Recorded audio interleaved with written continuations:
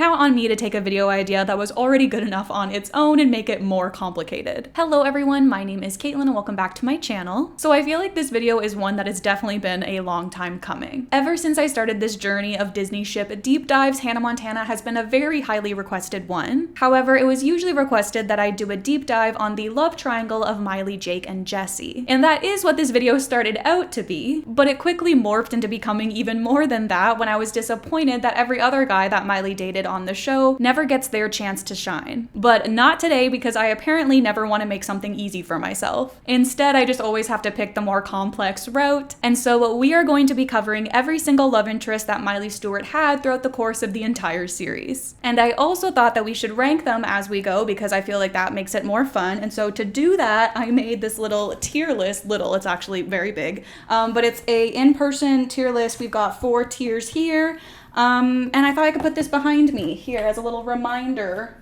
of the boys as we go along. So because we are going to be evaluating the whole series, I did have to make some cuts. So like if I thought a ship was too weird, then it was cut. For example, Jackson, her brother, is not going to be included on this list for obvious reasons, despite the fact that he publicly dated Hannah Montana for an episode. Rico is also not going to be included because he's a child, even though they did kiss that one time. And lastly, Oliver was at first going to be included in this video, but then I decided to cut him as well. And that was mainly because I never actually believed that Oliver had any true feelings for her. He was more so just in love with the idea of Hannah. And I just didn't want to include him, so I didn't. There was also just a couple of one-off guys that got one scene or something that I just felt like we didn't get enough content of them to actually be able to evaluate them. But other than that, every other boy will be included. Now, I feel like it's fair to assume that if you clicked on this video, you know what Hannah Montana is, but I will give you a quick synopsis just in the off chance that someone watching this video has been living under a rock for the past 20 years. So Hannah Montana follows the double life of a young Miley Stewart. By day, she's a regular high school student, but by night, she is the international pop sensation Hannah Montana. Few know her secret, and so that includes her dad, Robbie Ray, her brother Jackson, and her best friends Oliver and Lily. But to everyone else, Miley is just a regular girl. And so with all of that being said, let's jump right into our first love interest.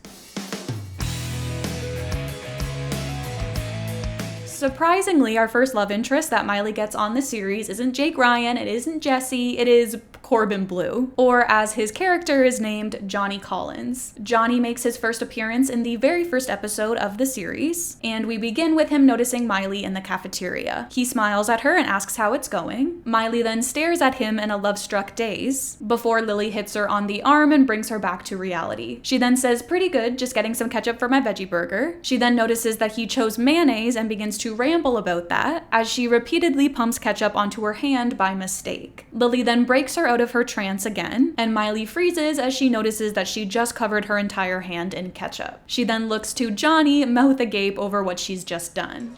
You know what a lot of people don't know is it's also a wonderful moisturizer. Here, isn't that lovely? Moisturizer. You're pretty funny. As he goes, he notes to himself that his hand does feel softer. So a very iconic moment, and I personally feel like it does hold up upon a rewatch. And as adorable as Miley is in this scene, my favorite part about it is actually how Corbin plays it. Because he could have easily looked at her like she was crazy or being upset with her for covering his hand in ketchup, but instead he kind of takes what she's saying at face value and concludes that maybe she is onto something. And I feel like the intention here was probably just to categorize his character as a dumb jock or something, but nonetheless I still like it because I feel like it resulted in a sweet moment. Now alone, Miley complains to Lily that he is so hot and she is so lame. But then she argues that he was the one who believed that ketchup was a moisturizer. Lily then emphasizes that she's the one who's been totally crushing on Johnny Collins for months, and he thought she was funny. This is their chance, he's sitting right there, let's move. After some convincing, Miley agrees, and they go to take the seats beside him. But then their school bullies, Amber and Ashley, quickly take their seats instead. We then see Johnny again later on in the episode, but this time while Miley is Hannah. While signing autographs after her show, Johnny shows up in line. Miley then trips over her words, saying, "Hi, just another fan." But now it's his turn to get flustered. So Johnny then begins to ramble, asking her to sign something to Johnny and pretending like that's not himself. It's not me, it's my little brother. He really likes you. Not that I don't, I do. But, you know, he wanted me to get it, so I'm getting it. So, yeah, so if you could just sign that to Johnny, my little brother. There you go. Thanks. Hey, really soft hands. Thanks, it's ketchup. Bye.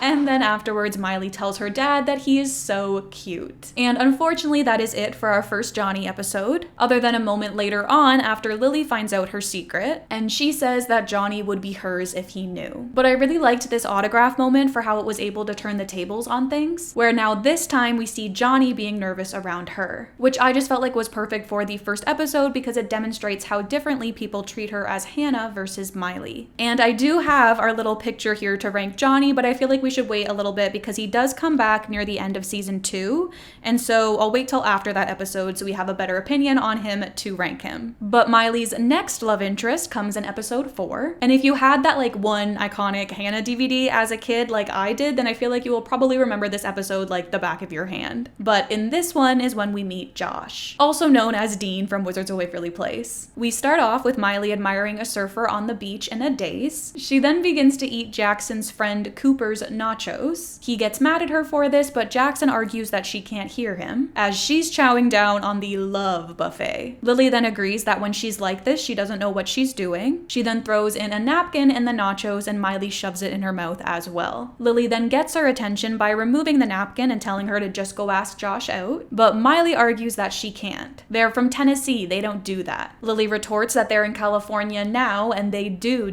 that, but Miley says that he's not just any guy, he's a 9th grader. She can't just put 8th grade moves on him. This then causes Lily to pull her aside and remind her that she's teen pop sensation Hannah Montana. She's going to be out in front of thousands of people Saturday night, and so she advises her to just pretend like Josh is one of them. Miley then agrees that she can do this, and all she has to do is channel Hannah. So she goes over to Josh, but then once she comes face to face with him, her eyes go wide as she freezes. She then smiles before yelling, "Hello, Josh Woods, are you ready to rock tonight?" Confused, he asks, "What?" And she yells back, "Thank you, good night everybody," before she runs off. Despite this though, that night, Miley gets a phone call. She says that she can't talk right now and tells her dad to make something up. So he apologizes to Josh but says that she's in the bathroom. Could be a while. Miley then yells no and rushes to take the phone. Once she does, she says sweetly, "Hi, this is Miley." Afterwards, she runs back in announcing that she's got a date with a 9th grader. But then her dad breaks it to her that she doesn't because he's not letting her go. He doesn't trust the fact that he's a year older than her. But then I guess he ends up agreeing as long as he can meet him first. So the next day, Miley announces that he's coming up the walk and that he is so cute, but they just have to be calm. Just be calm. She then instructs her dad to not try to be funny with Josh, cause he ain't funny. She then moves to the couch saying that she just has to look casual, like she lives here all the time. But then she goes to do a very staged pose on the couch. Josh then arrives and tells her that, "Whoa, you look hot," which is not exactly the best first impression, as Robbie then chimes in. He says that he's the hot chick's father and asks how he looks. Josh says, "Very handsome, sir." He then asks him to come in and says that they'll start over, to which Josh eagerly agrees. So he introduces himself and then Miley tries to rush things, telling them that they've met, they've bonded, enough said, bye-bye. Josh then admires his guitars, saying that they're not as good as Diefenbaker, but he knows that. I thought it was Barker.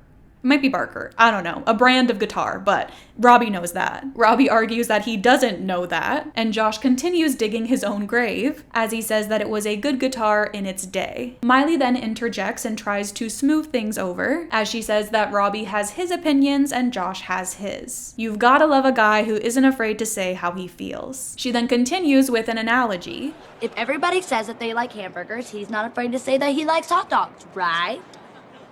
Okay. And some people like skiing, and he's not afraid to say that he likes snowboarding. Yeah. Some people like Hannah Montana, and I'm not afraid to say she stinks. What?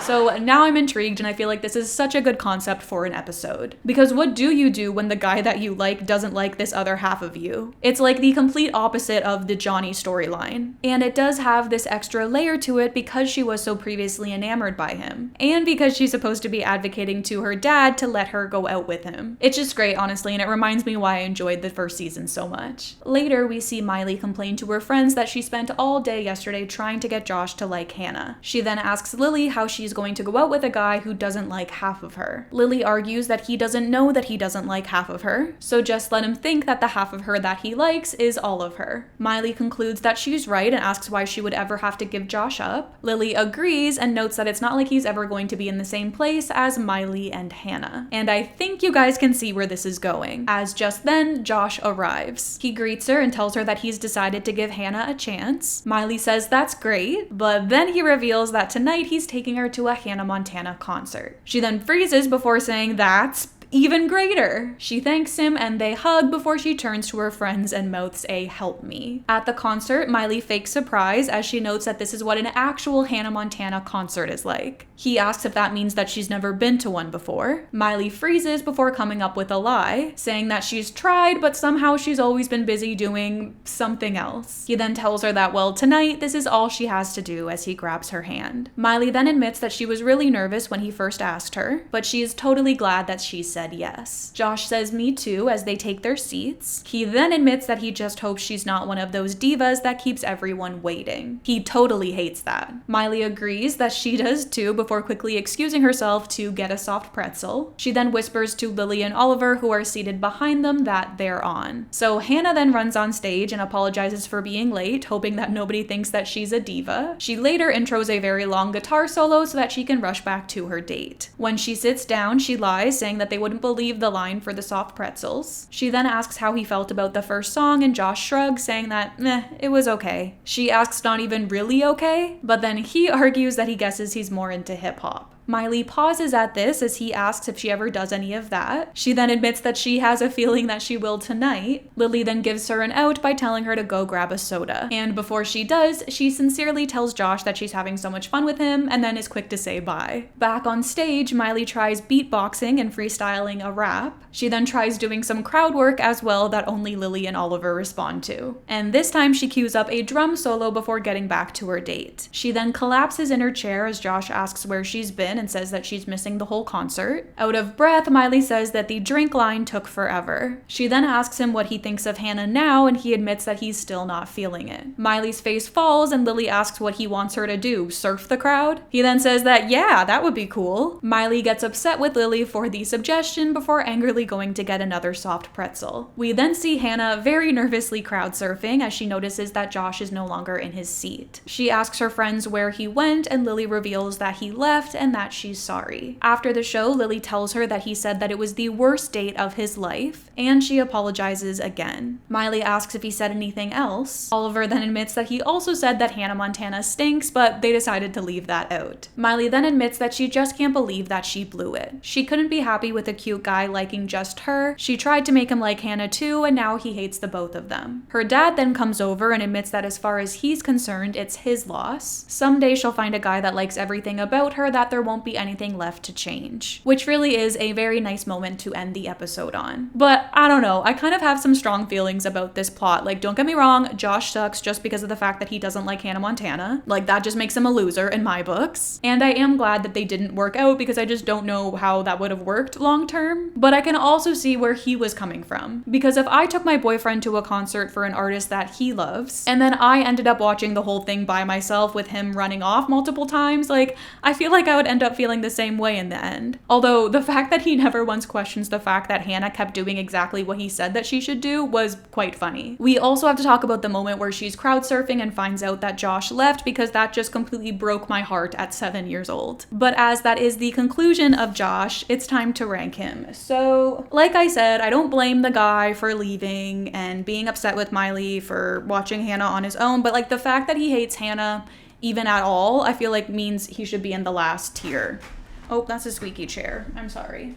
But I feel like C tier feels right, and honestly, I wish I maybe called it F tier, because I think it would have been funny to put him in F tier, but I don't have that. So I feel like we'll put him in C. There you go, Josh. Perfect. Okay, moving on to episode 14, which is a big one, as this episode marks our very first appearance of the one and only Jake Ryan. We start off with Lily fangirling to Miley that she can't believe that they're going to have an actual TV star in their homeroom. Miley asks her to come on and to give the guy some space. She's sure that the only reason why he's coming to school here in the first place is so that he can be treated like a normal kid. But then Lily argues that he's not a normal kid, he's Jake Ryan. She then swoons over him, calling him the dreamy zombie slayer, hair on Zombie High. Jake then enters and asks Mr. Corelli if he can say something to the class before they start. He then tells them all to look. He knows that him coming here might be a bit of a distraction since he's, you know, a superstar. And Tween Magazine's Hottie of the Year. Lily then chimes in to say that she framed the cover and Jake says that he did too. She then adds that she hung it in her bathroom and he says, again, me too. Miley gapes at this as Lily gushes that they have so much in common, they both love him. Miley then asks him what his point was, and Jake says that even though he is all of those things, he wants each and every one of them to think of him as someone just like them. The class then begs for him to say his popular catchphrase, which he does. Lily then admits that she can't believe how cool he is, but then Miley argues that she can't believe how cool he thinks he is. We then end the scene with a reporter coming in and everyone swarms Jake to try to get on TV. Meanwhile, Lily and Oliver are stuck in the corner with the other losers. So I would say that we're off to a good start. I usually do enjoy a good enemies to lovers story, and I do think that it is a really interesting concept to pair like regular Miley with someone who's famous. And I have many more thoughts on Jake, obviously, but I don't want to get ahead of myself, and so I will try to hold my tongue for now. After class, everyone is swarming Jake once again, causing Miley to have to push through the crowd. She calls this ridiculous and says that he's a TV star, big whoop. Lily then teases her for being jealous, but Miley argues that she's not. She doesn't care that everyone's fallen all over him. She cares that he's milking it. Just then, they're interrupted by Jake giving an interview in the hall. Miley then sarcastically notes that you can really tell he hates all the attention. Jake then turns to the two of them and gives a "hey, sup." Lily swoons again, and then the mob runs after Jake, causing Miley to get pushed into a nearby trash bin. The following day, Miley notices a janitor at her locker and asks if there's something wrong with it, but then he tells her that he just thought that Jakey needed a little more room. He then opens her locker to reveal that he turned it into a jumbo locker for Jake. Miley is shocked at this, and then in comes Jake with his posse. He excitedly thanks the janitor, revealing that all he asked was for him to fix a squeak in the door. The two of them bro it out until Miley interrupts, asking if either of them know where her locker is. Tony, the janitor, then tells her not to sweat it and calls her Millie. She corrects him, but all he does is grab her stuff that he put in a trash bag and tells her to come with him. He then directs her to the boiler room and also gives her some cheese to reset the mouse traps while she's down there. So honestly, I feel like if Miley wasn't already warranted in her hatred towards Jake, then she definitely is now. Because the fact that he remained completely silent throughout this entire exchange is just not cool in my opinion. Like, I don't know what he could have done to fix things, but like,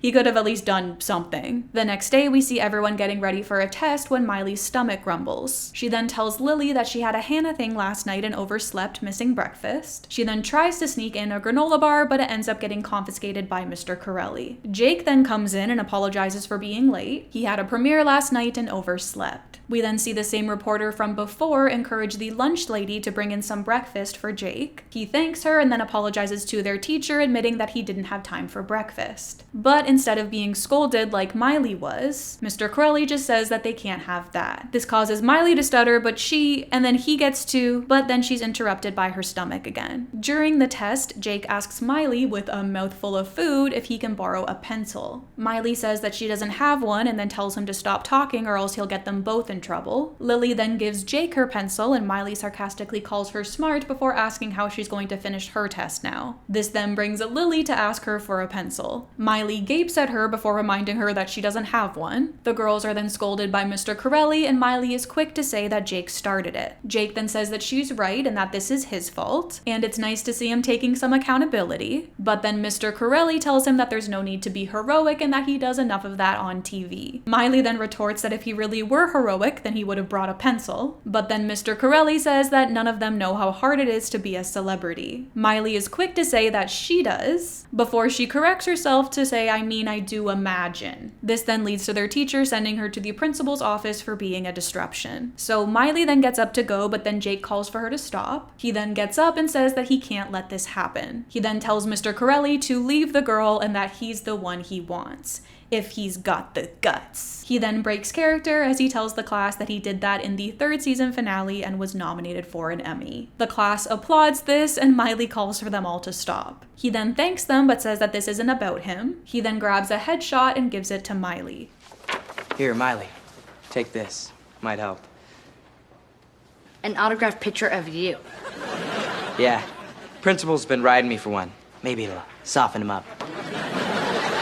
So I feel like on the surface, this gesture comes across as being very conceited, which we already know that Jake is. But I actually feel as though this was him like genuinely trying to help here, which I do like. Like, I don't think that he sees anything wrong with his behavior here, and would maybe even give himself props for doing this. And I don't know, just like in a strange way, I find that kind of endearing. Miley, though, not so much. As in the hall, she then mockingly reads his note, which says, "Don't let the zombies get you down." She then pointedly says, "Your favorite zombie slayer, Jake Fatheaded Ryan," as she shoves the headshot into the nearby garbage. The reporter from earlier then sees all of this and notes that it looks like someone's not happy with their new classmate. Miley angrily says, "You're darn right." She then tells her that ever since he's gotten here, he's been nothing but obnoxious, and he gets everything that he wants just because he's famous. Later, we see Miley and Lily at the beach when Jake walks over wearing a baseball hat and some sunglasses. He greets Miley and tells her that it's him and that he's in disguise.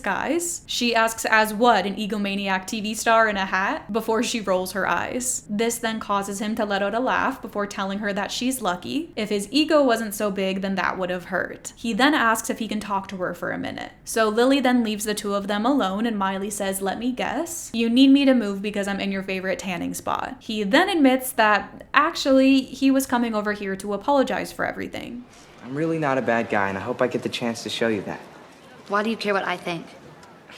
Well, to be honest, you're the only one at school who hasn't been falling all over me, and I kind of like that. Plus, you're cute. Really? You think I'm cute? Not that I care.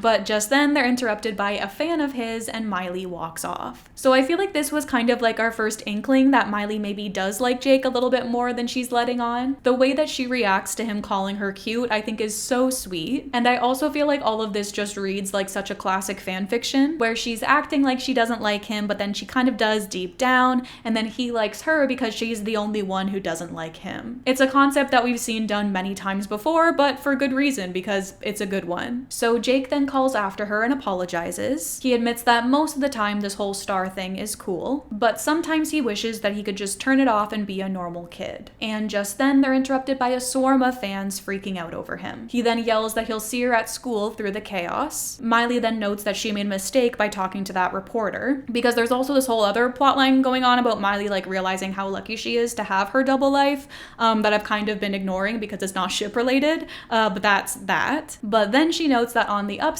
he thinks she's cute, not that she cares. And that's basically it as far as the ship content is concerned in this episode, but don't worry as we continue the Jake storyline in the following one. First we see Miley practicing some zombie noises in the school bathroom. She then shares with Lily that Hannah Montana is playing a zombie princess in the next episode of Zombie High. Lily then asks if she has any scenes with Jake, and I think that the chances of that are very high considering he is the star of the show. But Miley says that she doesn't know as she hasn't gotten her script yet. But she doesn't care either way as she gets enough of that egomaniac at school. Lily then tells her to come on and says that she so likes Jake. Miley argues that she doesn't, but then Lily says that every time his name comes up she acts like she can't stand him. Miley retorts that that's not acting, and Lily asks, or is it? But then Miley yells back no. Lily then says that she's the only girl at school then that doesn't have a crush on him. But then Miley says that she thinks people are starting to see through his little game. But then she's quickly proved wrong as we flip to see Jake in the hall with girls all around him. Oliver then runs in and shares that sometime today, Jake is going to ask a girl to be his date to the upcoming 70s dance. Miley then tells Lily to look at him and says that it's disgusting. But Lily again tells her to come on and asks if she's really saying that if he asked her to the dance, she wouldn't say yes. Miley says yes, and then as if on cue, Jake comes over.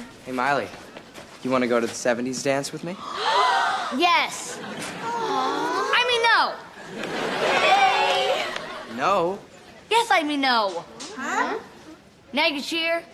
Yay. So definitely not one of my favorite asking out moments, especially because I do feel like Disney usually does a pretty good job at these kind of moments. But I guess asking someone to be your date for a dance is a little bit different than asking someone like out on an actual date. And I get that this was more of like a comedy moment with the yes and no thing more than anything else. And luckily this isn't the only asking out moment that we get from this episode. So later, Miley finds Lily at the beach so that she can show her the Zombie High script that she just got. But Lily is a little bit distracted as she's been watching Jake, who is about to change. Miley asks into what, a decent human being? But she says no, and that he's going to take off his rash guard. She then tells her what she brought, and Lily excitedly goes to see it, which means she misses Jake taking his shirt off, and then she goes on to complain about this. She then points out that the title of her episode is called Forbidden Love, and wonders if that's her. Miley says that it better not be, as she frantically goes to flip through the script, and then Jake comes over. Miley is quick to hide the script under Lily, and then he asks her again about the dance. He tells her that she seemed really nervous when he asked her earlier, which is to be expected because, I mean, look at him. Miley gives him a look, whereas Lily says that she does all the time, even when he doesn't know that she is. He then tells Miley that he wanted to give her a second chance, and so then he asks her again to the dance. Miley then gets up, saying that she wasn't nervous then and she's not nervous now. She just doesn't want to go to the dance with him. He then asks if that's a no. She says yes, and then he happily asks yes, but she says no and tells him to stop that. She then walks off, but he follows her. I just want you to know that I'm shooting an episode with Hannah Montana this weekend. Even though I'll be kissing her, I'll be thinking of you. So I feel like the start of this scene was good, with Jake asking her out again and proving that he really does want to go to the dance with her. And I like to think that his ego is just so big that he has a hard time like wrapping his head around anyone saying no to him. And so him concluding that it was probably just nerves and going to ask her again just like makes perfect sense to me. But then for him to flip it around in the end and bring up kissing Hannah Montana to make her jealous or something just like makes me feel icky. But honestly, I do feel like it is a very on-brand thing for Jake to do. And it does make for a good moment with Miley realizing that he's talking about her. So Lily then comes over and Miley asks if she can believe that guy, trying to make her jealous by saying that he's going to be kissing Hannah Montana, and then wait a minute. She then grabs the script from Lily and lets out an oh no. Lily counters this with an oh yes. Miley says that this is horrible. Not only does she have to kiss him, but her lips fall off. Lily then tells her that that's okay though, because then he reattaches them with his love. Lily awes at this, whereas Miley ews. So moving on to the set of Zombie High, Jake goes to greet Hannah and introduces himself. He tells her that he is thrilled to have her on the show this week. Miley then says through her teeth that it's going to be really interesting for her too. He then asks her about the script and Miley admits that she loved everything except page 41. This causes Jake to say, oh, the kiss. She tells him nothing personal, buddy, but and then he cuts her off saying, man, this is not my week. First, the girl he likes won't go to the school dance with him, and now his zombie princess won't kiss him? Miley then says, yeah, well, I just don't think that a zombie princess, and then she goes, wait, who's this girl at school? Jake tells her that her name is Miley, and Miley wows, going, what an interesting name. She's never heard anything like it. She must be really unique. Jake then admits that she is. She's cute and funny and smart. She's so down to earth. And when I talk to her, it doesn't feel like she's talking to Jake Ryan, the celebrity, but she's talking to Jake Ryan, the person. You know what I mean? Yeah, I do. Sometimes you need to know that people like you for who you are, not just because you're a star. Exactly. And she doesn't like me as a star or a person. Isn't that great?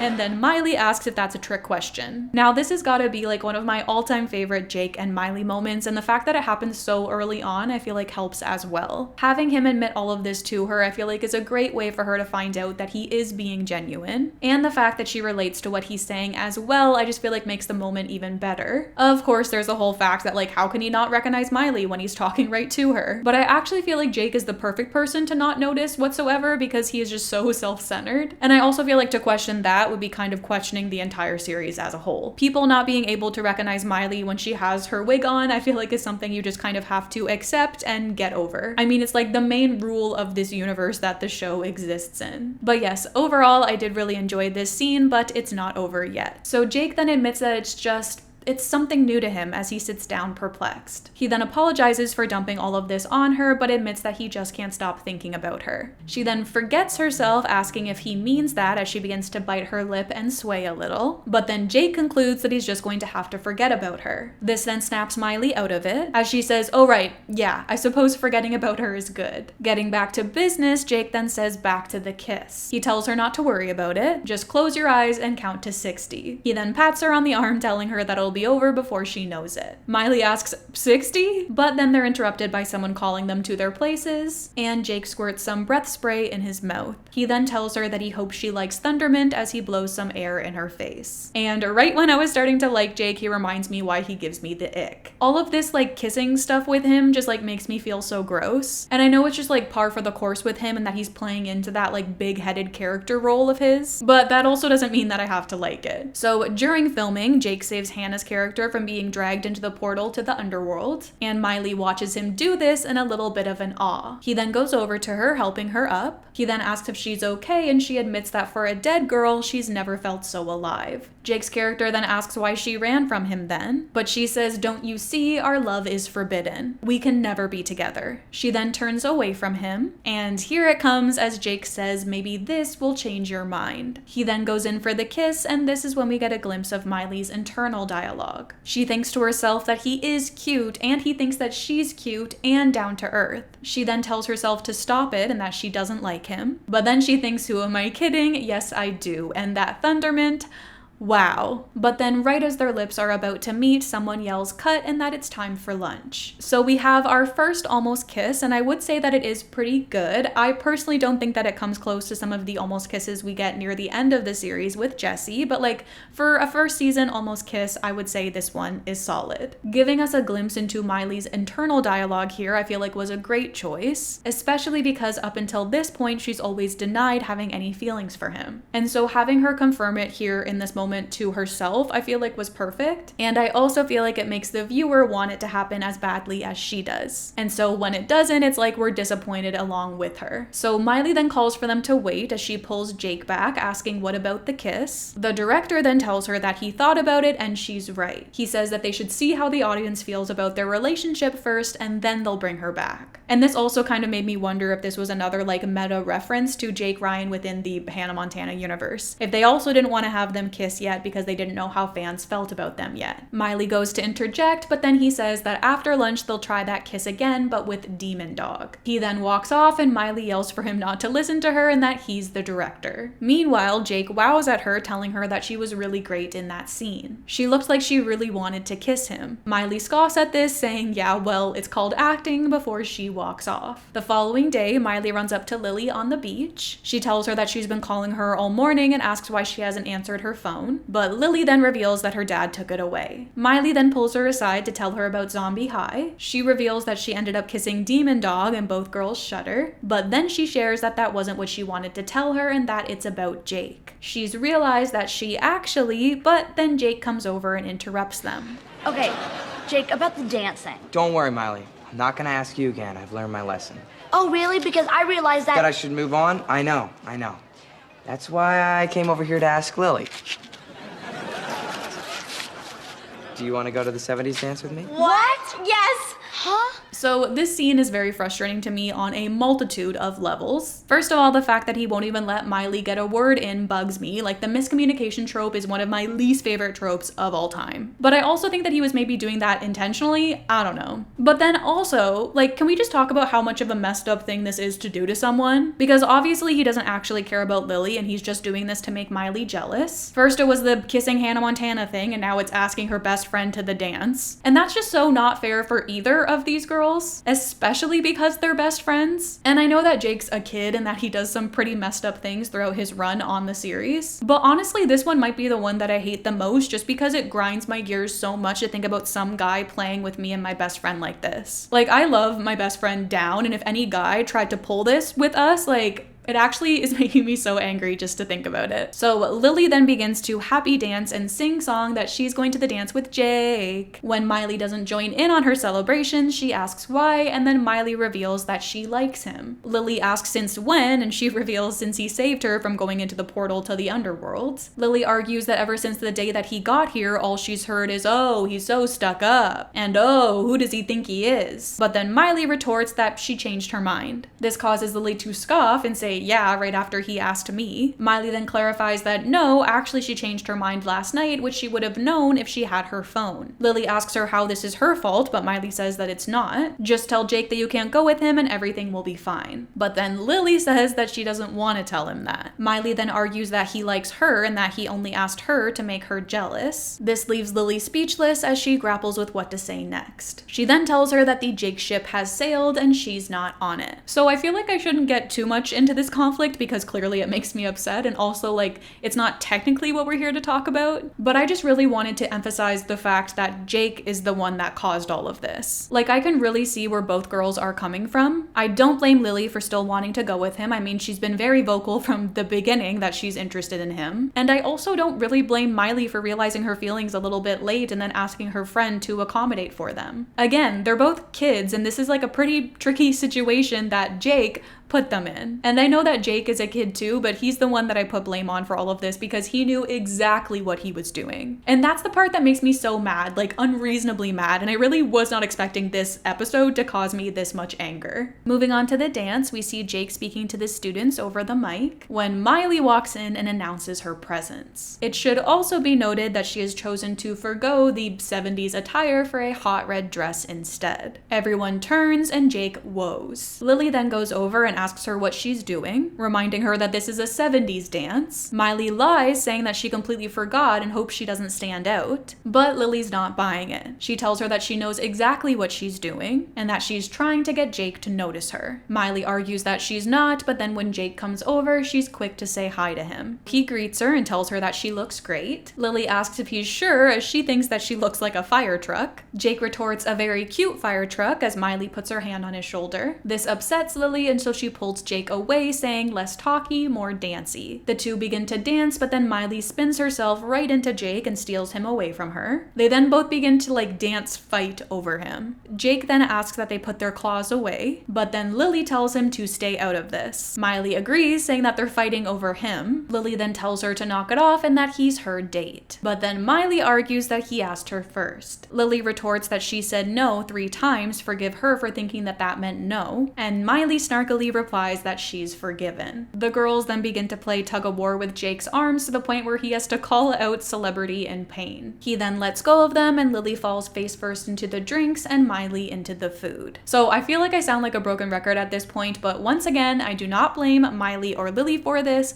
I blame Jake, as he is the one who orchestrated all of this, and all of this is just the result of his own actions. Was it great for Miley to come in and try to steal him from her? No, but oftentimes Miley does do things without thinking about the consequences so that she can learn the lesson in the end that's needed. Like, that's kind of her whole character. I'm not condoning the behavior, I just feel like we all need to be reminded that all of this is happening because of Jake. While in the bathroom, Lily congratulates Miley for making her look ridiculous in front of Jake, but Miley retorts that she did the same to her. Lily argues that she's not the one who's trying to steal someone else's date, and then she asks her how she could do this to her. Miley then admits that she doesn't know and that it was Jake and he's so cute. She then swoons over his Thundermint breath spray. She then adds that she kissed a dog and she thinks that she deserved it. Lily then tells her that she can have him and that she doesn't like him that much anymore anyways. Miley asks her since when, and she admits since she saw the way that he looked at her. She then tells her to forget it and to go back out there. Miley asks her if she's going to be okay, and she says that she's fine. She's just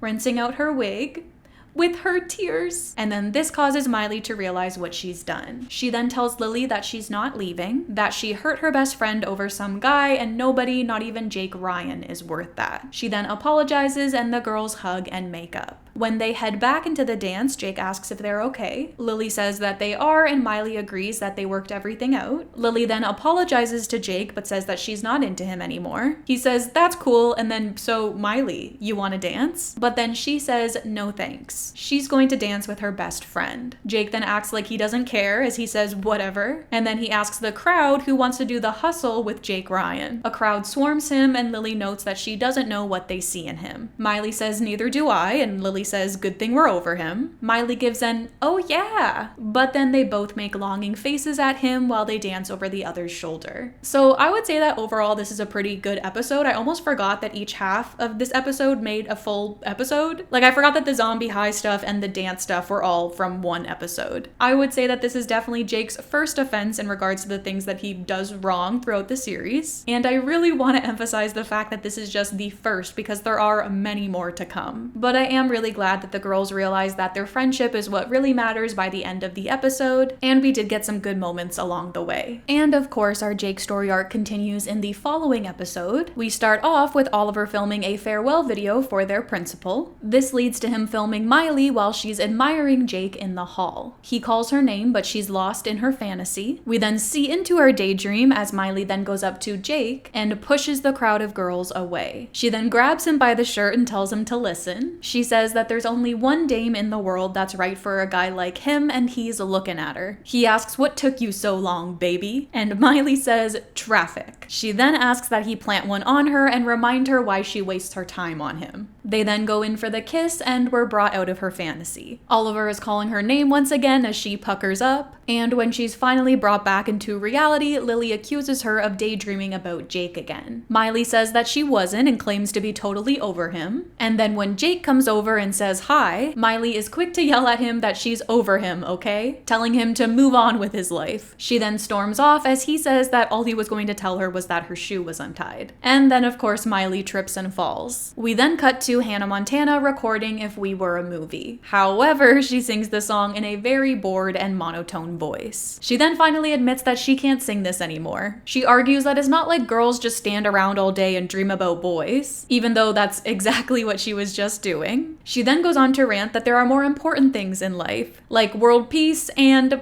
whales. And just then, in comes her Aunt Dolly to solve all of her boy problems. She asks her what his name is, and Miley scoffs, but she tells her that when she decides that she's ready to talk about this boy, she'll be there for her. Later, Dolly finds Miley on the porch singing If We Were a Movie to herself. She then notes that she can't wait to hear her sing it when there really is a boy. This leads Miley to sigh before sharing that his name is Jake Ryan. Dolly then gets excited over him being the zombie slayer and calling him cute. Miley says that she knows and that he goes to their school. She admits that sometimes he can be really obnoxious, but then he gets really sweet and then he gets all obnoxious again. She then storms into the living room and Dolly follows her. Miley then confesses that she doesn't know what to do. Jake said that he likes her because she's the only girl at school who isn't falling all over him. She's worried that if she tells him that she likes him, then she'll be doing exactly that. It's like she's caught between a rock and a zombie slayer. Dolly then advises her that if she keeps herself out of the game, then there's no way that she can win. Miley then asks if she's saying that she should just walk up to Jake and say, "Jake Ryan, I am through pretending that I don't like you when the truth is, I am totally in love with you." We then cut to Dolly's camera on the table, which is recording this confession, and Miley realizes this. Oliver and Lily then come in to get Miley's message for the principal, and then of course Oliver ends up taking the wrong camera with him. Miley notices this and begins to panic as they both run after Oliver. We then see them at school, which had me a little bit confused as to what the timeline is here. But I guess everything that we just saw happen was all before school, which I always found funny whenever shows did that. Nonetheless, the girls run in. They see Jake and Miley greets him, trying to act nonchalant. She then finds Oliver and tells him that he took the wrong camera. He then gives it back to her, but the tape's no longer in it. Oliver then reveals that he gave it to the editor already, and of course the editor is Jake. So Miley then goes over to him, but then she overhears Amber and Ashley asking him the same thing. Jake apologizes but says that nobody's getting their tapes back under any circumstances. He then turns to Miley and asks what's going on. She stutters before saying that she just wanted to tell him that she knows another guy named Jake Ryan. So if she ever hears him talking about a Jake Ryan, she's talking about the other Jake Ryan, not him. But I don't know, I feel like he would have given the tape back to her, or at least he should have, because it's not like she was asking to redo her video like Amber and Ashley were. He literally has the wrong tape, which he would have noticed from the moment that he played it and saw what Dolly had filmed before we got to Miley's confession. But also knowing Jake, he does seem like the kind of person that would have scrolled through the video to see if there was anything of Miley on it. But I still feel like it would have been easy to tell him that he had the wrong tape and then given him the right one as an exchange. But then of course if she did that, then we wouldn't have gotten the shenanigans that follow. So that night, Dolly helps Lily and Miley sneak into the school. Miley is then able to get the tape back while Dolly distracts Jake. The next day, Miley tells Lily that she knows that she should be happy, but she's not, and Lily agrees that it makes sense. She's right back where she started, which is secretly crushing on Jake. If she were her, she would have just listened to her Aunt Dolly and told him how she feels. And then Miley asks her why she didn't tell her that yesterday. Jake then comes in and Miley says that she's going to do it. She's going to go over there and tell him the truth. He might think that she's falling all over him, but at least he'll know how she feels. Lily notes that maybe he'll feel the same way, and Miley agrees that it's worth the risk. She'll never know unless she tries. So Miley then goes over to Jake and shares that she has something to tell him, but just then, a girl comes over and puts her arm around his. Miley, you know Rachel, right? From Spanish class? Oh, sure. Hi, Rachel. Yeah, we're kind of going out now. Isn't that great? Yeah. Really great. So what was it that you wanted to tell me? Nothing. It's not important anymore. Jake then says, well, see you around, and she solemnly says it back to him as he leaves. Now, I feel like we maybe kind of knew this already, but damn does Jake move fast. He was all about Miley just an episode ago, and now suddenly he's with this Rachel person. Although, like I said, I do feel like this is very on par for Jake's character. Like, he definitely seems like the type of person that's constantly going from girlfriend to girlfriend. But honestly, I'm okay with it because it means it resulted in the scene that follows. So we end with Miley playing a game of he loves me not with some daisies. But instead of going back and forth, she just keeps saying he loves me not, still not loving me, too busy loving a Rachel. Robbie and Dolly then come over and try to cheer up this depressed Miley, but Miley then tells them to face it. She waited too long and blew it. Game over. Dolly then advises her that if she wants something bad enough, then she should get off her butt and fight for it. They then try to make her feel better with a little a cappella moment of Who Said, where Miley sings, who said that Jake won't be the guy? I say, give it another try. So a very good note to end on. I absolutely love whenever Dolly joins in the little musical moments. Because I mean, having Dolly in an episode and not getting her to sing just seems like a missed opportunity. And just like this moment overall was just so incredibly precious and I loved it. And with that, we have actually reached our very last Jake episode of this season. And we begin with one of my favorite moments as we have Hannah and Jake presenting an award for Best On-Screen Kiss. Jake reads that if they had been able to finish their kiss on Zombie High, they might have won this thing. Miley then smiles at him while he's talking and misses her cue. He then leans in and tells her that it's her turn. Miley then reads, "Oh Jake, I bet you say that to all your co-stars, push Jake." She then freezes at reading her physical cue out loud before saying, "I mean," and shoving him. Jake then fake laughs and they pause to look at each other, and then Miley goes on to announce the award. She then reads her cue to pause for laughter aloud once again and then rags on herself for this while Jake smiles at her. And honestly, this isn't even one of my favorite Miley and Jake moments. This is just one of my favorite like Hannah Montana moments in general. I just love the reading from the teleprompter bit so much. I have no idea why. It's just one scene that has really stuck with me ever since I was little, and I just love how unapologetically herself Miley is in this moment. Now backstage, Miley gets upset with herself for messing up, but Jake tells her to come on and that people love when they mess up. Besides, he thinks that she did great as he hands her the award. She thanks him and then mocks herself saying, "Hold for applause," in a dorky voice. He then tells her that it was great to see her again, and he can't wait to get her back on the show to finish that kiss. He then says that he'll let his people call her people. Miley calls this great and says that her people will be waiting as she smiles at him. After Jake leaves, Lily tells her that she heard that he broke up with that girl from school, and that means that the zombie slayer is available. Miley sings back that she knows, and she says that she can't wait to go to school on Monday. Maybe Jake and her can finally be together. Or not. Sorry. No, I'm fine with it. I'm cool. I'm really, really fine.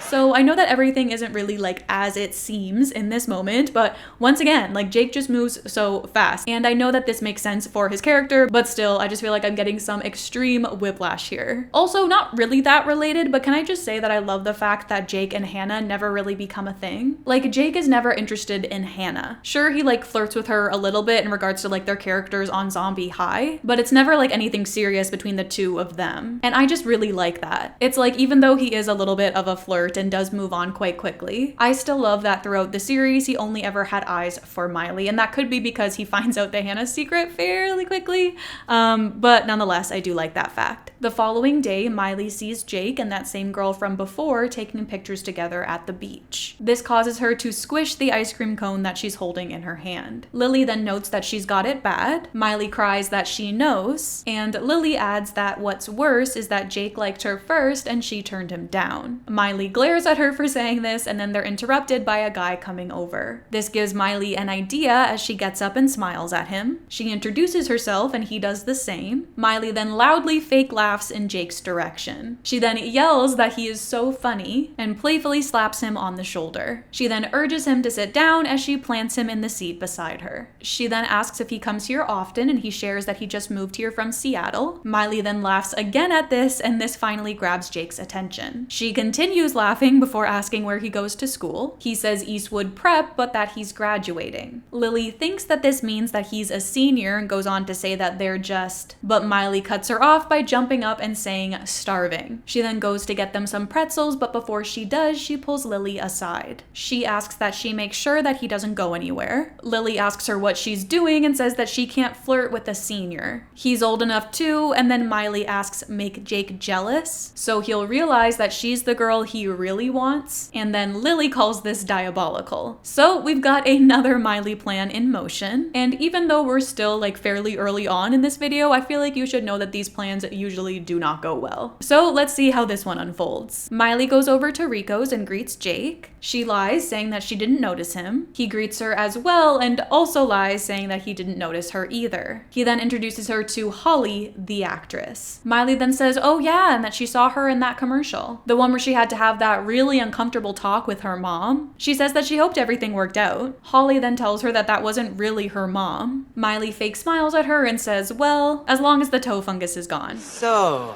who's your friend? Oh, that's Willis. He's from Seattle. You know, the coffee capital of America. He drinks it black.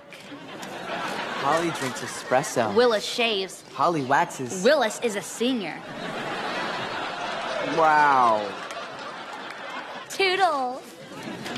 So I like this. I feel like it's entertaining, even though they are both very clearly using these other people to make the other person jealous. And obviously I do not condone that behavior, although it does make for a fairly interesting episode. It's also nice to see Jake being clearly interested in her again, since I feel like we haven't seen that since the tables turned. And their little competitiveness over their fake significant others I feel like is pretty cute as well. It's very childish but cute, like it's definitely giving young love. So Willis then invites Miley to a bowling party with him. She says sure and then yells with all of your senior classmates. Jake then tells Holly to open up as he feeds her some popcorn. Miley then tries to do the same with Willis, but then just ends up shoving a pretzel in his face. At school, Lily tells her that she can't go out with this guy. You start bowling with a senior and next thing you know you're go-karting with a college guy. Miley just laughs at this though and calls her a drama queen. She then reveals that she was never actually going to go out with him. She just said that to make Jake jealous. Oliver asks how she's going to get out of the bowling party, and Miley says that she'll just tell him the truth, that she forgot that she's allergic to rental shoes. Jake then walks over and Miley happily greets him. He then tells Miley that he guesses he'll see her at the bowling alley tonight. Miley says, yeah, that sounds, and then what? She then runs over to him and he explains that he just thought that him and Holly would have a great time bowling too. So they'll probably bump into her there. Miley says that she's sure that he would, except she's not sure if she's still. He then cuts her off by asking, aw, has your senior boyfriend broken up with you already? But then Miley says no. She just wasn't too sure if she was going to be wearing her red top or her green, just in case he was looking for her. He then thanks her for being so thoughtful. She says, my pleasure, and then he leans in saying, see you there, and Miley leans in as well, saying, yes, you will. They then turn away from each other, and as she goes, Miley tells her friends not to worry.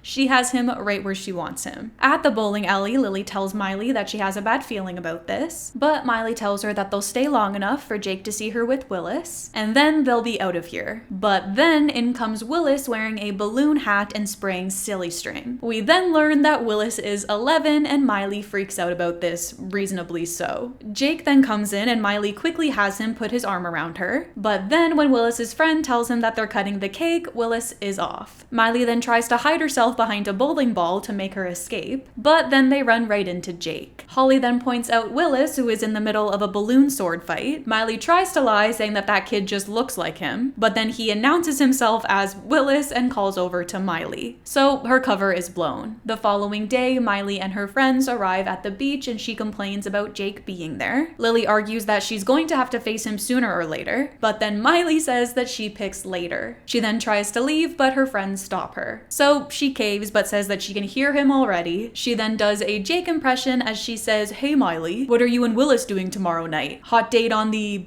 teeter-totter?" She then sees the group of guys that Jake's with all burst into laughter, and then Oliver notes that it looks like he wanted to try it out on them first. Miley argues that she does deserve this for using Willis, which is a very self-aware comment from Miley that I appreciate. One of the guys from the group then comes over and tells Miley that they just heard, and then she cuts him off saying, I know, I went out with an 11-year-old. But in my defense, he could totally pass for 16. The guy then says that he was just going to tell her this funny joke that Jake told them, but her going out with an 11-year-old is so much funnier. The guys then leave and Lily says that maybe Jake didn't tell anyone. But Miley just asks why wouldn't he, as any other boy would. And so she goes to find out. She walks up to him and says, "All right, Jake, what's going on? Why hasn't he told anyone about her and Balloon Boy?" Jake asks why he would do that. She seemed so miserable last night, and he didn't want to make it any worse. Miley then bats her eyes at this as she admits that that's kinda nice. She then bites her lip as he tells her that it's like he's been trying to tell her from the beginning. He's really not a bad guy. Miley notes maybe not, and he adds that he did think that it was really cool that she went to all that trouble just to make him jealous. Miley then makes a face at this before saying, whoa. Why would she be trying to make him jealous? Besides, he has a girlfriend. He asks Holly before revealing that she's not his girlfriend. They have a movie coming out together, and so they've been hanging out as a publicity thing. Miley then rudely asks why he didn't tell her that before. And he stammers saying, well, but then Miley cuts in that she knows why, because he was trying to make her jealous. I know why. Because you were trying to make me jealous.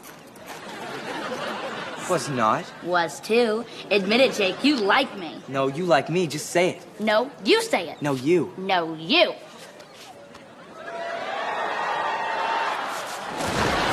So as much as these two are admittedly not one of my favorite Disney Channel ships, this kiss I feel like is a very iconic one. It's very memorable. I would argue one of the most memorable kisses that we see throughout the entirety of this series. I mean, it is still a bit awkward and stiff because they are so young, but I honestly feel like that just adds a little bit to the charm of it. The idea of him cutting her off with a kiss is so sweet and one of those things that I feel like only really works well in shows. And it was also just such a fun twist, especially because it just felt like everything was building up to this moment. And it honestly really is the perfect way to wrap up their arc from this first season. But then things take a turn. So we then see Miley and Jake sitting on a railing by the water. She notes that, I guess this means we're kinda together. And he says, I guess it does. She then asks if he wants to go out sometime, or does he want to ask her since, you know, he's the guy. But then Jake admits that he doesn't really know how to say it. She encourages him, telling him that it's not that hard, and so he says, okay. Do you want to go out with me 4 months from this Saturday? Miley then laughs, saying, yeah, that sounds, and then, huh? He then reveals that Frankie Muniz was going to do this movie, but he dropped out, and so now he flies to Romania tonight. Miley then lets out a breath before saying that he can't just leave.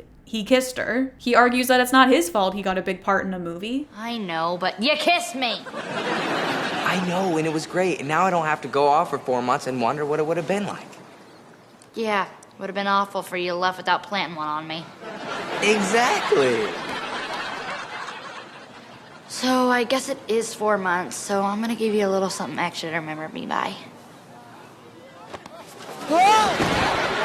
And so we've reached our second Jake offense. And first of all, I get it. They were building up to this moment at the end of Jake's story arc where they kiss, but then it was like Jake actually isn't going to be a regular in the series. Like they clearly just wanted to keep his role as a guest star. And so that means that we're never actually going to be able to explore their relationship as a couple. And so instead they have to write him off. And they do so by making him the bad guy once again. And this really isn't the only time that they do this. I feel like every time Jake's story arc ends, in this series, they always make him do something awful before he goes. But this moment also bugs me a little bit because it just feels like such an afterthought. I mean, it's literally the tag of the episode. It's playing during the end credits. And I understand that it wouldn't have made for as much of like a punchy finale, pun intended, if he instead just communicated to her that he was leaving and how bad he feels about it. But I just know that I personally would like Jake a lot more as a character if that's how we went about this instead. Although I also acknowledge that the route that he did go in the show was much more on brand for his character. It's like every single time he acts like how you'd expect him to act, I don't like it. He's just constantly giving us this whiplash where he does something awful and then he does something sweet to like make us forget about the awful thing, and then he goes and does something else that's awful. I just know that whoever ended up with Jake in this universe was in for a roller coaster, and like maybe that's what Miley wanted. I don't know. Who am I to judge? But of course, if you are familiar with this show, this is definitely not the last that we see of Jake, and he does return in every season following this one. But with that being said, that is it for our season 1 boys, and so let's move on to season 2. So Jake does come back fairly early into season 2, but first we have a very brief moment with Austin Butler. So in episode 7, Lily invites her boyfriend Chad Dylan Cooper over for movie night at Miley's. Miley initially calls her the worst best friend ever for bringing her boyfriend along to something that was supposed to be just the two of them, but then she reveals that she didn't just bring him, she also brought a boy for Miley. Miley at first gets upset with her for trying to set her up on a blind date, but then in comes Austin Butler. And of course, once she sees that he's hot, she immediately changes her tune. She then bats her eyes at Derek, saying, well, hello there. She then looks down, realizing that she's in her movie jammies, and smiles before leaving to change. But then things take a turn, when during the movie we see Derek in the fetal position and rocking back and forth. He then repeats to himself that it's just a movie, it's just a movie, and Miley tells Lily in intervals that this is one of the worst dates of her life. Lily apologizes as Derek repeats to himself that something's in there. Someone in the movie then lets out a scream, and so does Derek, as he jumps up, whacking the popcorn bowl out of Miley's hand and announcing that he knew it. Her dad then comes in with the chainsaw, and Derek screams again, but this time he also falls into Miley's lap. She then tells Lily, correction, the worst date of her life. So a very short storyline for Miley and Derek. This is basically it, other than the scene that follows it where we see Miley recounting the events of this terrible date to Oliver. But I feel like because this role was played by Austin Butler, this scene is oftentimes brought up in the online space, and so I just knew that I had to include it. But since that basically is it for Miley and Derek, it's time to rank him. I feel bad putting him in the bottom category just because like we didn't really get that much to evaluate him off of, but at the same time, like looking at the list, like I feel like that's where he belongs. I don't think it would feel right for him to be any higher than like where Josh is, so I'm gonna put him in the C tier. There you go, Derek. Beautiful. But now that we've gotten that out of the way, it's time to get back to Jiley. And I would say that Jake's return in this season is quite the memorable one. So while reading a magazine on the beach, Lily lets out an oh no, and Miley says, let me guess. It's another article about Jake Ryan. Lily then shares that his movie is done filming and he's back in LA for the premiere, but Miley just scoffs at this and says big whoop. She doesn't need some guy who kisses her all while knowing that he's going to leave for 6 months to do some stupid movie. She then says that Jake could fall out of the sky wearing a tuxedo and she wouldn't care. Lily then notices that that is exactly what's happening behind her as she says, Miley, but still she continues. He could come down giving me a dozen roses and it would make no difference. Zero, zilch, el zippo. What if he got down on his knees and begged you to take him back? Like that's ever gonna happen. Sorry, it's only one rose, but I did bring chocolates. Miley then tells Jake that she doesn't know what to say, so instead, she'll just show him how she feels. She then takes her chocolate shake and pours it all over his head. So, is Miley warranted in this reaction? I'm not exactly too sure, but it is entertaining, if anything. And I absolutely see where she's coming from. He did kiss her knowing damn well that he was going to be leaving. And now, instead of coming to her to apologize and be honest about everything, he's doing this like grand gesture. And I feel like I oftentimes want to see these grand gestures in the shows that I'm watching. Like I feel like oftentimes in these videos, I'll be complaining about the fact that we didn't get a grand gesture. And so I am glad to see that Jake is capable of that, but I still feel like a gesture like like this should have came after a conversation, after he already tried to apologize with words and that didn't get him anywhere. Then he can go do a big stunt like this, which I also kind of feel like is proven to be the case later on as well. So we then see Miley receive an apology basket at her house. She notes, "Gee, another basket from Jake, what a surprise." But then we pan out to see that her living room is full of them. Lily then comes in with a Jake cardboard cutout that reads "I heart Miley" on his shirt. Miley then goes to chuck a muffin at it, but her dad stops her. She then tells them both that this jerk hurt her and that he's not going to win her back with peanut butter balls. But Lily tells her to come on and that this poor guy has done almost everything that a girl could want. What more could he do? And just then, a man dressed in full armor appears at the door. He then removes his helmet and we see that it's Jake as he says, "Yeah, Miley, what else can I do?" He then awkwardly stomps over to her and Miley lets out a breath of a laugh, and she notes that he's never going to stop. She then fixes his helmet as he tells her that she's dumped stuff on him, and she's yelled at him. But the one thing that she hasn't done is told him that she doesn't still care about him. And I'm like, yeah, she hasn't been able to because you haven't actually given her the chance to talk to you. When would she have been able to tell him in the 2 instances so far that we've seen? And I know that we are dealing with a 20-minute runtime here, but like, come on, can we get some communication at least? Like, I feel like we are just rushing through this plot so quickly. Anyways, he then says, "Tell me that and I'll go away." He knows that he kissed her and he left and that he's sorry, but he's never stopped thinking about her. Miley then admits that she's never stopped thinking about him either. He then asks that she give him another chance, and so Miley asks how about tonight. But then Jake freezes. Slight problem. Tonight's my movie premiere. Oh, that's okay. I mean, it's a little more public than I wanted, but... No. See, the thing is... You already have a date, don't you? Oh, it's not a real date, okay? It's with my co-star, okay? We just have to pretend that we're dating for the press, you know, a kiss or two, but it doesn't mean anything. Nothing you say ever means anything.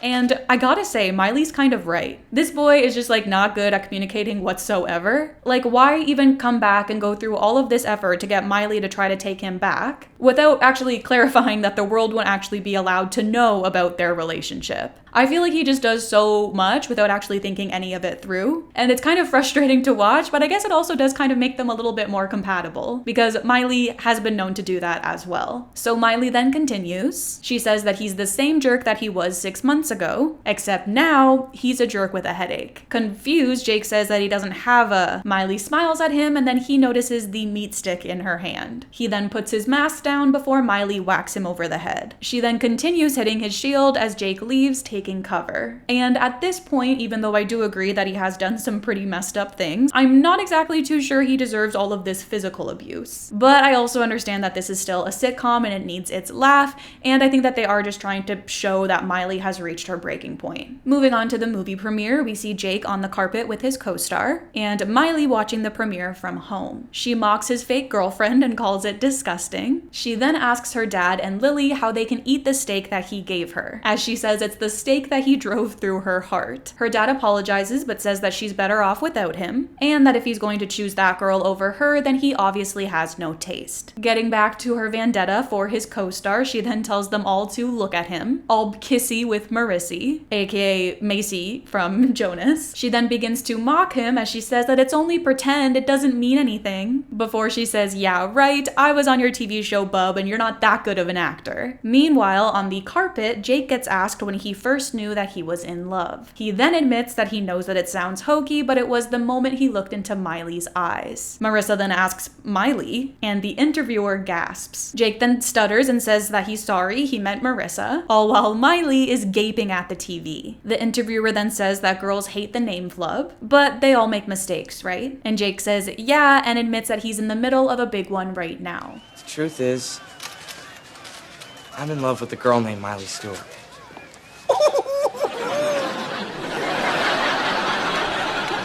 But I blew it. That's the difference between movies and real life.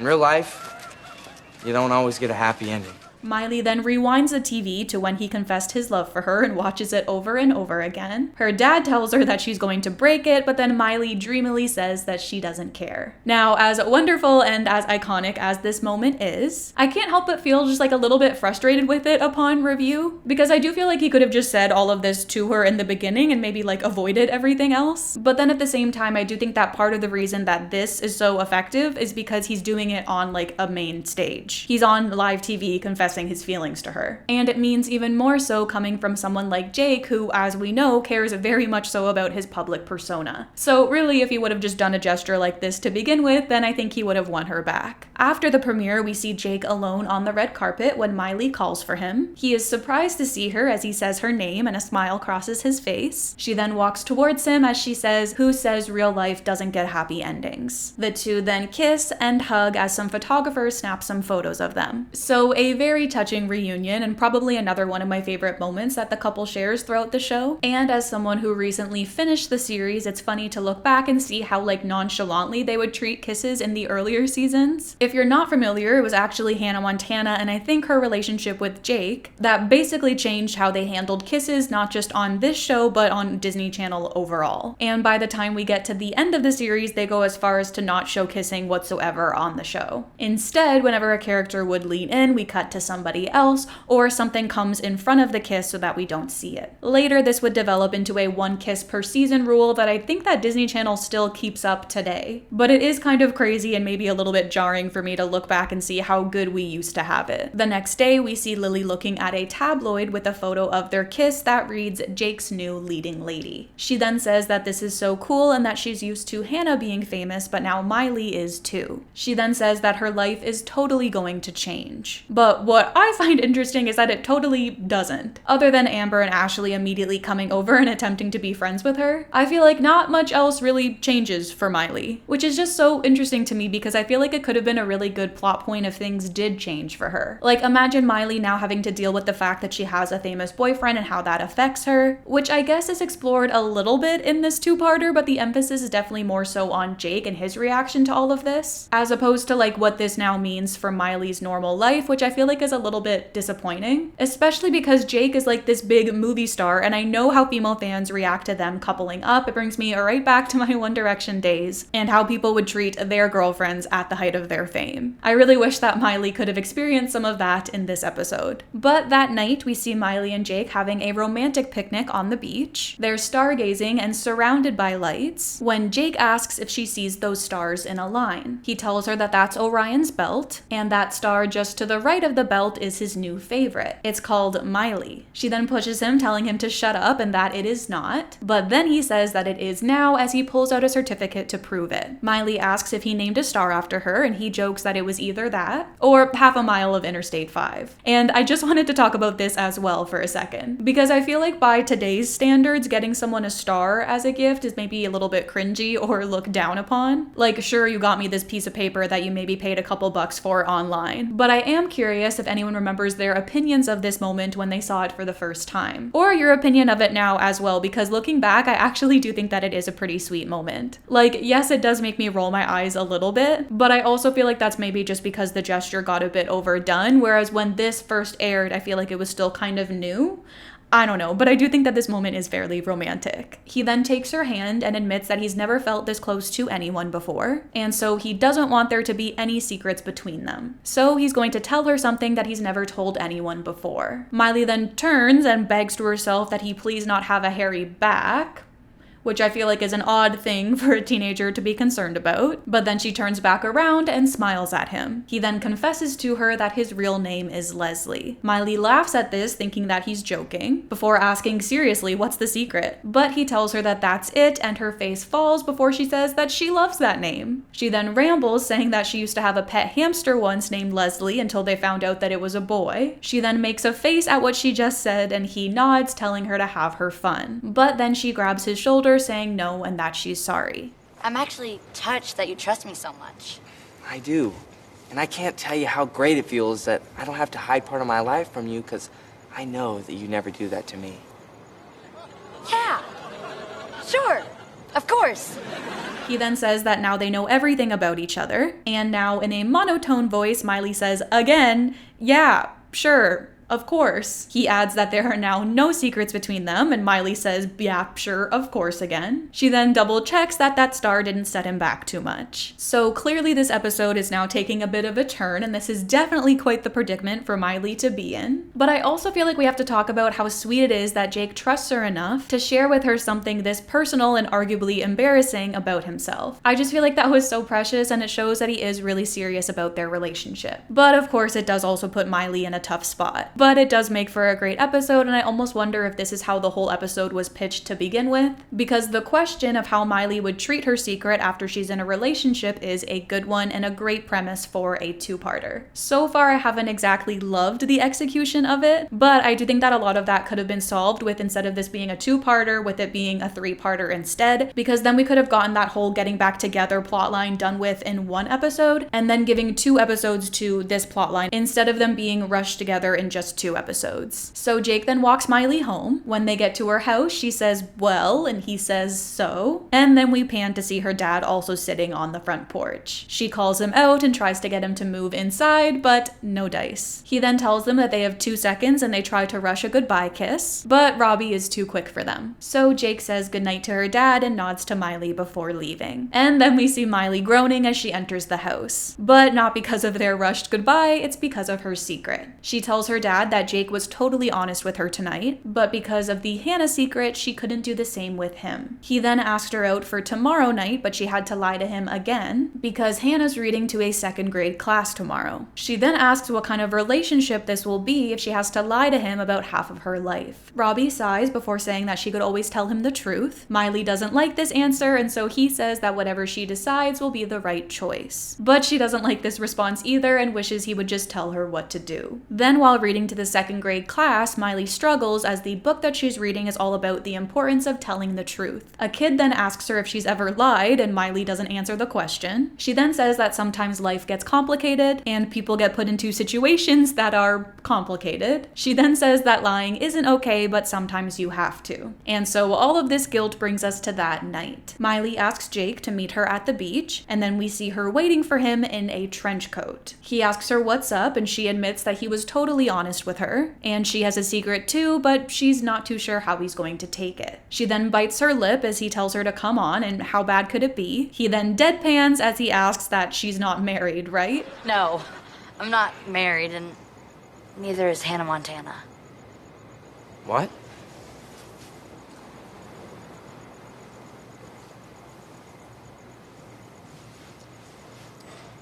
I'm Hannah Montana.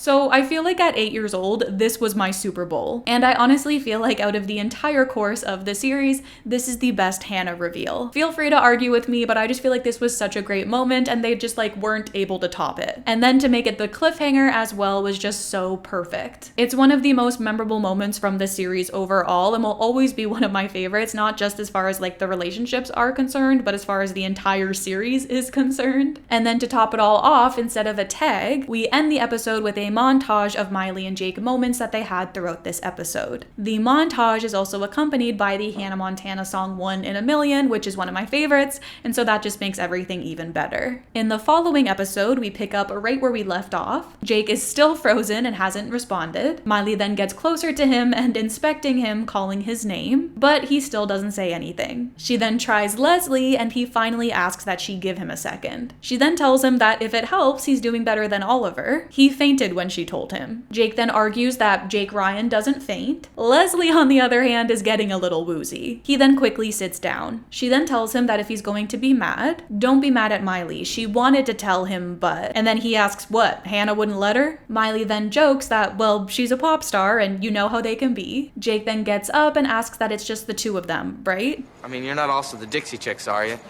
No, just Miley and Hannah. 2 chicks here. Well, if that's the case, then I think you're both pretty great. Really? Really.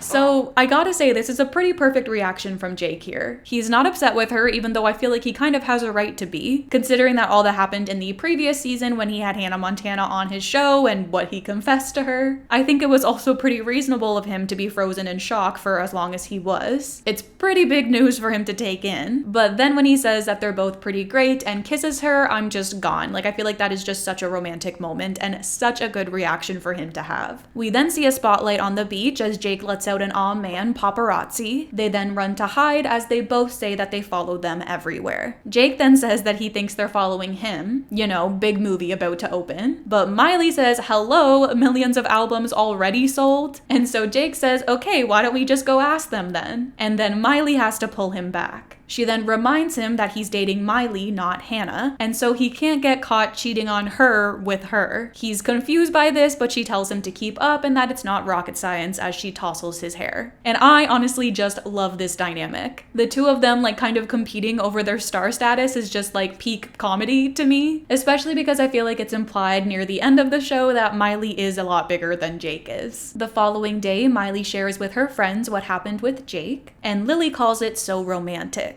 Oliver asks if she's sure that he didn't faint, but Miley says that he was steady as a rock and that he was all man. She then says that the best part is that she can finally be herself around a guy. No more secrets, just a normal boy-girl relationship. But then we cut to Miley and Jake at a movie with onlookers staring at them. Miley then asks why they don't take a picture as it'll last longer, and so they all take their phones out and do just that. Jake then tells her to relax and just ignore them. He then offers to get them some drinks, but instead of actually going to get her something, he just says aloud that, wow, I'm kind of thirsty. And then of course the crowd then all offers him their drinks. So I guess this is kind of what I was getting at earlier, with wanting to see more of how Miley's regular life will change now that she's dating a celebrity. Like, not being able to go to the movies like she used to be able to has definitely got to be part of that. Back at home, Miley asks Jake if he's sure that he's not mad at her for making them leave early, but he tells her that it's okay and that it gives them more time too, as they both lean in. But then her dad interrupts. Miley then gets him to give them some privacy, and he does, but still implies that he's going to be listening to them through the air ducts. Jake then tells her not to worry, her dad is just being a responsible parent and he admires him for that. And of course he says this while he's yelling into the air duct. Robbie then tells him that that won't work, but nice try. She then says that it's not her nosy dad that she's worried about, it's his fans. They wouldn't leave them alone all night. They then take a seat and Jake tells her to come on. Fans are just part of the territory. He thought that Hannah Montana would be used to that. She then argues that she is, but Miley isn't. That's the reason I made up the secret, so I could go out in the world like a normal person.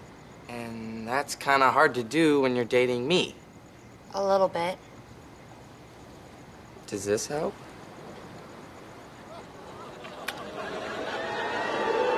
A little bit. How about a little bit more? I'm not hearing any chatting.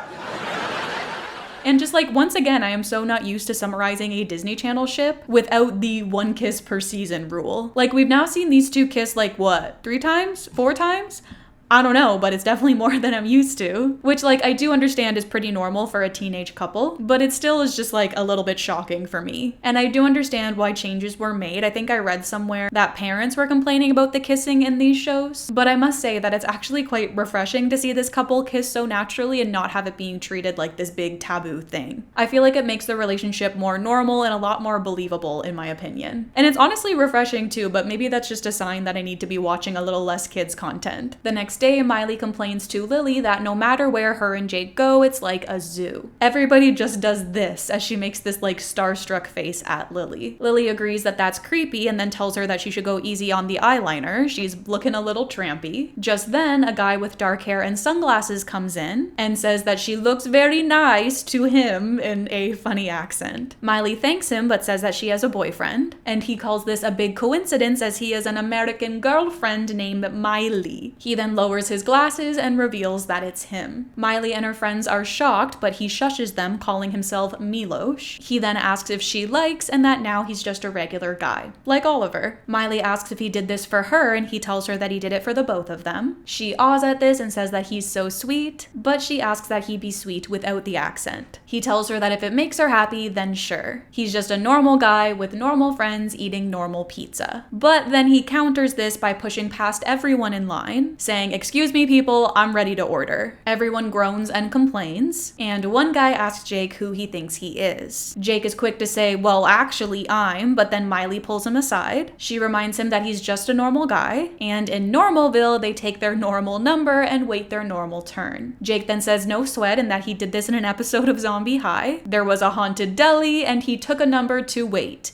To die. He then asks what number they are, and Oliver reads 32. They then call for number 6, and Jake yells back, "Are you kidding me?" Miley then says his fake name, and he apologizes, saying, "Got it. Normal people wait, so I'll wait." But then a few seconds go by, and he yells that this is endless. He then throws a fit, saying, "Let's go," and storms out of the pizza place. First of all, once again, I understand that Jake is not a regular on the series, and so at the end of this episode, they kind of have to wrap up this story arc, and so obviously her and Jake can't still be together by the end of it. So once again, they have to write in a breakup for them. But it's just a little bit frustrating that they follow up this breakup so closely with her telling him her secret and them getting back together in the first place. I just wish that we could have seen a little bit more of them being happy and together and in love before they introduced this conflict. But I will say that in terms of the conflict that they chose, this is honestly like the perfect one for them and their relationship. I mean, it's like exactly what we saw in the first season. Jake likes the attention, he likes being famous and the perks that come with it. And so it does beg the question of how a relationship would work between the two of them when we know that Miley feels the exact opposite. Like, I definitely buy that all of this behavior is something that Jake would do. And I think that it makes an episode about their inevitable breakup even better because, like I said, it all makes sense. But like I said, I just needed a little bit more time before we got here. And I also wish that this side of Jake was brought up again when he comes back later, because I feel like this was quite a big and important reason as to why these two would not work as a couple. Even me as a kid watching all of this unfold, I remember being disappointed because I did like them together. But then when all of this started happening, I was like, oh yeah, true, like they would never work.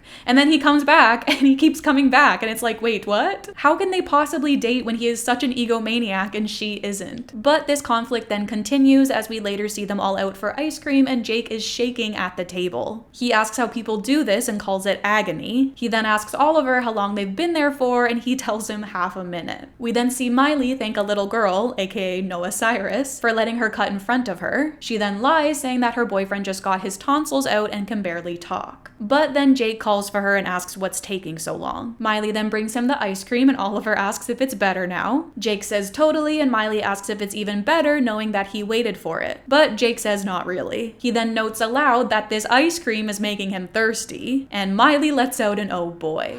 I said this ice cream is making me Normal people get their own water. Really? Thanks, kid. See you at the movies. Miley then tells them all to run from the soccer mom with a taser. So yeah, this is pretty bad. I mean, it already was pretty bad to begin with, but I think that if a guy I was going out with stole water from a little girl, that would definitely be the final nail in the coffin for me. But it's not even just that, it's also the fact that he can't even comprehend the fact that normal people get their own water. Like, how does he think that regular people live? Like, is he that out of touch? Apparently so. Back at Miley's, Jake beams, saying what a rush, all night and nobody recognized him. He then admits that he wasn't really too sure he could do the whole normal thing. He has been famous since he was the face of Wonder Diapers. They then all begrudgingly finish the line, saying the only diaper endorsed by astronauts. He then asks if he mentioned that already, and Miley says once or twice, whereas Lily says or 30. Still, Jake says that it was a great night, except for the wig, as it was worse than the one he wore on Teen Bigfoot. The only thing bigger than his foot, and once again they all finish his sentence in a monotone voice as they say was his heart. Jake then gets emotional as he admits that it still gets to him, and Miley says back that it's getting to all of us. He then goes upstairs to take his wig off. Now alone, Lily nervously confesses that they aren't sure how to tell her this, and then Miley finishes her thought by saying Jake's horrible. She then admits that she doesn't understand. Hannah Montana's a star too, but underneath Hannah is a real person. Underneath Jake is, and all Oliver asks more Jake. She then admits that she really liked him and asks herself how she couldn't see this. But Lily argues that none of them did. It's actually the first real time that they've spent together, and now that she has, Miley says,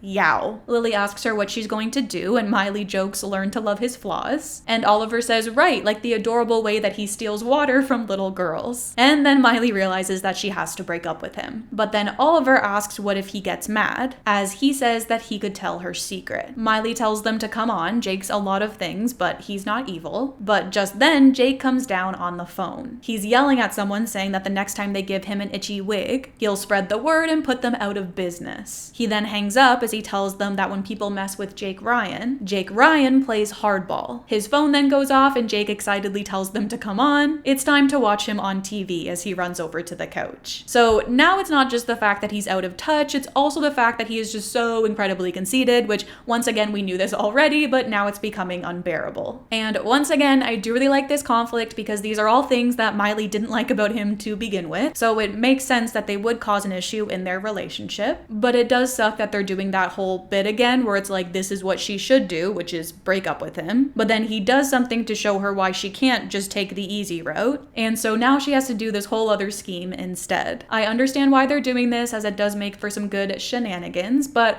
I just personally find this to be a little bit of an annoying plot device. The next day, we see Miley looking at a magazine. She then says, look how cute Jake is, before she asks why he had to talk and ruin everything. She then says that now she has to go to another premiere with him and act like he isn't one of the most obnoxious people that she's ever met. She then admits that she just wishes that she could find a way for him to break up with her. Lily then agrees that he would break up with her in a second if she was half as obnoxious as he is. Miley's eyes then go big as she tells Lily that she's a genius. And now it just feels like we're getting trope after trope. This like routine of trying to get the other person to break up with you instead of you breaking up with them is a routine that I feel like we've seen on Disney Channel time and time again. One of the most memorable is when Selena also does it on Wizards. But you know what? At least we got the goose dress out of it. So at the premiere, Jake gets announced with his not famous girlfriend, Milky. Jake then corrects him that it's Miley, but the guy doesn't care. He then asks Miley how it feels to be a regular girl dating a big star, and Miley tells him to hang on as she's got a throat itch. She then begins to gag in his face as she tries to clear her throat. Jake then makes a face in disgust before Miley says much better and asks what he was saying. The interviewer then sarcastically notes to Jake that she's a keeper as Miley continues her act. She then complains about the lights being too warm and says that she has to air herself out, and then she dramatically removes her coat to reveal the goose dress. Jake looks on in horror before he attempts to shoo them inside, but Miley stops him. She says that that's a good idea, but first she's gotta, as she raises her arms to show off her armpit hair. The interviewer makes fun of this and Miley milks the bit. Jake then shoves her arms down and tells her to keep them down. Miley asks why and then looks for herself. Oh man, that's embarrassing. I meant to braid those. Oh my gosh. I just forgot. We forgot to feed the cat. Let's go home. You don't have a cat, you silly goose. Maybe we can build one. Maybe your armpits.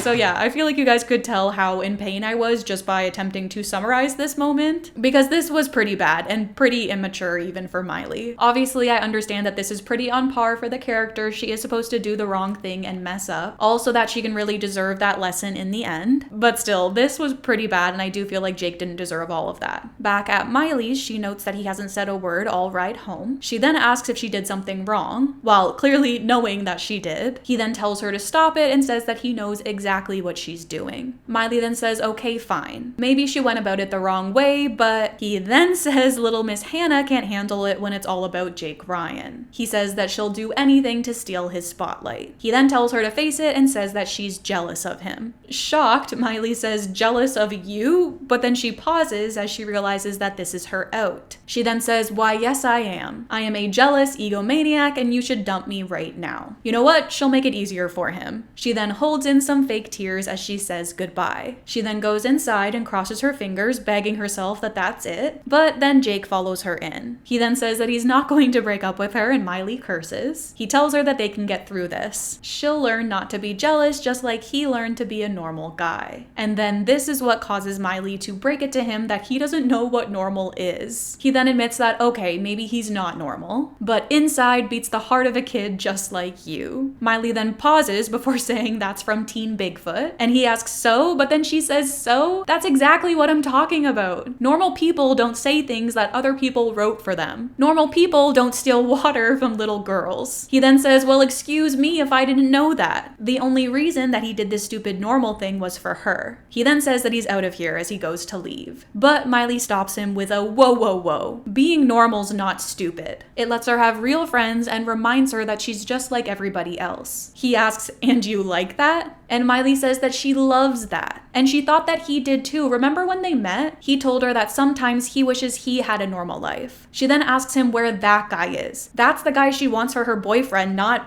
this. Well, if you didn't want to go out with me anymore, why didn't you just tell me? Instead of going all woolly mammoth at the premiere. Because I was afraid that if I dumped you, you'd get so upset and you'd... What? Tell your secret? Well, if that's the kind of guy you think I am, then maybe I will tell your secret.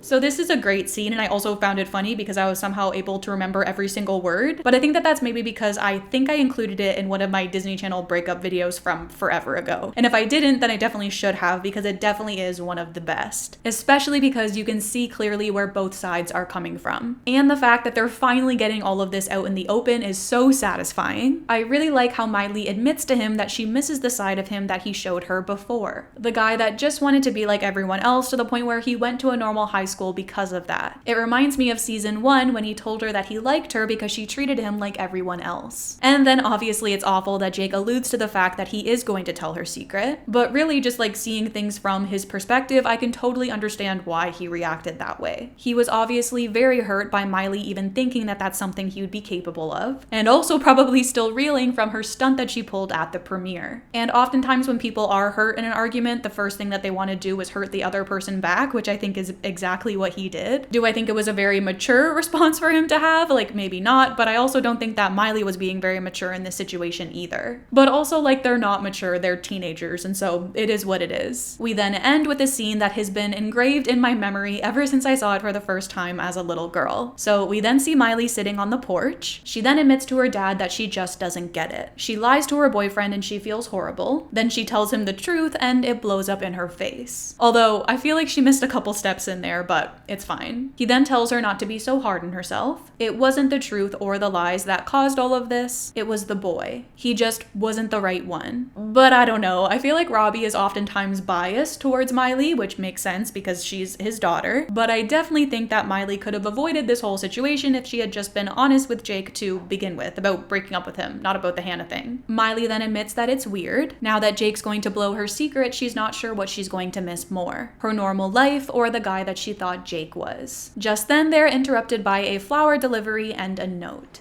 Dear Miley, I thought about what you said and you're right. I do wish I was a normal person sometimes. I just don't know how to do that yet. But when I figure it out, I hope I'll be worthy of someone as terrific as you. And don't worry, your secret will always be safe with me. Love, Leslie. Who in the same heck is Leslie?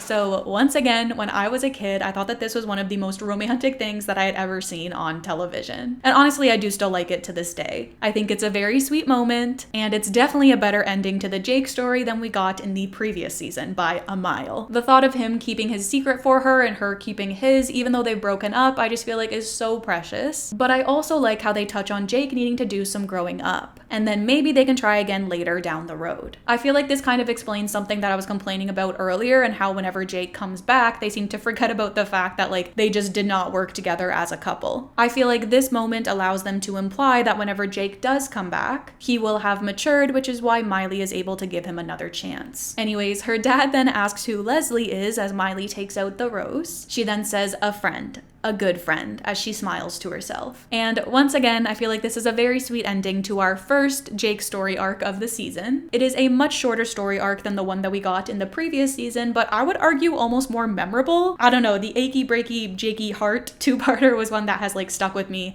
Ever since I was little, it was some of my favorite episodes from the series. But before we get back to the rest of our Jake story, we do have a couple boys to talk about in between. So the first boy that we have to talk about is Jesse, but it's not the Jesse that you may think that it is Jesse McCartney. Disney Channel really did not play around when it came to trying to boost Jesse's music career. First, he had a cameo on The Sweet Life, and now it's time for his Hannah Montana cameo. So in episode 12, Hannah's friend Tracy brings her someone that wants to meet her after her show. Miley tells Lily to get rid of whoever it is, but then in comes Jesse McCartney. Miley gapes at him starstruck before she freaks out and tells him that she loves him. She then quickly corrects herself as she says big fan and then squeals with Lily, but then he tells her that he's the fan and that she did a great job. He then says that him and a bunch of friends are going to the dragon room and asks if she wants to come. Miley says yes, but then Lily says no. She then pulls Lily aside and she reminds her of their science project. Miley then suggests that she do all of the work while she goes out with Jesse. They then begin arguing about this until Jesse interrupts, saying that if tonight's no good, then how about tomorrow? Miley says that that would be absolutely, but then Lily reminds them of their upcoming math test. She asks how about Tuesday, and Lily reminds her of yearbook committee. She then adds of next week, but once again Lily reminds her of another school commitment that she has. She then says that she'll just text him, but Jesse tells her no need. He says that getting rejected in person is good enough. He doesn't need it in writing. And that line,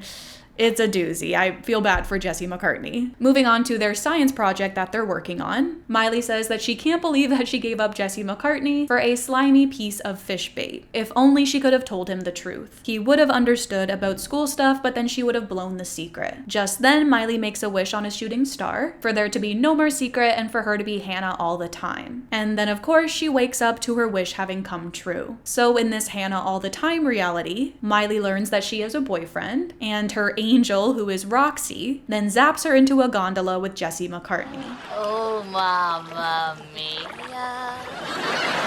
The perfect night with the perfect girl. Santa Lucia. I'd sing to you myself, but I need these lips for something else. So cute when you Satan.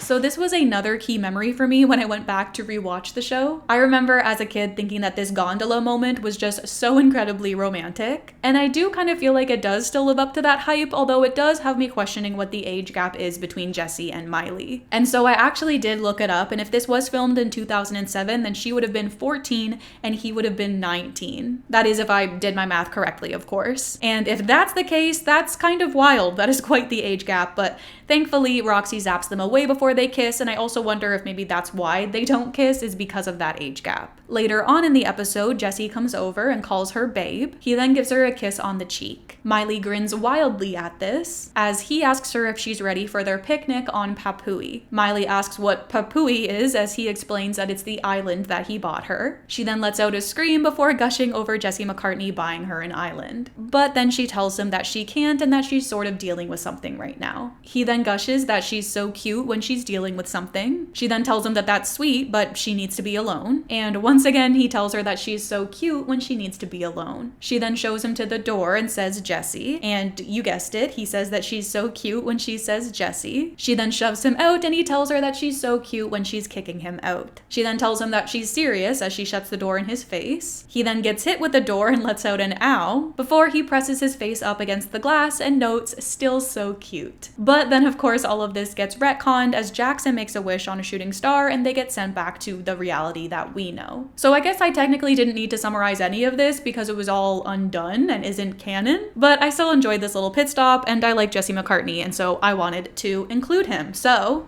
let's rank him. Like, I love Jesse, so I feel like I can't put him down here, but I also feel like he's not that iconic. Like, we can't put him in the top 2 tiers because it's like, do people even remember this episode? I don't know. I did. I don't know. I feel like B or A. Let's do B. B feels right. And then I guess season 2 was just like the time for guest stars because the next episode that we have to talk about is the Jonas Brothers one. So in episode 16, we see Miley outside of a recording studio. She's annoyed that whoever booked the space is taking too long. She then gets so fed up to the point where she storms in the studio without warning. And then she comes face to face with the Jonas Brothers. She's starstruck at seeing them, and then the boys fangirl over seeing her too, to the point where they all rush over to the door and fight over one another to open it.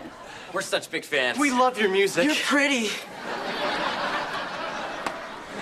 Pretty good with the singing and the dancing that you do. Wow, you're pretty. Nice save. I'm Kevin. The cute romantic one. You're Joe. The cute funny one. You're Nick, the cute sensitive one. So I'm gonna be honest, I was kind of unsure as to like how to approach the Jonas Brothers in this video, because if the title of this episode is any indicator, then I guess every boy was considered a love interest for her, as it's Mrs. Jonas and Mrs. Jonas and Mrs. Jonas. And she does show an interest in all of them. And honestly, I love the Jonas Brothers so much that I knew I was going to include them in this video. But after rewatching this scene, I definitely think that Nick is the standout. And so the fact that they actually did get together in real life around this time honestly just makes it even better. The episode then takes a turn though, as the boys then go on to fangirl over her dad writing all of her songs, to the point where they're no longer interested in Miley. And that basically takes up the rest of the episode, which is disappointing kind of, but also really made for a good episode, as Robbie then agrees to write a song for them. And then we end the episode with the 4 of them singing the song that Robbie wrote for them. Also in the tag of the episode, Miley and Robbie prepare to attack the boys with marshmallow shooters, and Miley tells her dad to take Joe and Kevin and that Nick is all hers, which just further confirms that Nick is the true love interest for Miley in this episode. That being said though, I did include all 3 boys on this photo because I think that they very much were like a collective in this episode. I don't know, I feel weird now putting them here, and I'm not sure if that's just because I like the Jonas Brothers more than I like Jesse McCartney, but I kind of want to put them in A tier. Like, because also, like, imagine if they did become, like, a reoccurring character on the show and how good it would have been if we got, like, a Miley and Nick love story. Like, that would have never worked, and it really would have blurred fiction and reality. But for the potential of that, like, I feel like I have to rank them in A. And also just because of how iconic this episode is. Like, I love it so much. And so, I don't know, I feel like I want to put them at A, but then I feel silly for putting them at A. So maybe I should put them at B? Or do I trust my gut and put them at A? I feel like that's what we do. We trust the gut. And just like that, we have made it back to Jake Ryan. So moving on to episode 18, we begin with Jake showing up at Miley's door. And this comes right after she tells Jackson that the last thing that she needs right now is more drama. He then greets her and she says, "Hello, drama." She then says, "Jake, what a surprise." She asks, "Why don't we, he asks, "Go inside?" And she agrees that, yep, that could work. She then panics to Jackson that he wants to get back together and asks that he not leave her alone with him. Jackson then asks why he would leave his little sister when her and her ex are going to talk about relationships and feelings and blah blah blah, and then he leaves. Now alone, she smiles, saying hi to Jake again. He tells her that she looks great, and then she says, "Oh boy." He then says, "Listen, Miley, and she tells him that she knows. He hasn't been able to forget about her. His life feels empty without her. He sees her face everywhere he looks, and he's come back to say," and then he tells her that he just wants to be friends. Miley is shocked by this, but then he says that he's been thinking about it, and just because things didn't work out between the two of them doesn't mean they can't still be in each other's lives. Miley then realizes that he's not into her at all, not even a little bit. She then tells him to come on and that it's only been a couple of months. Miley, if this is too hard for you, I Me? can... Oh, are you kidding? I was worried about you. I mean, this is so great. I would love to be friends.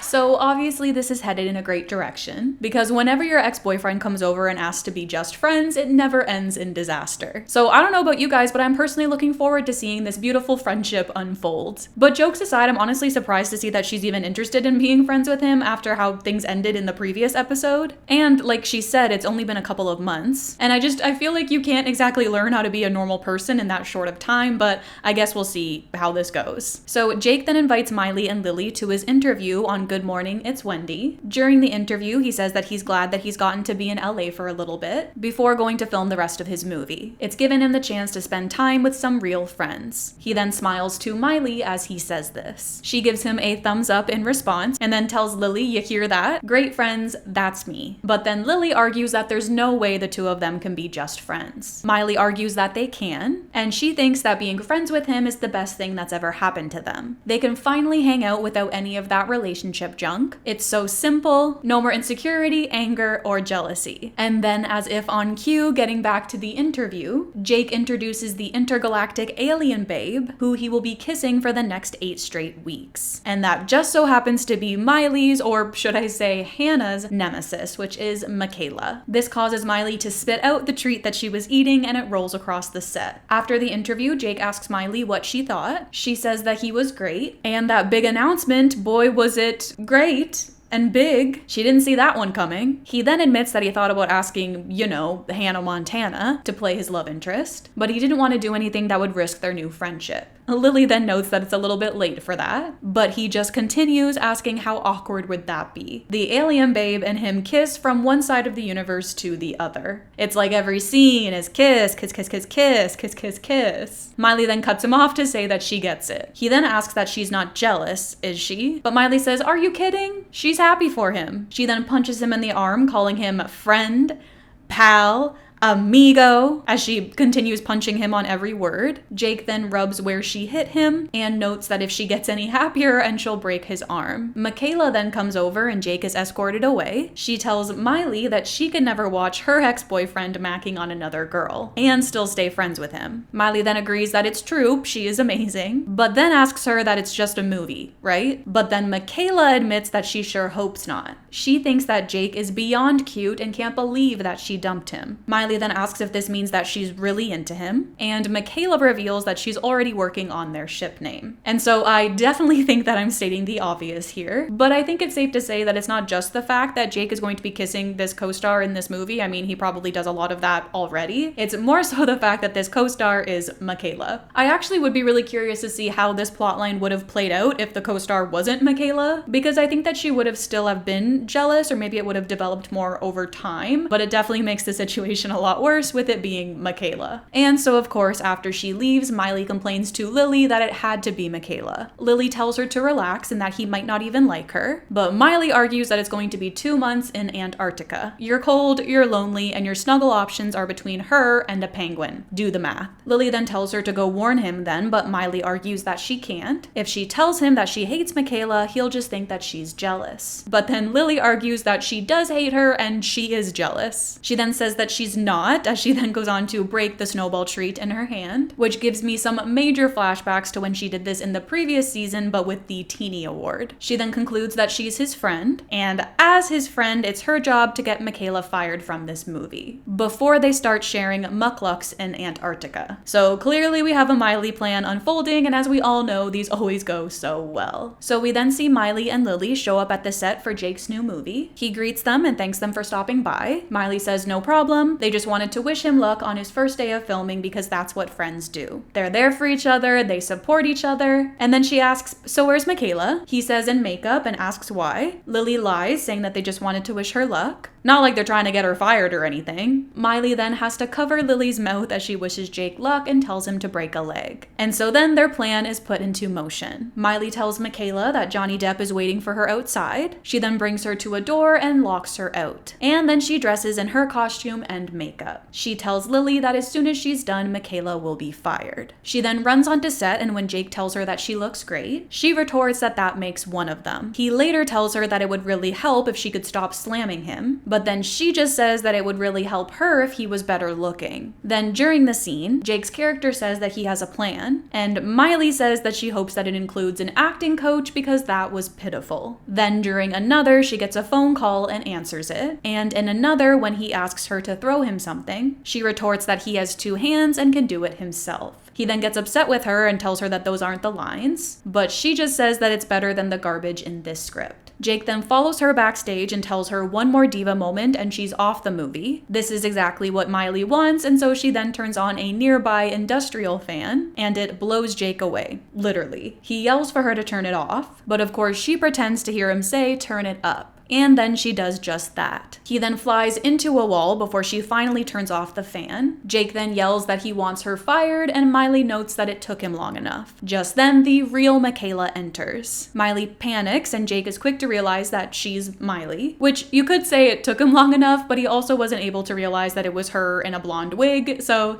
it is what it is. Then back at home, Robbie asks her what she was thinking. Miley says that Michaela would get fired, no one would believe her story, and Jake would spend 2 months cuddling penguins in Antarctica. She then says that she's sorry, and he tells her that he appreciates the apology, but that he's not the one that she has to say it to. We then see Jake at the door and Miley answers it. He then storms inside telling her that he can't believe what she did. She then guesses that she kind of ruined the friendship thing, and he argues that she didn't do it a whole lot of good. He then asks her if she was jealous, why didn't she say something? She argues that she wasn't, and then he says her name and she caves, saying, "Okay, fine, I was." Man, I mean, you don't want to be a couple, and when I try to be friends, you almost wreck my movie. What am I gonna do with you? I don't know. Maybe we should just forget about each other. Well, maybe we should. Fine. Fine. Okay, this isn't working for me. Me neither. So I really like this moment, him leaving and then immediately coming back in, I think is really sweet. But his line where he was like, "What am I going to do with you?" just makes me think, I don't know, maybe go no contact like a normal breakup, which is kind of what I thought was going to happen before we got to this episode. And it just makes me wonder what Jake's motivations were for coming over in the first place and asking to be friends. Did he maybe realize that he doesn't have any other genuine friends? Or does he maybe still have some lingering feelings for her? I don't know, but I honestly wish that we could have explored that further, because that moment in this scene where he immediately comes back in does make me think that maybe it's the latter. So Jake then admits that the last time he had some growing up to do, and now it's her turn. And I really like this line because it references the conflict that broke them up to begin with. I do feel like it's a little bit of a cop-out, like it only took him a couple of months to no longer be conceited or not know how to act like a normal person. I find that a little bit hard to believe, but maybe this is a journey that he's still currently working on. Anyways, she then asks that if she promises not to wreck another movie, if they can try and be friends again. Jake admits that he'd like that, and Miley says, "Me too." He then puts his hand out to her and Miley shakes it before he pulls her in for a hug. They linger, and then she admits that this isn't helping the whole friendship thing. He then separates them and confesses that he couldn't agree more, and so they shake hands instead. And so once again, another very sweet moment to end the episode on, and I like how it kind of hints at the fact that their love story still isn't over yet, even though this is the last we see of him in this season. But I also really like this moment because it brings me right back to the beginning of the episode where they hugged and it was kind of awkward. And so now I'm glad to see that we've left it at a good place, because now it's time to talk about a new love interest. So up next we have one of my favorite one-off boys, and that is Trey from episode 27. We begin with everyone gathering for a press conference on the beach as this billionaire couple is donating money to help build a playground. During this, Miley notices a guy in the crowd. She stares at him in a trance and hallucinates a spotlight shining down on him. She then bites her lip and stares as Lily tries to get her attention. And it's nice to see this bit make a return because it's been a while since we've seen Love-Struck Miley. She then tells her that when she saw him, it was like they were the only two people on the beach. Lily gasps, saying that this is what they say happens with true love. She then asks what if he ends up being the one, but Miley ignores Lily's comments as she goes over to greet him. Trey says hi to her and Miley internally squeals to herself. She then goes on to make fun of this couple who is giving their speech, saying that the only thing bigger than that check is the guy's fat head. She then goes on to mock him as she poses like him, and just then he intros his son. Miley says that this ought to be good, and then of course the guy calls for Trey and he turns to Miley, revealing that it's him. Miley's face then falls as she says of course it is, and she gives him a thumbs up as he walks off. She then puts her head in her hand in defeat. Later we see Miley sitting in the sand as Lily comes over. She tells her that it's been 2 days and she has to forget about him. But but Miley just holds back tears as she says that she can't. She let him slip through her fingers like the sand he walked on as she goes to grab more. She then calls it beautiful, beautiful sand as she says goodbye to it. Lily then pulls her up and says that she talked to him for about a minute. She doesn't even know him, but Miley just asks, so? She's in love with Orlando Bloom and he doesn't even know she exists. She then tells her that she's serious. She can't get him out of her head and now he's gone. They're then interrupted by a phone call from Tracy as she reminds her of an event that they're going to together tonight. But then Miley says that she doesn't want to go. She tells Lily that she just wants to sit around and dream about Trey. Just then she turns and comes face to face with him. He says hi and Miley tells him here's the deal. You wait here. I'll go back home, send my extremely normal twin sister back. I think you're gonna like her. Really? Right, Lily? Yeah, it's true. All the cute, none of the kooky. 1 second. There. Now I'm as kooky as you feel. I'm Trey. So I do think that this moment is really good on paper. It's a really sweet gesture, especially after she just embarrassed herself the other day. But when I was rewatching it, I just personally felt like something was missing. And I'm not really too sure what it is. I'm not sure if it's just the guy's acting or what, but if any of you guys have any ideas as to what it could be, let me know in the comments. I would really appreciate that. So he then asks if she would go out with him tonight. She nervously asks tonight. Tonight would be, and then Lily cuts in saying perfect, because she's going to be filling in for a friend at a charity golf tournament.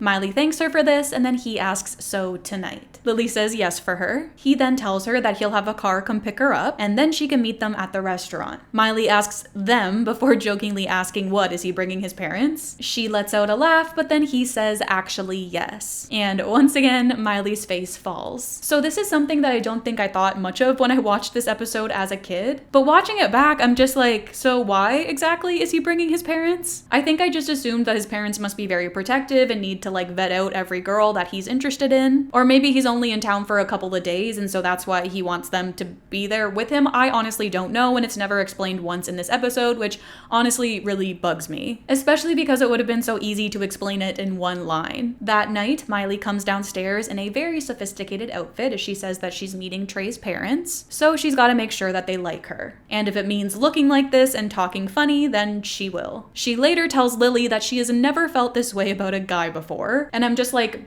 really? Like, not even Jake? At this point in the video, she's gone out with like 6 other guys, I think, and I understand that a lot of them have been duds. But to say that she never felt this way before, not even about like her quote-unquote long-term on-again, off-again boyfriend Jake, is like kind of crazy to me. Anyways, she says that she really likes him, and if his parents don't like her, then that could ruin everything. But Lily argues that he already likes her just the way that she is, and so she's sure that his parents will too. Miley agrees that maybe she's right. Trey is awesome, and so how bad could his parents really be? And I think that we are about to find out. We then transition to the dinner where we see Miley introducing herself. His dad notes her adorable little accent and then tells his son that he didn't mention that she was a genuine country bumpkin. Miley's face then falls as she gives him a look, but his mom just continues the joke, saying that she's never met a bumpkin before. This causes Miley to turn to Trey and ask, "You're kidding me, right?" His mom, Jeanette, then tells her to not just stand there, have a seat, or should she say, sit a spell, and then Miley tells her to listen. But then Trey interrupts, pulling her aside. I know. They're a little... Rude, mean, horrible. Why didn't you warn me? Because you wouldn't have come. And I wouldn't have been able to do this.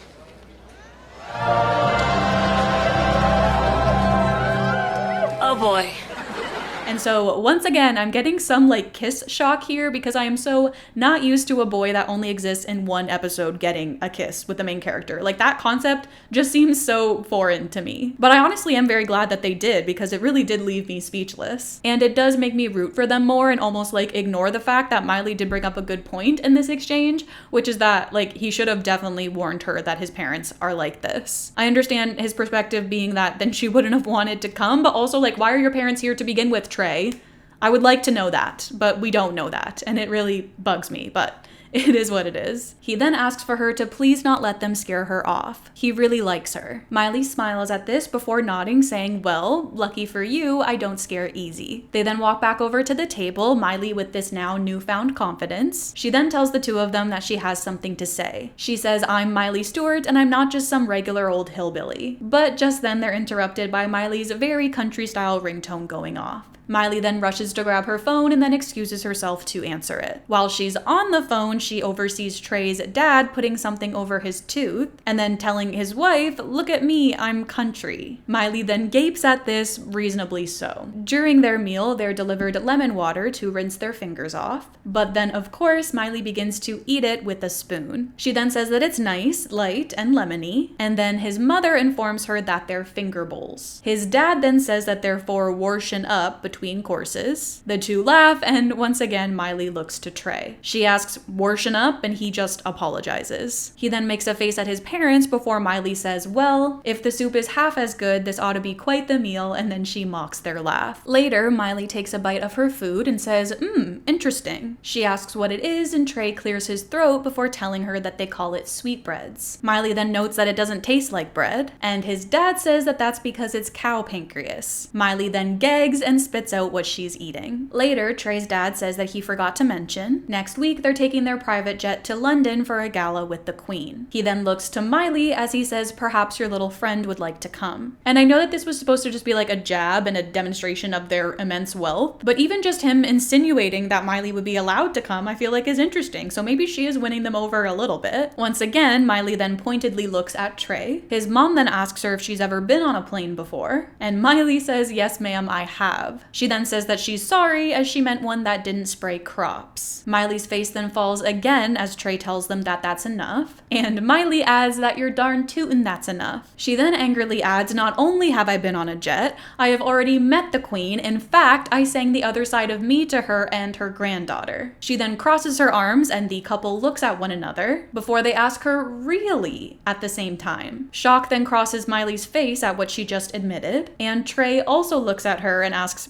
"Really?" Miley then stammers that it wasn't just her, it was her school in London. His dad asks which school, and of course Miley says Hogwarts. Trey then flinches before leaning over and asking her where she's going with this. She then leans in as well and says that she'll tell him when she gets there. His dad then asks why she was living in London, and Miley stutters again. She then says that her dad worked there as and his mom asks diplomat, and Miley says sure. His dad, William, then calls this impressive and says that they'd love to meet him. Miley says, "Well, we most definitely will have to do that in the near or very distant future." He then argues that there's no time like the present and suggests that they go right now. And so then Miley excuses herself to make a phone call to her dad. She then asks him to pretend to be a diplomat to cover up the Hannah secret. Back at Miley's, Jackson and Robbie come out in very sophisticated tuxes as he welcomes them to Stewart Manor. His mother then points out that they speak with an English accent, whereas Miley doesn't, and so Jackson lies, saying that they had a nanny from Nashville who made her watch reruns of Beverly Hillbillies. Miley then tries to shoo them away, but then his mom argues that they just arrived. We then cut to them all having some tea, with Jackson telling a very elaborate story of something that definitely happened, and then William asks them what kind of fools they think they are. Trey then tells Miley that this is why he doesn't get a lot of second dates, and now I'm just like, what, Trey, do you invite every girl out with your parents on the first date? Like, no wonder you don't get a lot of second dates. Anyways, his mom then accuses them of being fortune hunters, and Miley shoots up asking what she just called them. William then says a bunch of backwoods banjo-strumming hillbilly gold diggers. Robbie then goes to say something, but Miley tells him to let it go. She made this mess, and so she's going to clean it up. She then turns to Trey and tells him that it was nice knowing him. She then tells his parents that she wants them to get their snooty booties out of her house. They say, "Excuse me," but she argues that she's been excusing them all night, and she's done with it. Sure, her dad is no diplomat, but he's also not a banjo-strumming hillbilly either. He's a guitar-strumming hillbilly, and she's proud of him. And her brother. But then she pauses, I'm sure of a nice thing to say about him, but then decides to just say, well, you can't choose your family. She then finishes by saying, "If you can't accept me and where I come from, don't let the door hit ya where the good Lord split ya. Bye-bye." His parents are then left shocked as they stand there mouth agape, whereas Trey smirks. So let me just start off by saying that I 100% understand the sentiment of this episode, but at the same time, what wealthy couple in their right mind would show up at the Stewart's beachside Malibu mansion and think that they're gold diggers? Like, make that make sense to me, because I'm having trouble. And I understand that that's part of the lesson of this episode, like you can't judge a book by its cover. I'm sure Trey's parents would have been shocked to learn about her other life as Hannah Montana and all of the lavish things that she's done. Looking at Miley Miley, you would never know that she has this whole other life, I guess maybe unless you know the cost of hair extensions. But I do think that that's a little bit where this disconnect comes in, because I feel like they're not supposed to see her house as anything special, even though to the viewer it like clearly is. Anyways, William then goes to escort his family out, but then Trey stops them. He says that they're leaving, but he's staying, before asking Miley if that's all right with her. She then asks her dad if he can stay for half an hour, and he says that he'll drive him home. Jeanette then tells him that this isn't the way that they raised him, and his dad says that they're disappointed in him, but then Trey just says that the feeling is mutual. Jackson then directs them out the back, which is where they also hid the mess from his room. So once they go to leave, they're hit with an explosion of dirty clothes. In the end, we see Trey eating ribs with the Stewarts. He is shocked that they eat them with their hands, and Miley argues that it's the only way. Trey then takes a bite before announcing that he loves this, and Robbie admits that the boys got promise. So I really enjoyed this episode, and honestly, I really enjoyed Trey and Miley as a couple. They definitely had a little bit of that forbidden lovers thing going on with his parents not approving of her, and I am disappointed that he only got this one episode because I do feel like their relationship had promise. It would have been really interesting to see Trey become a reoccurring character and see how they navigate their relationship with his parents not approving, and for him to like eventually learn the Hannah secret. Like I would love to see how he deals with that information. The only thing I'm not really too sure about is just like how sustainable a relationship with Trey could really be when his parents like don't approve of her. But nonetheless, I would have liked to see that story unfold, and it's unfortunate that we never got to. But since Trey only appeared in this episode, that means that we can rank him. So as far as Miley and Trey are concerned, like the two of them together as a ship and him as a love interest, I think he was pretty good. So I'm gonna put him in A tier. And he's in good company because he's right beside the Jonas Brothers, which like is a great place to be. At least that's where I would like to be. And with that, we have reached our last love interest from season 2. And with this boy, it is time for us to go back in time as we have reached the return of the one and only Johnny Collins. So in episode 29, we see Miley at a charity auction as Hannah when a dinner with Hannah Montana is put up for auction. Johnny then comes in at the very last second and bids $15,000.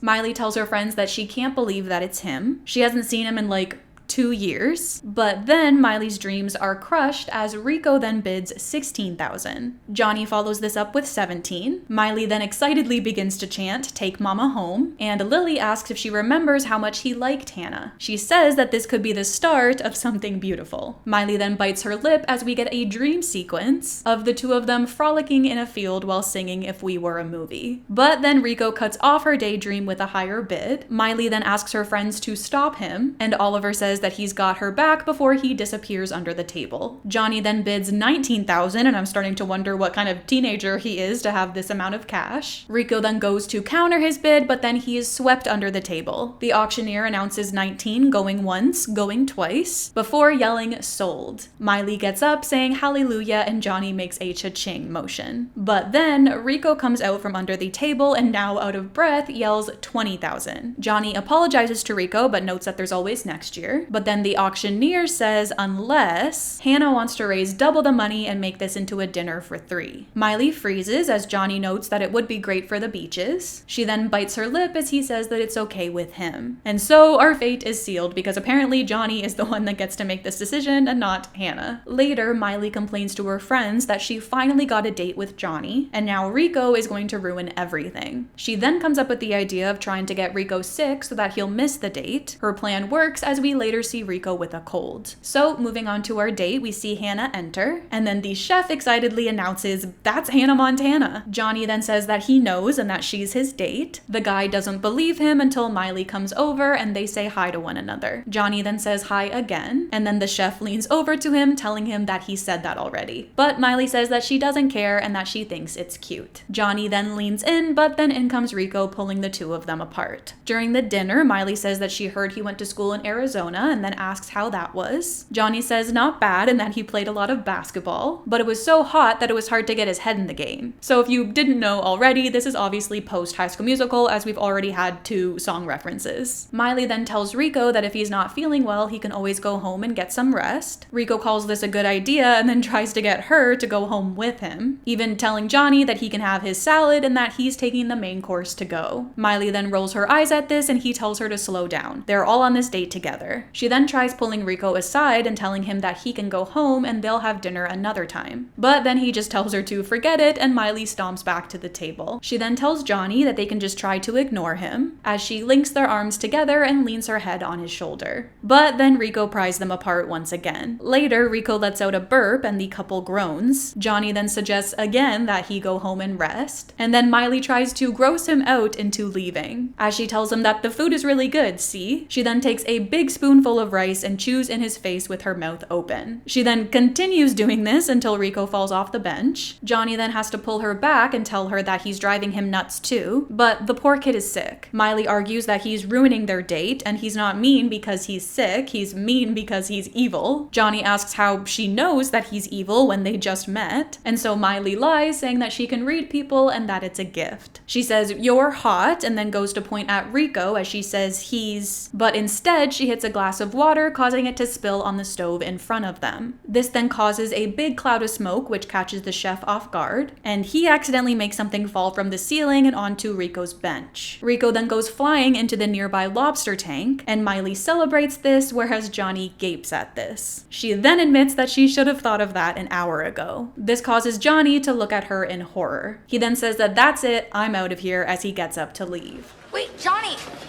Johnny, where are you going? As far away from you as I can get. I thought you'd be cool and down to earth like your songs. Nobody's perfect. You ain't even close. Johnny! Come back! So I guess that wraps up Hannah and Johnny's love story. But luckily, that's not our only side of Miley. So in the end, Miley is the one who's sick because karma. She then complains that Johnny barely noticed Miley and now he hates Hannah. Lily argues that sometimes things happen for a reason, and maybe it just wasn't meant to be. Oliver agrees that if the universe doesn't want her and Johnny together, then there's nothing she can do about it. Which is honestly a very Boy Meets World thing of him to say. But just then, Johnny enters. He then comes over and notices her. She greets him and he admits that he hasn't seen her in like 2 years. He then tells her that she looks great. She thanks him and admits that he does too. She then says that she heard he had a date with Hannah and he calls it a disaster. She apologizes, saying that's too bad, but then he says that she wasn't for him anyways. He likes a girl who is more down to earth, kinda like how he remembered she was. He smiles at her and she excitedly asks if he means that. He says that he does, and Miley goes to say something, but then she's stopped by the urge to vomit, which she then does so right in front of him. And once again, I feel like that's just karma. And it's funny to go back and recap this because I feel like everything that just happened here is very similar to something that happens later on with Jesse in the 4th season. But I won't get too much into that as obviously we are not there yet. And so with that being said, I guess that is the end of our very short-lived ship, which is very disappointing because just like with Trey, I would have very much so liked to have them explored more. Johnny just seemed like such a genuine and nice guy. And then obviously as a Corbin Bleu fan, it would have been nice to see him become more of a regular on the series. But obviously around the time that this was airing, High School Musical was really blowing up, and so I wonder if maybe he was just too busy. But I do think that it's safe to say that the only reason why he was brought back was because of High School Musical. At least I think anyways. But I do love the fact that he did come back and that we got to explore their relationship a little bit more. And so now it's time to rank him. And I don't know, maybe this is my bias speaking, but I really want to put him in S tier. I just feel like he was perfect and did nothing wrong. The only thing that he didn't like was when Hannah was being mean, which like I feel like anyone would have reacted that way as well. And so I don't know, maybe it wouldn't have worked because he was in Arizona, also being Chad on the DL, but I feel like he's practically perfect, and so I'm gonna put him in S tier. Did you guys know that I met Corbin Bleu one time? It was great. We talked about Flight 29 Down, which is one of my favorite shows of all time. But with that does wrap up season 2. And before we get to season 3, we do have a little movie to talk about next. You might have heard of it, I'm not too sure. It's called Hannah Montana the movie or something, I don't know. But I know that a lot of people kind of place the events of this movie as happening somewhere within the 3rd season. But that's kind of just like based off of like premiere dates and all of that. But for me, the movie just feels like so separate from the show's timeline that it really only made sense for me to put it in between season 2 and 3. And so with all of that being said, let's get into Miley and Travis. So if you're not familiar with Hannah Montana the movie, or you need a quick refresher, here is the synopsis. Basically, Robbie Ray gets concerned that Hannah is taking over Miley's life, so to give her a bit of a reality check, he brings them back to their hometown in Tennessee. This creates a bit of a conflict between her and her dad, to the point where he leaves her on the side of the road with her horse, Blue Jeans. So while getting reacquainted with him, Miley reaches down to grab her suitcase. This spooks Blue Jeans and he runs off, causing Miley to fly off of him. Just then we meet Travis, who comes in and lassos him, reining him in. He then brings the horse back to her and tips his hat as a hello. He asks if she's alright and admits that Blue Jeans doesn't take too well with strangers, especially not dirty, sparkly ones. I know. He's my horse. Miley? It's me, Travis. Travis Brody. We were in the first grade together. Me and you went up to your Uncle Earl's farm and swam and got poison oak all over her. I remember. You okay? She then says that she also remembers him hanging her head first down a well. This causes Travis to admit that, yeah, he did have a pretty big crush on her back then. But he tells her not to worry about it, he's over it. He scoffs and Miley smiles before she says, good to know. So I would say that this is a pretty good first meeting, or I guess like first reacquaintancing, is that a word? But I do have to admit that I'm not exactly the biggest fan of Miley and Travis's story. I just personally prefer the ships from the series better because we got more time to like further explore them. But I am also a sucker for a good childhood friends to lovers story, especially when it's revealed that one of them had a crush on the other. And it's been a while since I've revisited this movie, and so I'm gonna try to keep an open mind as we get into it. So we then see them riding back together on his horse. He notes that she doesn't come around here much anymore, but Miley counters that she comes back often enough. Although he says that it's only been a couple of times since her mom died, that he's heard about anyway. He then clears his throat before asking how long she's staying. Miley says 2 weeks, and he laughs, telling her good luck. She asks what's that supposed to mean, and he says, well, considering what you're wearing and the fact you couldn't get back on your own horse, he's guessing she went California on them. Miley argues that she has not, and that he doesn't know anything about her or California. And so then Travis says, let me guess. Celebrities are just regular folk like you and me. Miley says that some are. He gives a uh-huh before asking if she knows any. She then admits that she knows Hannah Montana, and that she practically saved her life surfing the other day.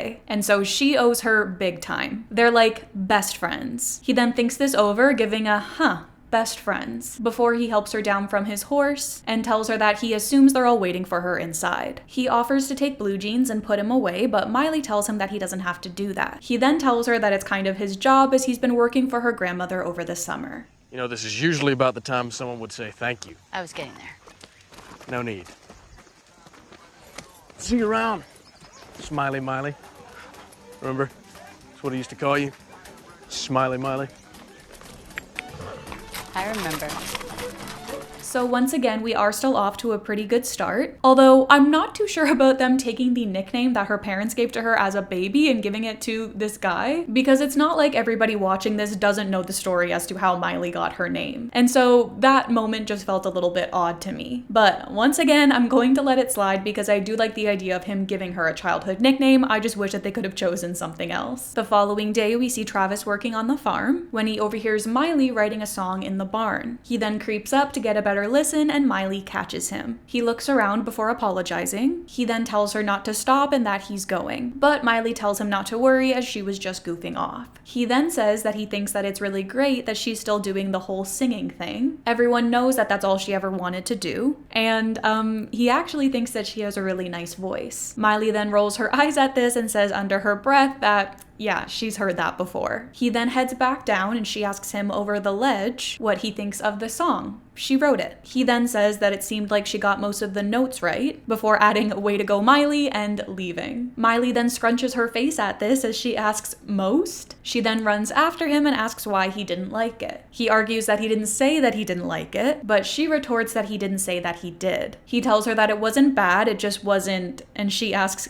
good, but then he says about anything. It didn't tell him anything about who she is or what she feels. Miley asks if he knows what she's feeling now, and he says that he's got an idea. He then apologizes but reminds her that she asked. And during all of this, he's cleaning up their grandmother's old chicken coop, and so Miley then asks why he's bothering with this anyway. He then explains that he's going to start an egg business. Him and her grandmother made a deal. He rebuilds the coop and then he gets to sell the eggs. Miley then notes that that's a lot of rebuilding as she looks around, but he argues that you gotta start somewhere. Life's a climb, but the view is great. We then see them in the stables as Miley asks if that's all he wants to do, sell eggs in Crowley Corners. He asks where else he would sell them, but Miley argues that that's not what she meant. He then tells her that he knows what she meant, but then says that she just doesn't get this place at all. He then hands her a saddle and she struggles with the weight of it, but he just ignores her, telling her to saddle up. He then puts a hat on her head as he tells her that they're gonna show her what she's missing. We then get a little montage, which is accompanied by the Miley song Dream, which is a great song, by the way. First, Miley and Travis are out on the field with their horses, and then they're walking across a river with a beautiful waterfall as Travis shows her the land. We then see them trying out a rope swing that causes Travis to fall in the water, and Miley laughs. He then yells at her that she's next, but she yells back, "No way." We then see her helping him fix up the chicken coop, accompanied by a lot of flirting between the two of them. We also see them hanging up flyers around town for an evening of music at Meadow Hall to save Crowley Corners, and them out riding again and laughing. And finally, Miley does get on that rope swing and we see her fall in the water to where Travis is. They then share a bit of a moment as they're getting dried off, which may be included in almost kiss, but I'll let you guys be the judge of that. But then Travis says that they should get going so that they're not late for the fundraiser. So you could say that they're moving a little bit fast here, but I feel like you have to remember that we're now dealing with a movie format instead of a sitcom format. So I personally feel like a montage was a great way to show that passage of time and building that foundation for their relationship. And of course, they already had chemistry from the start, and so that helps as well. At the fundraiser, Travis goes up to Miley and asks if she wants to dance. She then smiles and takes his hand. We then see them dancing together, and once again, Miley has the biggest smile on her face. And afterwards, he tells her that it's open mic and that she should give it a try. But Miley is quick to say no and tries to stutter an excuse as to why, until Travis grabs her hand and pulls her on stage despite her protests. He then says into the mic that it looks like they have a taker. Miley then gives a bit of an unhappy smile at this before she goes on to perform the hoedown throwdown. Afterwards, Travis gets on the mic again and announces our very own Miley Stewart, and then the guy that is planning on developing Crowley Corners comes in. He tells them all that a fundraiser isn't worth their time, as they're never gonna raise enough money to save the meadow. Not unless they can get the Beatles to show up for a benefit concert. Just then, Travis gets on the mic and announces that Miley knows Hannah Montana. He shares that she saved her life surfing and that they're best friends. We then see Miley, who is shaking her head at this, but he continues saying that she could help them out, right? Throw a concert and that could raise tons of money. Everyone then begins to cheer for her to do it, and so Miley stammers before saying that she guesses she could give her a call. And then everybody cheers. So this could just be me being like a bit overly sensitive, but I really don't like this. The Hannah thing was something that she told him in private, and now to use that information publicly without her consent and to put her on the spot like this just really makes me feel icky, especially because he's put her in this position where it's like she can't say no. And it's just annoying because they could have easily fixed this with a line in private beforehand of him just like asking if that's something that would be possible with just the two of them and not in front of everybody. But I also understand that like for plot reasons, they kind of needed Miley to be put on the spot like this, and so she couldn't say no. But if that was the case, then maybe I just wish that they could have had another character do it instead. So Miley is then able to come up with a solution for this, as she then has Lily fly in as Hannah. Once she arrives, she sees Travis working outside and notes, "Ooh, I want a cowboy." But Miley tells her, "Sorry, that one's taken." Lily asks, "Really?" And Miley says, "Yeah," looking out the window to admire him before she says no. Maybe. I don't know. It looks like we're going to be just friends. She then looks to Lily as she notes that he hasn't met Hannah yet. So we then see Miley come out as Hannah to greet Travis. Lily tries to get his attention, but the sound of the saw keeps cutting her off. She then finally ends up yelling, "Look, it's Hannah Montana!" And then this is what causes him to stop what he's doing. He then turns and drops what he was holding, as Miley finger waves at him. He apologizes, admitting that he didn't see her there as he backs up nervously. He then introduces himself and thanks her for coming. Miley says that she's happy to help and then introduces him to Lily. He welcomes them, and Lily notes that it would be nice to have someone show them around. He then admits that he's not their guy, but it was nice meeting them, which I think is funny because only a few moments ago he was that guy, but only when the person he was showing around was Miley. So Hannah then rolls her eyes in frustration as the Lily encourages her to go over there. She then asks, "So, are you putting up a satellite dish?" But he says that it's a bird bath.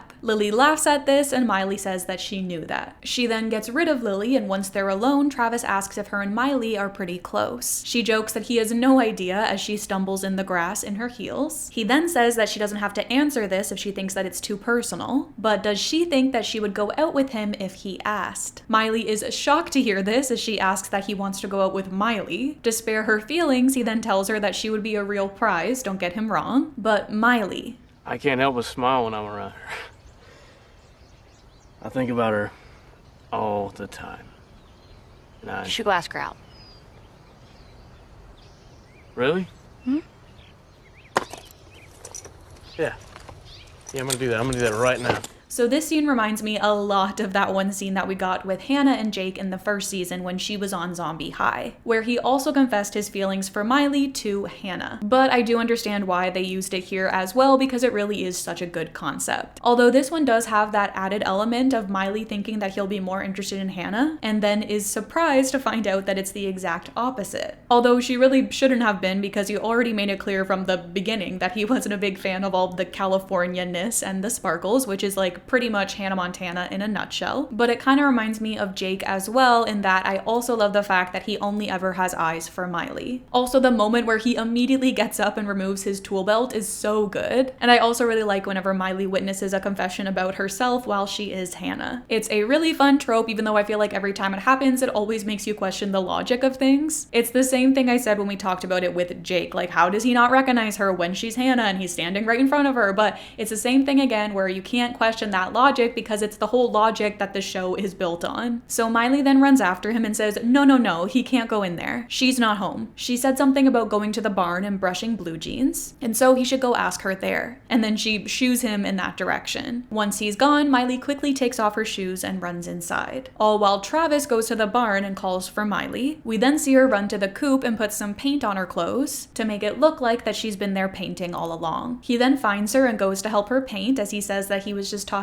to her friend Hannah. Actually, they were talking about her. Miley then tries to play dumb as she asks if there's something that he wants to say or ask her. He then admits that, well, he knows that she's going home soon, but he was just wondering if maybe she would want to go to dinner with him tonight. Miley says, okay, sure. I mean, she doesn't think that she has any other plans, and so sounds good. He says cool, and she mimics this, before she goes on to silently celebrate to herself. So once again, I feel like this is a little bit of a lackluster asking out moment, but it is definitely a lot better than the one that we got previously with Jake. And I also like that it's a little bit more subdued, because I feel like that just makes it more realistic. I like how they're both pretending like it's no big deal, and then how they're both just like clearly too nervous to even look at one another during this conversation. I just feel like makes the moment that much more adorable. But then in typical Miley fashion, she then gets herself into a little bit of a pickle, as she agreed to go out with Travis tonight, but she also agreed that Hannah would attend a dinner that the mayor was holding for her tonight as well. And so of course Miley tries to do both. That night we see Travis arrive at the restaurant. He's in a suit jacket and has a bouquet of flowers, and we see him combing his hair in the restaurant window when he arrives. Miley then sees him as she drives by to get to her dinner with the mayor, and during said dinner, she runs over to the window and sees Travis walk out of the restaurant and look around. She then excuses herself and quickly goes to change. Then when she runs into the restaurant, we see her celebrating Travis being there. She then apologizes for being late, but he tells her that she wasn't. He was early. He then says that he got her these as he hands her the flowers. He then asks if she knows that she only has on one earring, and Miley tries to play it off as a trendy LA thing before she takes off the earring and throws it behind her. He then gets back to their kind of issue at hand as he says that he guesses she's going back there pretty soon, and Miley mm-hms. I'm just gonna go ahead and jump. Please jump. Well, Miley. Before you leave, I really want you to know how I feel about you.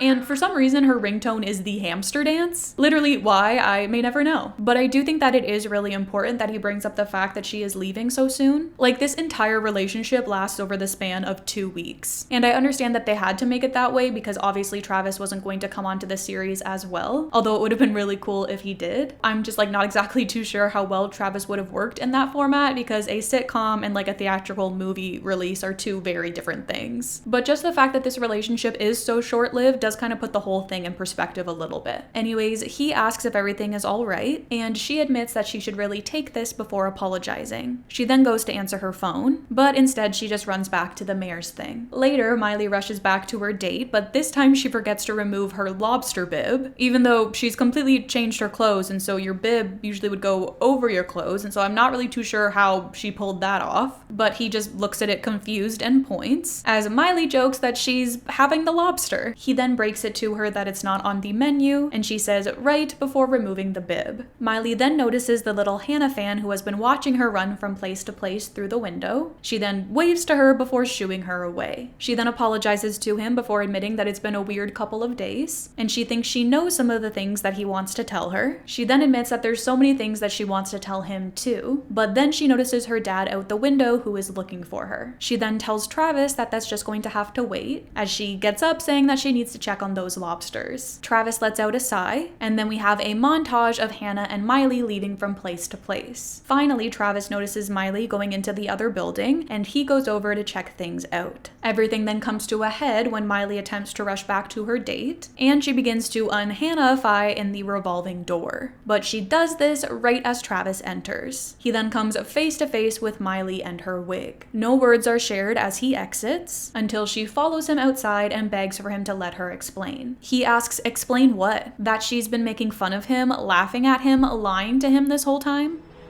I was honest with you. I told you how I felt. And I feel the same way. No, you don't. Because I would have never treated you like that. You know what, Miley, Hannah, whoever you are, we're done. Travis! Travis, please!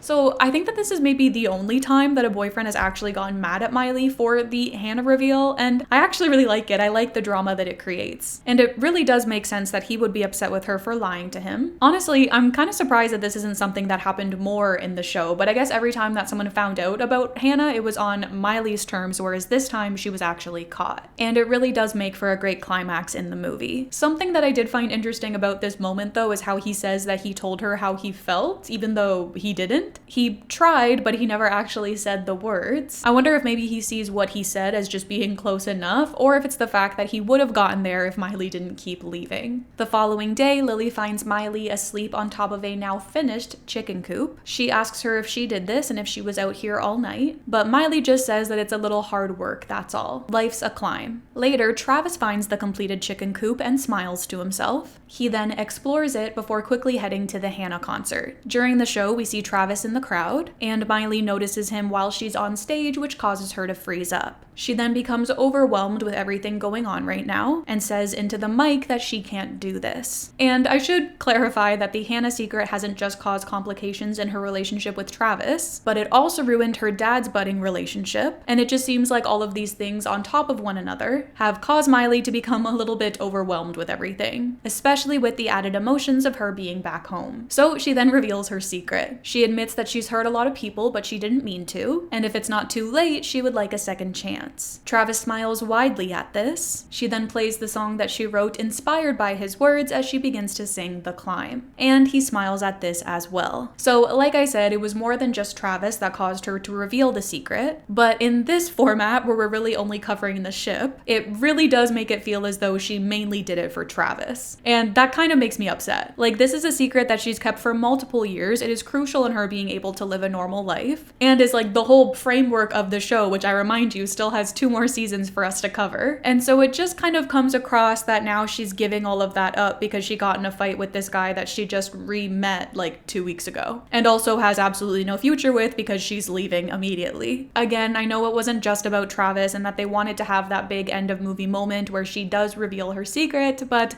those are just my personal gripes I have with the reveal. I personally would have preferred if they had talked beforehand and resolved things. I know that they had the chicken coop thing in there, but I want a real conversation conversation. That way she could have come to the decision of revealing the Hannah secret on her own and have it not tied to a boy whatsoever. Kind of like what happens in the final season, but we'll get there. So afterwards, the same little fan from earlier asks her to please be Hannah and says that they'll keep her secret. Miley says that she can't and that it's too late, but then Travis yells from the crowd that sure she can. Miley then goes to put her wig back on, but then she notices a reporter from earlier who has been trying to get dirt on Hannah this whole movie. He then snaps a photo of her and Lily yells for someone to stop him. And so Travis is quick to go after him. And then after some convincing, he agrees to delete the photo. Travis then calls to Miley.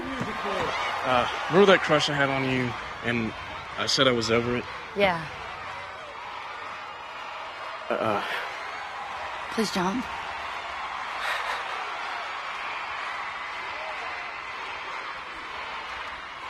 So not over it?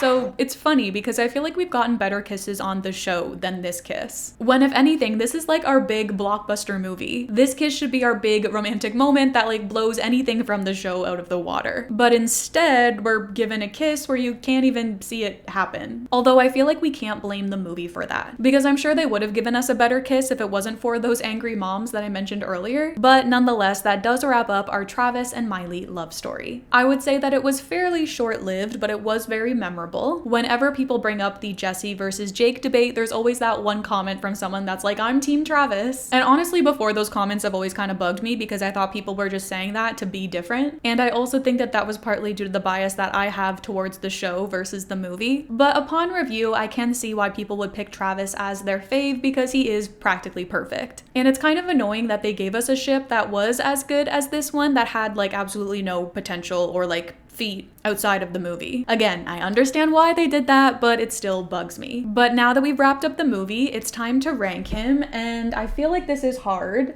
because like I love Travis and I do love their story. I mean, except for that one little thing about like the Hannah secret reveal, but I feel like everything else about them was pretty much perfect. But like, it's just so short-lived that it's hard to judge it, but then I've also got like Corbin Bleu at the S tier, which was also short-lived, and so I feel like I should put him right beside him. Beautiful. That feels right to me. Let's move on to season 3. So our first love interest from season 3 comes in episode 5. This is another boy that only appears in one episode, but he was one that really stuck out in my mind when I thought about making this video, and so I'm excited to get into it. We start off at the mall, where Lily asks who that hottie is with Ollie. Ollie? That is my nephew, Oliver. Miley looks over and quickly calls dibs before she runs towards them. Lily tells her to wait and says that that's not fair. She knows the rules, no buzzing in until she completes a question. Miley apologizes but says that when they're cute, there are no rules. She then begins to brush her bangs in preparation. So Miley goes over to them. She says hey to Oliver, and as he's answering her, she rushes him and then asks who the boy he's with is. The guy then jokes, saying extremely happy that he didn't order onions on his burger. And then he introduces himself. Who are you shopping for? Your mom, your dad, your girlfriend? No, I'm just grabbing a bite before work. I have a part-time job here at the mall. Oh, cool. But if you were shopping for your mom, your dad, and your girlfriend, you already got your mom and dad something, would you still be shopping? It depends. Anything in this mall you might be interested in? I've got my eye on something. So upon review, this moment did make me cringe a little bit, just because it was so forward and I honestly am not used to that in terms of this show. But honestly, it was nice to see that this guy does have moves. Another girl then comes over and asks Oliver out, but he makes an excuse as to why he can't go out with her. After she goes, Oliver then says that he can't go out with her because she has big feet. Miley, Connor, and Lily all think that he's being shallow, and Connor says besides, she was kind of cute. This catches Miley's attention and she asks, cute? She wasn't cute. Did he see the size of her feet? Connor laughs at this and then calls her funny. Miley then scoffs flirtatiously as she says that that's what she was going for. He then invites her to the holiday carnival with him tonight, and Miley says that she'd love to. She then goes over to her friends and says, see? I'm going to the carnival with someone totally nice. Something you would be doing if you weren't so judgmental. Yeah, face it, Oliver. Miley's just the bigger person. Later, guys. Sweet niblets. I got a date with a sweet niblet.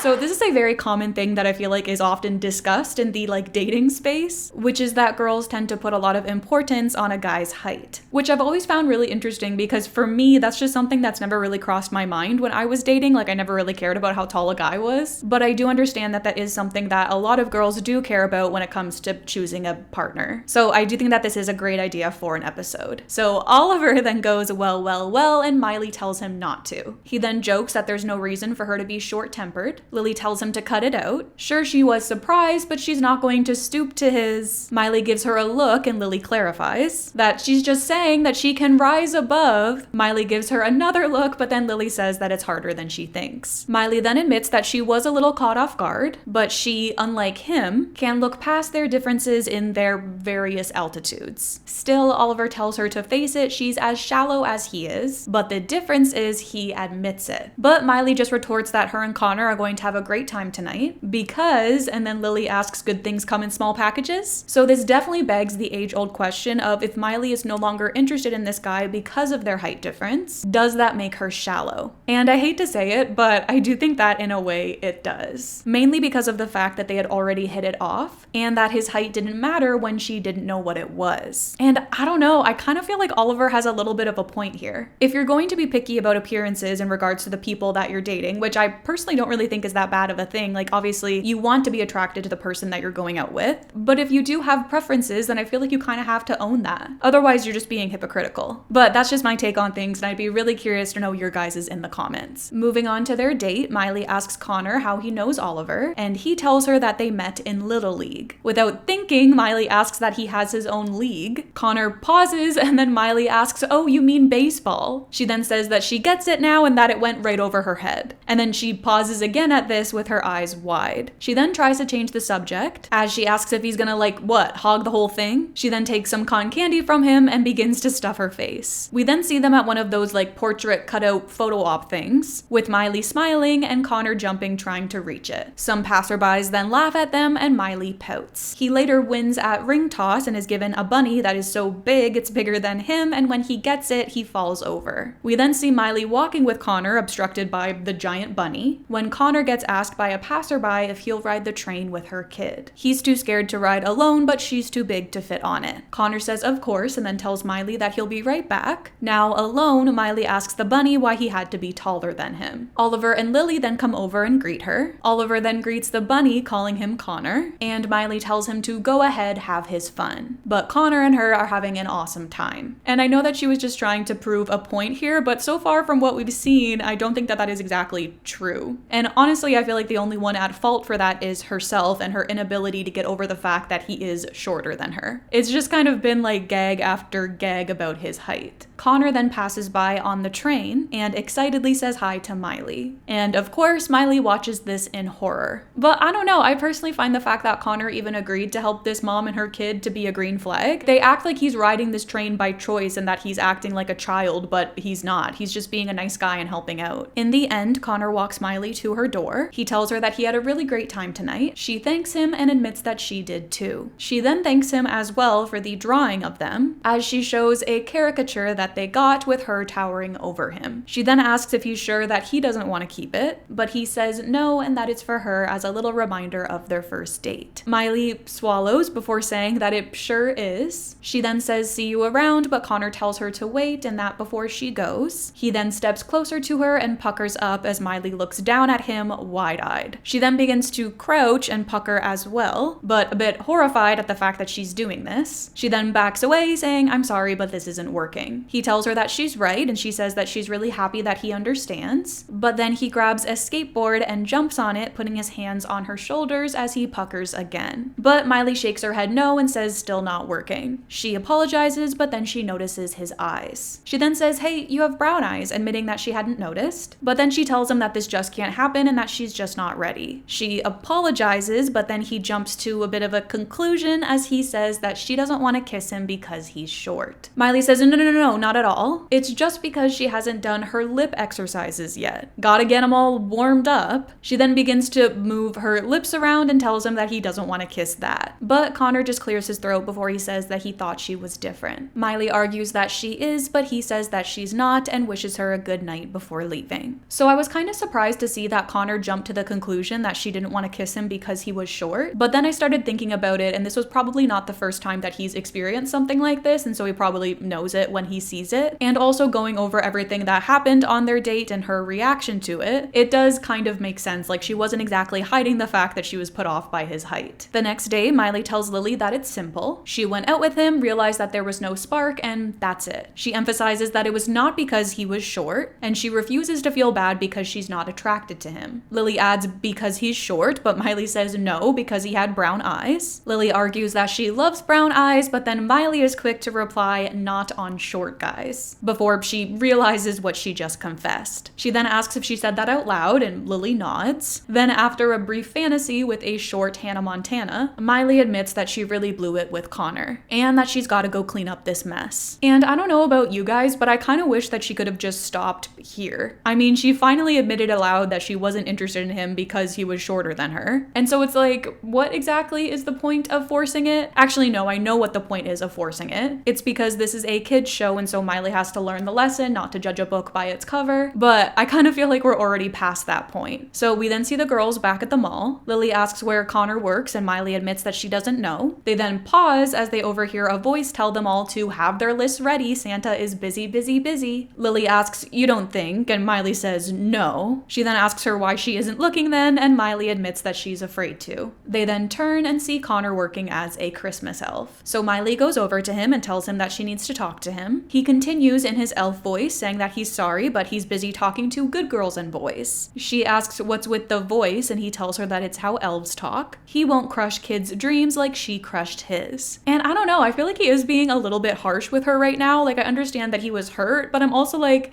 it was one date, and I really don't think that it was that bad, but whatever. He's probably fed up with it at this point, and I get that. She then tries to speak, but then Connor cuts her off, calling for security. So Miley leaves, but then she tells Lily that it's not over yet. She just has to figure out a way to talk to him. She then sees a reindeer costume pass, and this gives her an idea. So we then see Miley and Lily enter in the reindeer suit. She pushes past the kids to get to Connor, and he asks her what she's doing. She admits trying to apologize, and then tells him that she had a really great time with him, and she was really hoping that maybe, and he cuts her off saying that, yeah, we can still be friends, I've heard it all before. He then walks off, but Miley calls for him to wait. She then catches up to him and tells him that she's not asking to be his friend. She's asking for a second chance. He's shocked to hear this, and Miley admits that she was stupid, judgmental, and wrong, and she'd really love to go out with him again. He asks, why? Because you feel sorry for me? But she says no.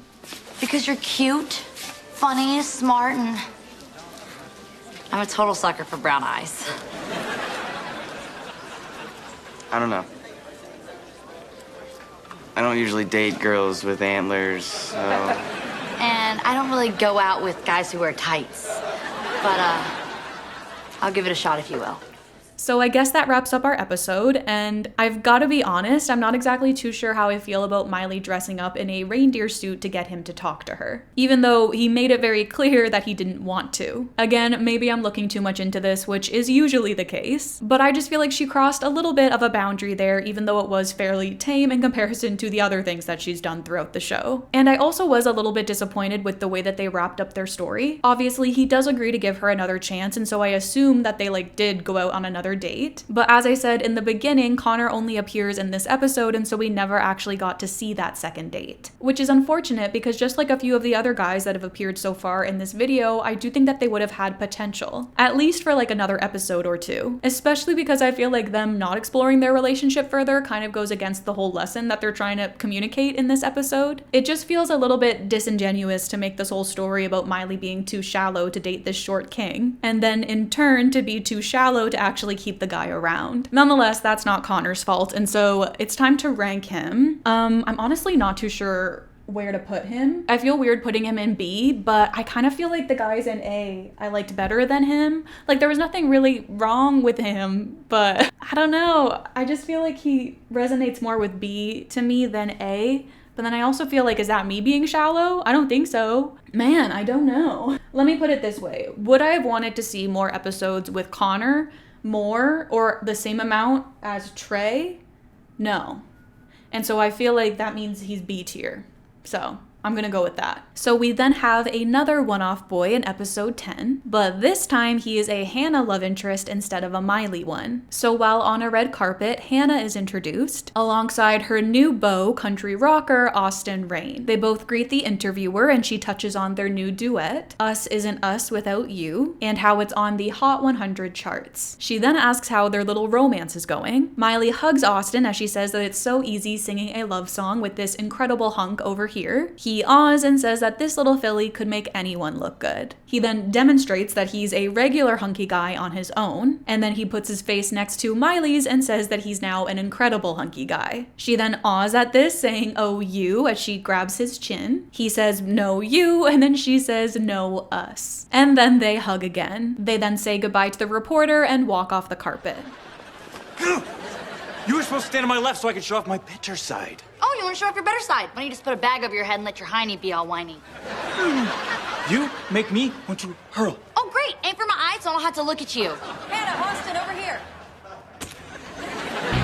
So right off the bat, I am on board with this ship. We already know that I love an enemies to lovers type, but I also love a fake dating trope. And then to top it all off, we have a fake dating for publicity trope. This was like my favorite one during my One Direction fanfiction era, which is that the second time now I've brought this up in this video? That's kind of crazy, but it was a big part of me and honestly still is. But all of that is to say that I just immediately saw the potential and then was disappointed that this story is so short-lived. The following day, Miley and Lily are looking at the picture that was taken on the cover of a magazine. Miley then takes the gum out of her mouth and smushes it onto his face. Lily asks how much longer she has to fake date this incredibly yummy. Miley then gives her a look while crossing her arms, and Lily says dummy instead. She explains that the publicity people want her to stay with him until the record goes double platinum, but she hates the guy so much that she might have to buy 1,000,000 copies herself just to end the torture. Lily then jokes that if this is torture, then bring on the pain, and Miley crosses her arms and gives her a look once again. We later see Miley and Austin performing their song on a late night show, and I just have to say the missed opportunities in this episode are so high, because tell me why they didn't use an actual Hannah song for this duet, or make a Hannah song for this episode and then cast a guy who can actually sing, because this is a musical show that we're dealing with here, and yet the song that they use in this episode doesn't actually exist. And I wonder if that was because they didn't actually plan for this relationship to be a thing, and so maybe if they did that, then the fans would have gotten really into the song and wanted to see more of them. But come on, giving them a song that doesn't actually exist in a show that heavily features music, like that just feels lazy to me. Anyways, they then link their arms together for the big finish and smile directly into the camera. Colin Lassiter then calls them adorable before he cuts to commercial. And then of course, once they announce that they're out, Miley and Austin immediately separate and he begins to cough. He then asks that she try a breath mint next time, and she asks, "What? You don't like stinky cheese breath?" as she begins to blow air in his face. She then goes over to Lily and she says that she knows that he's a jerk, but their song is so romantic. Again, I wish it was a real song, but I digress. She thanks her for this, but then admits that she was thinking of Jackson the whole time. And this is because of their whole plot that's also going on in this episode where she's trying to tell him that cheating is wrong. And so every time she tells him this, he says that she's doing the same thing with her bogus boyfriend. Lily then realizes that he does have a point. She is lying to the entire world, and it's hard to take advice from someone who says one thing and then does another. And so this results in the following scene. Miley goes over to do her interview and Austin puts his arm around her. Once they're back, Colin calls Austin lucky to be able to call Hannah his baby. He says that he sure is, going to tickle his cheek and nuzzling his head into hers. Colin then asks Miley if she feels the same way, but then her face falls. She then admits, "Honestly, Colin, words cannot describe how I feel." But he tells her that sure they can, and then encourages her to babble away with the honest truth. When you look at this guy, how do you really feel?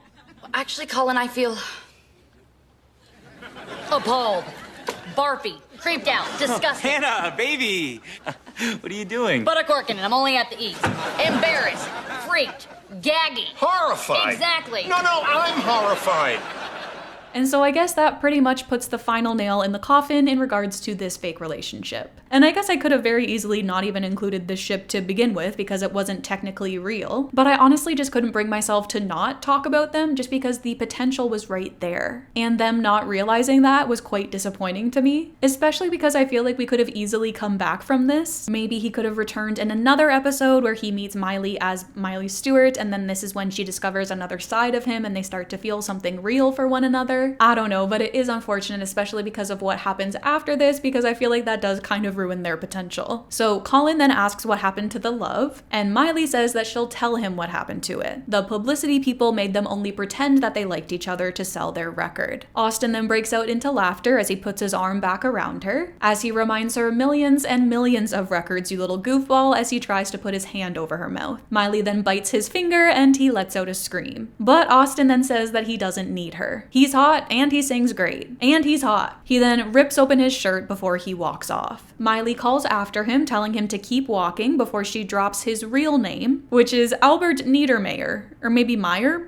I don't know. He tells her that that was supposed to be a secret, but she retorts that it isn't anymore. So first of all, I definitely think the moment where he rips open his shirt was probably meant to be a shirtless scene, but then Disney didn't allow it. I also think that Miley revealing his real name definitely puts a damper on their relationship as well, but I am nothing if not a sucker for what could have been. And so I don't know, but I would have been all for Austin making a return. And maybe I'll die alone on this hill, I don't know. I definitely saw some potential here, but maybe that was just me. Nonetheless, let's rank this guy. So it's getting harder now because we have so many boys here. I think I'm gonna go with the same logic that I used last time, in that I do think that I like the Jonas Brothers and Trey more than the idea of Hannah and Austin, and so I think that means he has to go in B tier. She's finally filling up. I mean, season 3 really did not disappoint with the one-off boys, and I am here for it. Now it's time for episode 14, which actually includes 2 boys. The first being one that was actually referenced numerous times previously. But then this episode was really the first one where we got any substance with him. And that is Gabe Lamotti, also known as, that's right, Hottie Lamotti with a swimmer's body. So our first mention of him was actually back in season 2, when their friend Sarah revealed that she was going to the dance with him. We then got our actual first appearance of him in episode 11 of this season, when he walks up on the beach and Miley freaks out about him being there. She then tells Lily that she's been making subtle hints to him for years, but Lily argues that totally messing up his name every time she talked to him isn't a subtle hint. Miley then scoffs at this, saying that she doesn't do that, but then when he comes over, she does just that. Hey, Miley. Hottie, Gotti, Body, Gabe. How you doing? Good. I am so good. I am so good. So, you, feel like taking a walk on the beach? That would be so Good. good. Yeah, good. There you are. So once again, I like seeing this side of Miley. I feel like it's been a little bit since we've seen her really flustered like this. And I do really like Gabe as a recurring character. I mean, that nickname really stuck with me even after all of this time. And I was really surprised to find out that he was actually only referenced a handful of times throughout the series. Do I think that Gabe was actually like the right guy for Miley though? Probably not. Like, I almost feel like he's too much. He seems way older than a high schooler, first of all. And then he also just seems like way too built for his age, which I know is the point. He has a swimmer's body, but still. I do like that we actually got to meet him as a person and that he didn't just remain this character that we never see. But I just don't think that I ever saw him as a true, like, viable option for Miley. Nonetheless, a similar thing happens later on in this episode as well, when Gabe greets her at school, but then once again, Jackson interrupts. And then this catches us up to episode 14. We start off with Miley repeatedly begging to herself for Gabe to ask her to prom. Lily then asks if she seriously thinks that begging him like that is going to get him to ask her, and Miley admits that she's right, she's acting like a sick puppy. If it's meant to happen, it'll happen. She concludes that either way, it's fine with her. He then walks past them and Miley quickly moves to the front side of the table, as she then sneezes, "Ask me to prom." Later, we see Miley casually standing by a prom poster as Gabe walks by. He greets her and she pretends like he noticed her there by coincidence, and then she lies, saying that she didn't even see him there. She then asks if he's headed over there, as she points at the sign. Weirded out, he says,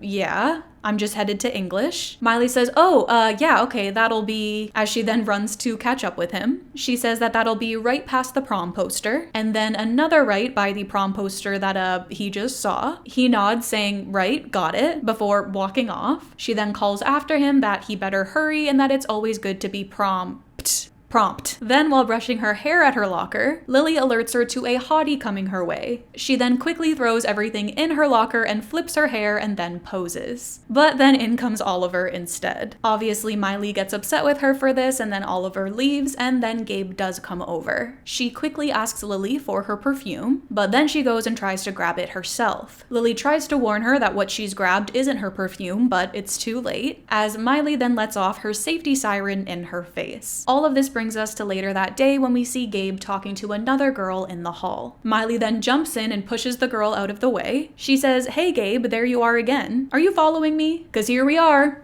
Again, Gabe laughs before telling her that he was just getting something to eat, and Miley says that she was actually getting a low-cal beverage for herself as well. She says that she's got to make sure that she's looking good for any upcoming pep rallies, prom, football games, prom, and I don't know, the occasional prom. She gives him a look, but he still doesn't pick up on what she's hinting at. And then when she opens her soda, it sprays all over her. She asks that he please tell her that he thought that that was adorable, but he just asks if she's okay. No, I'm not. I mean, why can't you get that I want to go to prom with you? She said sweetly. Miley, I'd love to, Yes! but I can't. Teresa Hartman already asked me this morning. Oh. Miley then says, "Oh, that's okay. Tracy's a great girl and she bets that for prom she might even shave her back." He asks, "What?" And Miley says, "Just saying, bye." So I think that the lesson here is that if you want something bad enough, then you should just ask for it. If Miley would have asked him to begin with at the beginning of the episode, then maybe she wouldn't be here now. What I don't like though is how quick Miley was to put this other girl down, which looking back, this is actually something that she does numerous times throughout the series. And I understand that she's hurt in this moment and that this is very like of its time, but that still doesn't take away from the fact that it's a really misogynistic response to have, and I don't like it. But with all of that being said, that does actually wrap up Gabe, as the episode then takes a turn to focus on another boy, and so it's time to rank him. And I feel like I kind of know where he'll go. Like, I feel like either B or C, because I just really didn't think that they had any potential as a couple. But he's definitely not as awful as Josh, and so let's put him in B. We only have room for like one more B, so hopefully everyone else can go everywhere else. So continuing with episode 14, Miley then goes over to Lily and she tries to make her feel better about not going to the prom with Gabe. They then see a somewhat nerdy looking guy nervously ask this girl to prom, but she tells him no and that she's actually waiting for someone better to ask her. He then calls after her as she goes, saying that he appreciates the honesty. Miley notes poor Aaron and Lily agrees, before saying that she's glad that she's not out there anymore, as she laughs, calling what just happened embarrassing. Miley gives her a look and she clarifies, saying not that there aren't positives, and that suffering helps you grow as a person. Nonetheless, this leads Miley to go over to Aaron. We then see a very sad Aaron leaning his head on the table in disarray. Miley greets him and he's quick to say, "Sorry, I'll move," but then she yells no and tells him to sit. She then admits that she just wanted to say that she saw what happened with Amy, and she thinks that it's totally unfair. Any girl at school would be lucky to go to prom with a guy as nice as him. He smiles at her, asking if she means that, and Miley says, "Yeah, you're great, and don't you forget it," as she fixes his little hat. She then gets up to leave, and as she does, an idea crosses his face. Will you go with me? Keep walking. Miley.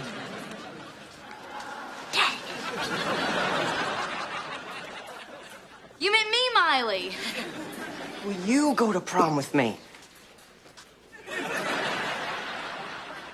Sure. Now, what an iconic moment. I feel like this little scene has been engraved in my brain ever since I saw it for the first time when I was like 9 or something. And I personally feel like it's arguably the most iconic like Hannah Montana relationship moment that doesn't feature Jake or Jesse. And just like right off the bat, I love Aaron so much. I think he is just so precious. I love his little hat and his rose. He's also tall, which we know is something that Miley likes in a guy. We don't really know that much about him yet, and we honestly don't even learn that much about him either. I think the show just just relies on the fact that we're supposed to see him as a stereotypical nerd-like character. And so they didn't really feel the need to develop him beyond that, which is disappointing. But he definitely stole my heart, and I feel like a lot of other viewers' hearts as well. Lily then tells her that she saw that coming from the moment that she stood up, but Miley tells her to look. It's okay. She's doing a nice thing and she feels great about it. She then trips Gabe's date and says that now she feels even better, because we just love tearing other women down. Later, Robbie tells Miley that he's proud of her for stepping up to the plate tonight and going to prom with that Aaron boy. He says that it probably means the world to him, and Miley says that she's happy to do it. Aaron's a sweet guy and sometimes it feels good doing something just because it's the right thing. And I like to think that maybe this is a lesson that she learned with the Connor episode, but maybe that's a bit of a reach. But then Miley gets a call from David Archuleta. He tells her that he's in town recording and asks if she wants to hop on a song with him. She tells him that she'd love to and that any day would be great except for,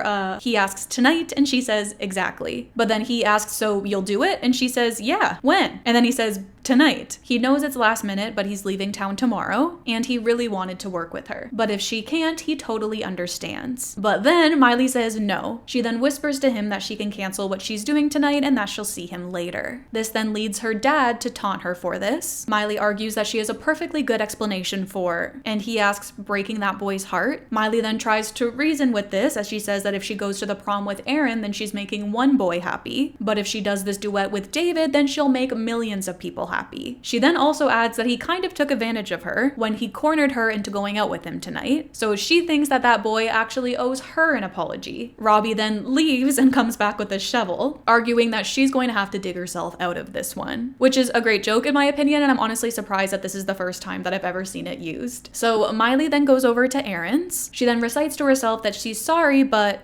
no. Aaron, look, in life, funny things happen, but no. She then tells herself to just do it. She rings the doorbell and then panics that she just did it. She then tries to leave, but before she can, Aaron answers the door. He says, Miley, hey, hi there. And Miley says, Aaron, hi, before asking why he's in his tux already. He explains that it's actually his dad's, and his grandma is just tailoring it a little. She then tells him that, see, about that, but then they're interrupted by his grandmother. She gushes that she must be Miley, and then tells Aaron that she told him that some pretty girl would snatch him up as she pinches his cheek. Miley then says again that, yeah, about that, but then his grandmother calls inside for his grandfather. She tells him that he was wrong and that Aaron didn't make her up. Miley asks if he lives with his grandparents, but then Aaron says no. His parents are out buying a new camera for tonight. His grandma explains that they had to capture the big night, and that they flew in from Pittsburgh as soon as they heard the news. Last-minute flights are expensive, and so they had to dip into their meat money, but it was worth it just to see the smile on their grandson's face. She then leaves them alone and Aaron apologizes for that, but Miley tells him that it's okay. She then begins to ramble, saying that she forgives him. Because after all, forgiveness is the most important thing in this world. Which, you know, it makes us human and separates us from the animal kingdom, which reminds me, someday we should go to the zoo, and then I can explain to you why I couldn't go to the prom with you, which, you know, we'll have a big old laugh. I see you at school. Love to gam gam. Bye.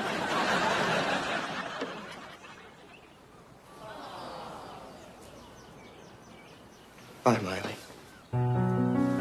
And just, oh my goodness, what a heartbreaking moment that was. And I also really liked the tonal shift with the laugh track going along with Miley's rambling, and then the slow pan to Aaron as he sadly says goodbye to her. It's honestly perfect in my opinion. And I honestly think that a big part of that is a tribute to the guy that played Aaron. I completely forget his name in this moment, but he is just so good. So we then cut to Miley and David recording the best Hannah song ever made, at least in my opinion, which is of course, I Wanna Know You. And during this, we get flashbacks to Miley's moments with Aaron. David then asks her if everything's okay, and she apologizes before admitting that she just can't do this. She then gets up and tells him that she broke a promise that she really needs to keep. He tells her that it's cool and to do what she has to do. The song then continues as we see Miley put on her prom dress, which is gorgeous by the way. She then goes over to Aaron's with the rose that he gave her behind her back. He answers the door and she shows him the rose as he smiles. He then takes it and smiles back at her, and then we see his parents taking photos of them, as well as some photos of them at prom. And I don't even know why, but this moment always brings tears to my eyes. It's just so sweet to see her do the right thing, and it just like hits me right in the feels. I love this episode so much, and it's gotta be one of my all-time favorites from the series. And I'm honestly just so happy that I decided to include it in this video. Similarly to the Connor episode though, I don't think that the show actually would have had her date date Aaron, mainly for superficial reasons. And it was also made quite clear throughout the episode that Miley didn't have any actual real interest in him. She was just going out with him because it was the right thing. But honestly, I would have loved if they could have brought him back and had her fall for him. Honestly, people are always talking about Team Jesse or Team Jake, but I'm Team Aaron, and so I think we know where I'm going to rank him. There we go.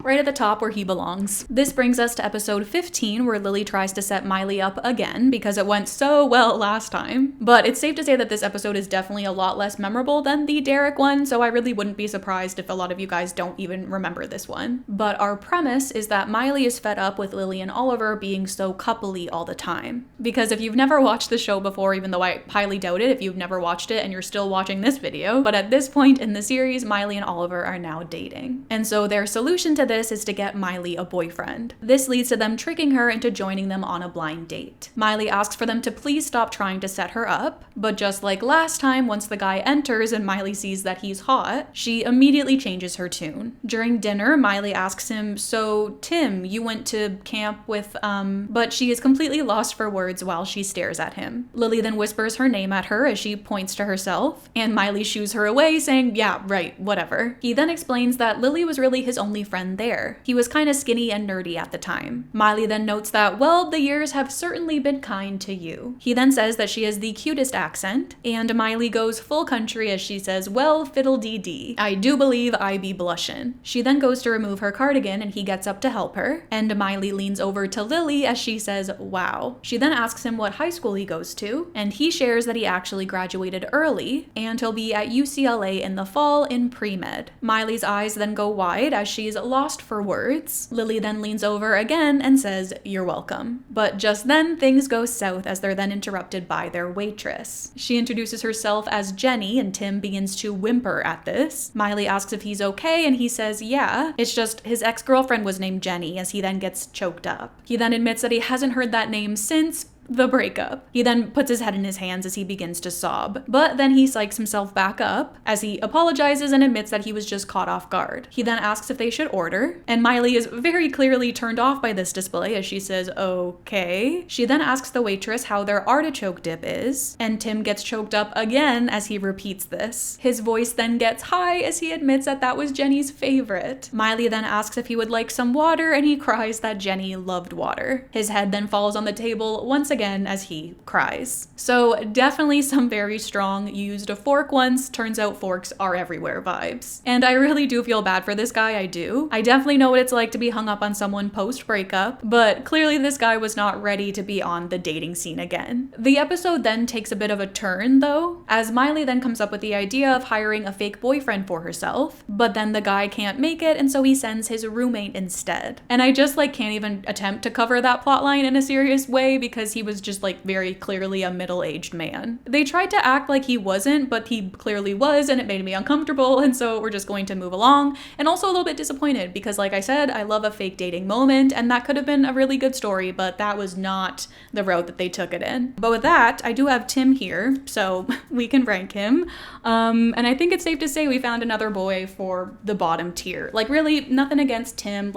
We didn't really get to explore his character enough to truly be able to judge him. He just wasn't ready to be dating again, and that's fine. But as far as our list is concerned, I do think that he belongs in the last tier. It's so funny, we get to the third season and suddenly the board is filled. I really didn't remember there being that many boys in this third season, but maybe that explains why I liked it so much. Nonetheless, this does bring us back to the grand return of our main man, Jake Ryan. So we begin with Hannah's friend Tracy telling her that she's getting married tomorrow. Miley immediately calls this crazy and asks her what idiot talked her into this. Tracy argues that he's not an idiot, and just then, Jake arrives. She then says there's her fiance, Jakey. Jake's face falls when he sees the girls, and Miley and Lily gape at him. He then quickly says, "Oops, wrong floor," and heads back to the elevator, but Miley is quick to say not so fast as she runs after him. He then tries to leave the elevator, but she pulls him back in. Now alone, he tells her that before she gets upset, he just wants to say, but Miley cuts him off, asking, "Me? Upset? No, pfft." She's just so happy to see him, but she says this as she grabs onto his shoulder. She then pushes down as she says that he's making the worst decision of his life. And of course, Jake crouches in pain with every push. And honestly, I didn't notice this at the time, but Miley does like physically abuse Jake quite often. Maybe abuse is too strong of a word to use, but I honestly don't even know what other word I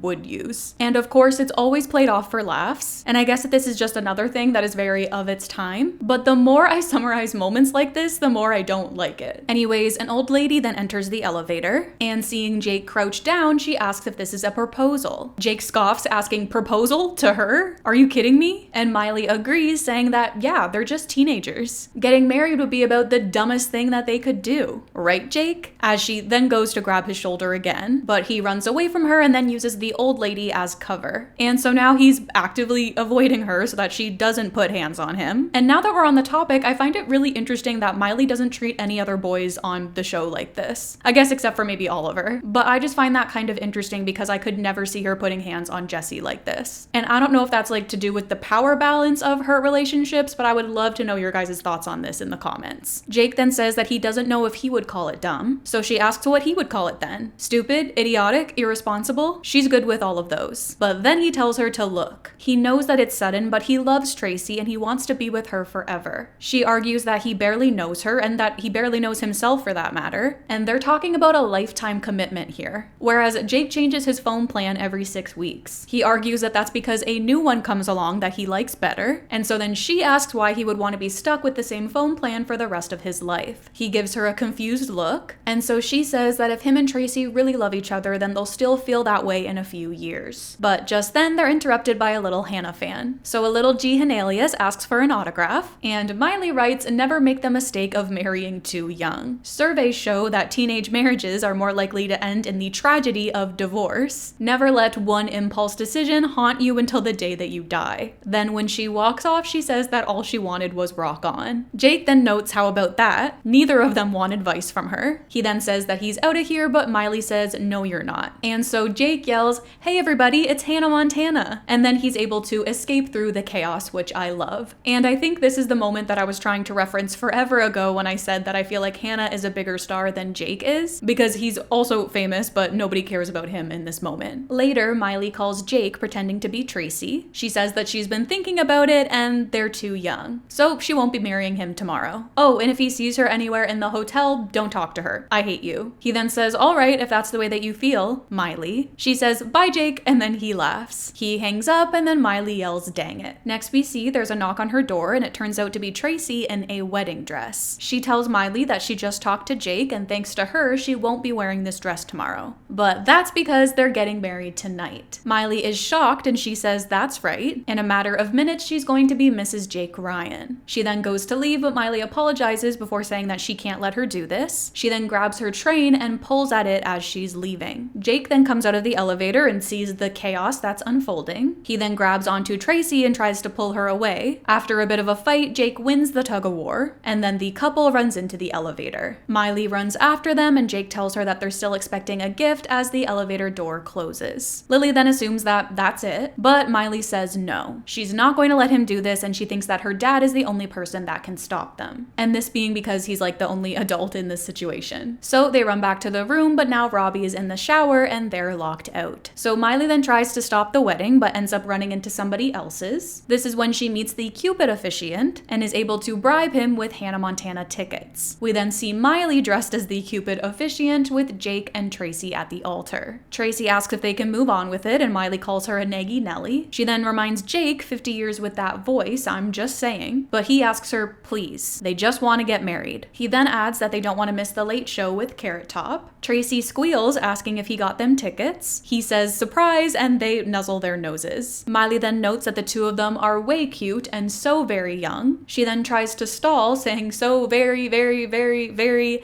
and she continues until Jake interrupts. He then asks again if they can just get married now. She then says, of course. Of course. And then she repeats of course over and over until Tracy interrupts. She calls this agonizing, and Miley says, speaking of agonizing, and says again to Jake, that voice, I'm just saying. Jake then admits that he happens to love her voice. Miley asks, really? And he says, meh. And now fed up, Tracy says, that's it. We don't need you. The city is crawling with cupids. And that's because they're in Las Vegas in this episode. They walk off, but then Miley yells that they're not going anywhere. She then tries to shoot an arrow at them, but it just hits Jake's chest before falling down. Tracy then tells her to give it up, but Miley just yells again 50 years with that voice before she jumps on the both of them to stop them from leaving. From the floor, she then says that she can't let them do this, and she says that they have to listen to her. This is the biggest mistake of their lives. Okay. Okay. Gotcha. Oh no. That's right, Hannah Montana! You were this week's victim on... Gotcha!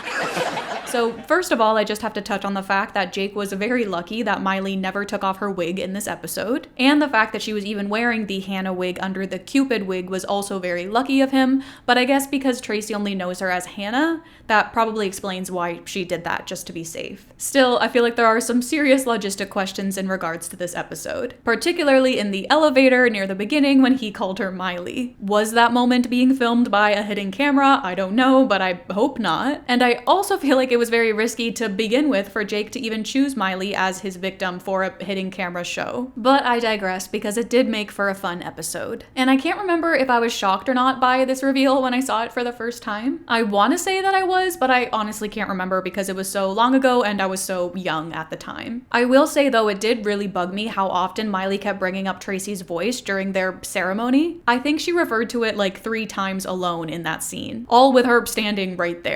And that just really rubbed me the wrong way, especially when we've just had 2 episodes now with Miley learning not to be superficial. And obviously if her and Jake really were dating, at this point he clearly didn't care about her voice. And then it's also just like so incredibly rude of her to say stuff like that right in front of her supposed friend. But hey, I guess it's better than her doing it behind her back. Afterwards, we see Miley and Jake leaving the elevator. She says that she can't believe that he did this to her. Jake apologizes but admits that he just thought that she'd run in yelling, hey, stop the wedding. Nobody thought that she'd, as he begins to laugh, saying, you know, wear a fat suit and wings. Now serious, Miley says that maybe this is a joke to you, but she was really worried. He notes that she wasn't she? She tells him, of course I was, you big dummy, as she hits him with her Cupid wig. She says that he's one of her best friends and she really cares about him. He asks like one of those best friends you can't stay mad at even when they really mess up. She hits him again with her wig before admitting that he is. He then asks that she stop hitting him and Miley says okay, before she hits him once more and then tells him that now I'm good. Jake then apologizes, but then says that he didn't realize that she was still so into him. Miley then gives him a look before saying that he did not just go there. Jake then tells her to come on. She can't tell him that all of that was about him and Tracy being too young, and nothing about the 2 of them. I know we had a thing once, but it is over.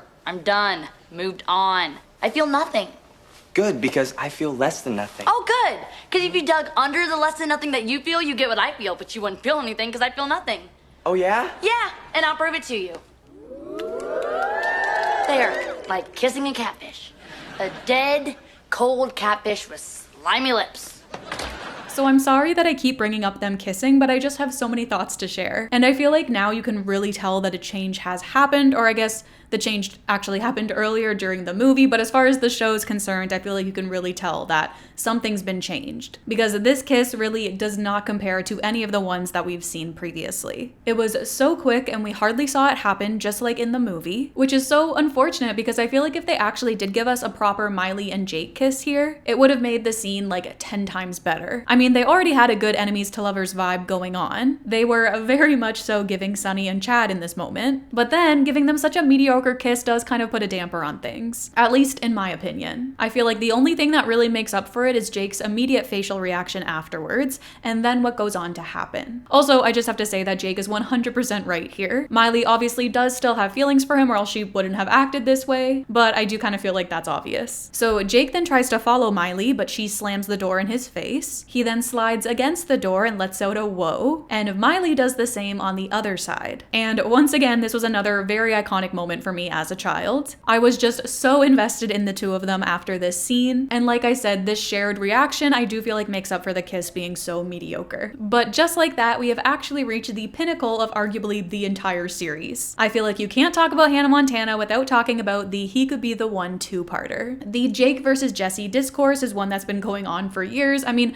I've brought it up several times in this video already, and we're only getting to it now. And so I just hope that I at least have a few viewers still watching, because I know that I am now a few hours into this video, but I am very excited to get into this episode. So we begin with Miley performing in a rehearsal. Actually, no, let me back up a second. We actually begin with a wonderful intro song sung to us by Jackson and Rico, which I feel like has just been devastatingly erased from existence, at least as far as Disney Plus is concerned. If you're not familiar with this episode, when it originally aired, Jackson and Rico broke up the story with some musical moments, but all of the songs that they performed throughout the episode are not on streaming, except for the finale song. And that just absolutely breaks my heart, because those moments meant everything to me as a child. I remember looking up compilations of their songs on YouTube and reenacting them with my friends, and the fact that Disney is just like rewriting history to remove them from existence just makes me so sad. I even went on to buy a DVD of the third season to see if that had the songs included in it, and it didn't, which I feel like maybe I should have known, but I was hoping that maybe they would be included as a bonus feature at least, but no dice. And I was so upset that I looked into this, and I believe it's something to do with copyright as to why they can't include them anymore. And I get that, but it still just breaks my heart, because honestly I think I cared more about Jackson and Rico's moments in this episode than I did about any of the love triangle stuff. But as I was saying, we see Miley in rehearsal, and afterwards her guitarist asks if she wants to grab lunch with him. She tells him that that's really sweet, but she makes it a thing not to date the guys in her band. So if some point he wants to have lunch, that's cool, just not have lunch. He then leaves, and Lily immediately questions her on this. Miley tells her that she knows that he's really cute, but he's got a rep as a real player, and her dad told her to steer clear of him. Lily isn't buying this though, and then Miley gets a phone call that she quickly ignores. She asks her why she didn't answer it, and Miley says that it's nobody, but Lily immediately knows what this means and tells her that she's not seriously saying that. Miley retorts that she knew that she would be this way. Lily asks her how she could be so stupid, but Miley tells her that she doesn't understand. Eventually, Lily steals her phone from her and answers it with a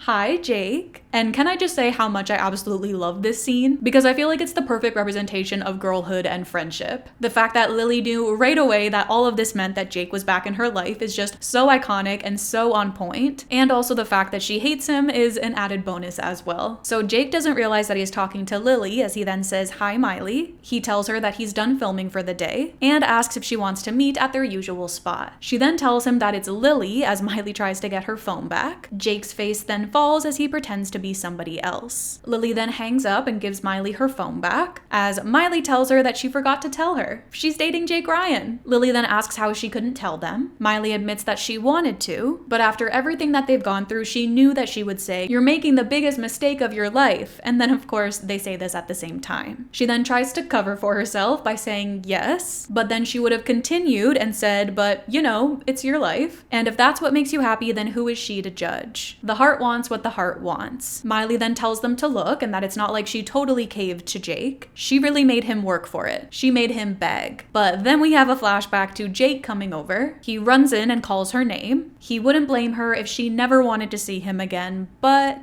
then Miley yells Jake and runs up to him, taking him down. Oliver then admits that he's just surprised that her dad is okay with this after everything that Jake put her through. But Lily says, "Oh please," like she's told her dad. It's probably been nothing but secret meetings and late night phone calls. Miley's eyes go wide at this as Lily continues getting her relationship spot on. She then bets that they even have code names for each other like Snowbird and Falcon. Miley scoffs at this, saying that she is so wrong. It's Anakin and Queen Amidala. Lily then asks what she's going to do. She can't keep the secret from her dad forever, but Miley argues that she's not gonna. She just has to continue to work on Jake's image. She then shows her the paper and shares that she got her publicity guy to get Jake Ryan at a pet adoption on the front page. Her dad then comes in and she shows him the article. He awes at the puppy, but then rips the paper in half to get the adorable dog away from the miserable punk who broke his daughter's heart. So I must say, I feel like this is a great start to the episode. I love all of the Lily and Miley stuff, but I completely forgot that this like redemption of Jake arc was what took up the first half of this two-parter. And I just feel like that makes the whole situation even funnier, that she spends all of this time trying to convince her dad to like her boyfriend, just for her to decide that maybe she doesn't want that boyfriend anymore. But of course, we'll get into that. So Miley then cooks dinner, a pie,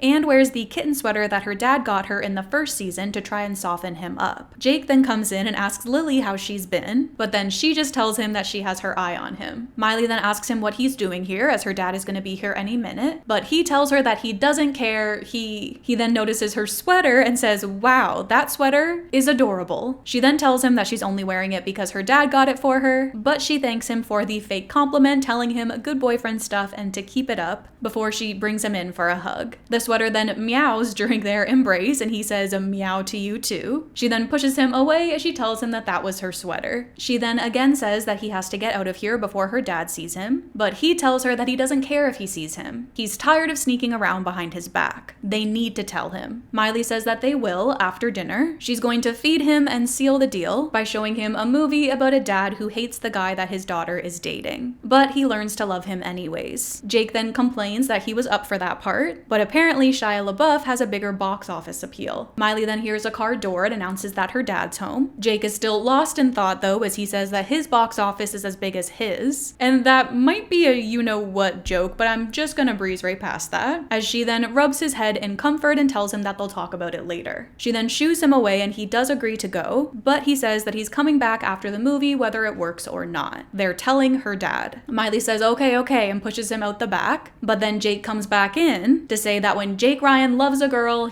but then Miley finishes his sentence saying, "Doesn't give up, she gets it, now get out." So Robbie then comes home and he's quick to figure out that Miley wants something. Then after the movie, Jake begins to creep in. Her dad says that it was a heartwarming, nice movie, and Miley agrees. She then begins to usher Jake in with her hand behind his back. But then he calls it a bunch of baloney and she stops him. He says that no father in their right mind would forgive that slime ball for hurting their daughter's heart, and he knows that he wouldn't. He then gets agitated just thinking about what he would do to that kid for breaking her heart. Jake then fantasizes her dad eating him for dinner, and then this causes him to run out. But just then Jake comes back in with a surfboard covering him, and he says, "No, I'm not running away." Miley says, "Oh boy," and then he says that he's through hiding. She then goes over to him and asks what he's doing, and Jake tells her that he's standing up for them and protecting his face. He's filming tomorrow. He then tells Robbie to listen. "I'm in love with your daughter and you're just going to have to deal with it, sir." Robbie says okay before asking who he is. Jake then reveals himself, and Miley reveals that they've been dating for the past 3 weeks. Jake then turns to her lovingly as he says 3 weeks, 2 days, and 8.5 hours. She awes at this and pets his head, loving the fact that he counted the hours, and he adds that he did it himself too. He didn't even have his assistant do it. Miley then hugs him, asking isn't he a keeper or what? But all Robbie does is shake his head. And so Miley tells him to look.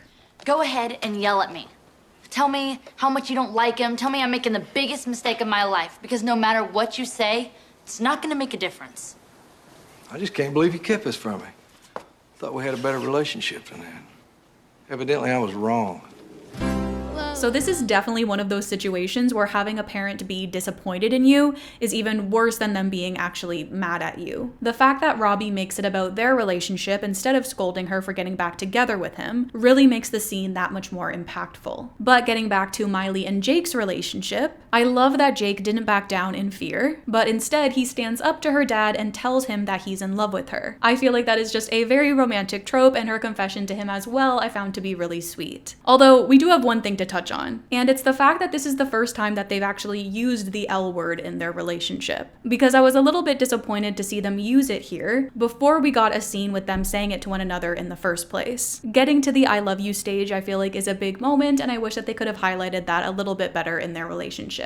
We then continue with Robbie being so disappointed in Miley that he's unable to even speak to her, and this leads to her telling her friends that as long as she keeps dating Jake, her dad is going to be mad, and if she stops dating him, then she's going to be mad. And this, my friends, is where Jesse comes in. So we later see him enter rehearsal with a girl. She tells him that she loves him and that it can't be over, but he retorts that he's been telling her for weeks that he's just not feeling it anymore. The girl then comes back in twice trying to get him to call her, all while pretending like she doesn't want him to. This then leads Robbie to scold him for this, telling him that he doesn't like the fact that he keeps showing up late or the way that he treats chicks. He then tells him to pull himself together or get out. And I immediately was like, Okay, so clearly Robbie is taking his anger out for his anger out for Jake on Jesse. But then Miley and Lily just interpret this as him really not liking Jesse. So I don't know. Lily then comes up with the marvelous idea to get Jesse to ask her out, making sure that her dad overhears. This will freak him out and make sure that he prefers that she date Jake. And just like every other plan that these two come up with throughout the series, this one doesn't end well either. So after rehearsal, Miley goes up to Jesse and asks to talk for a minute. She then takes him over to her dad as he asks what's up. She then says, remember the other day when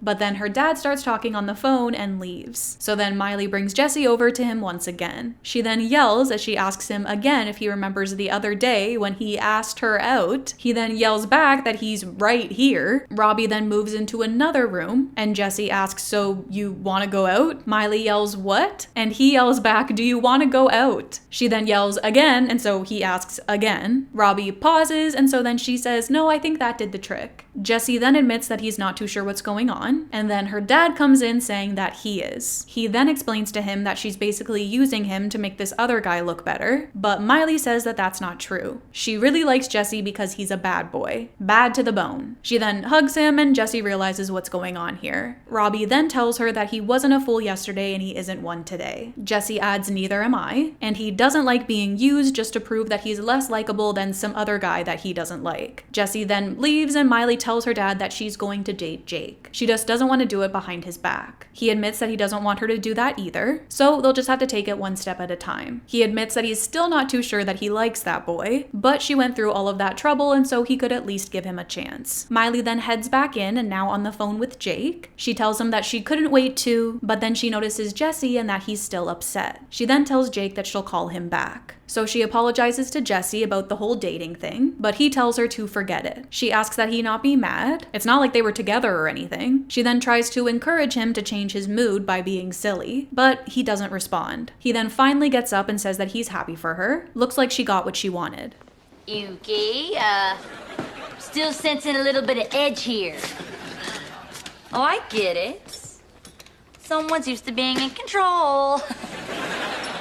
Am I right? Am I right? Who's right? I am. I really like you.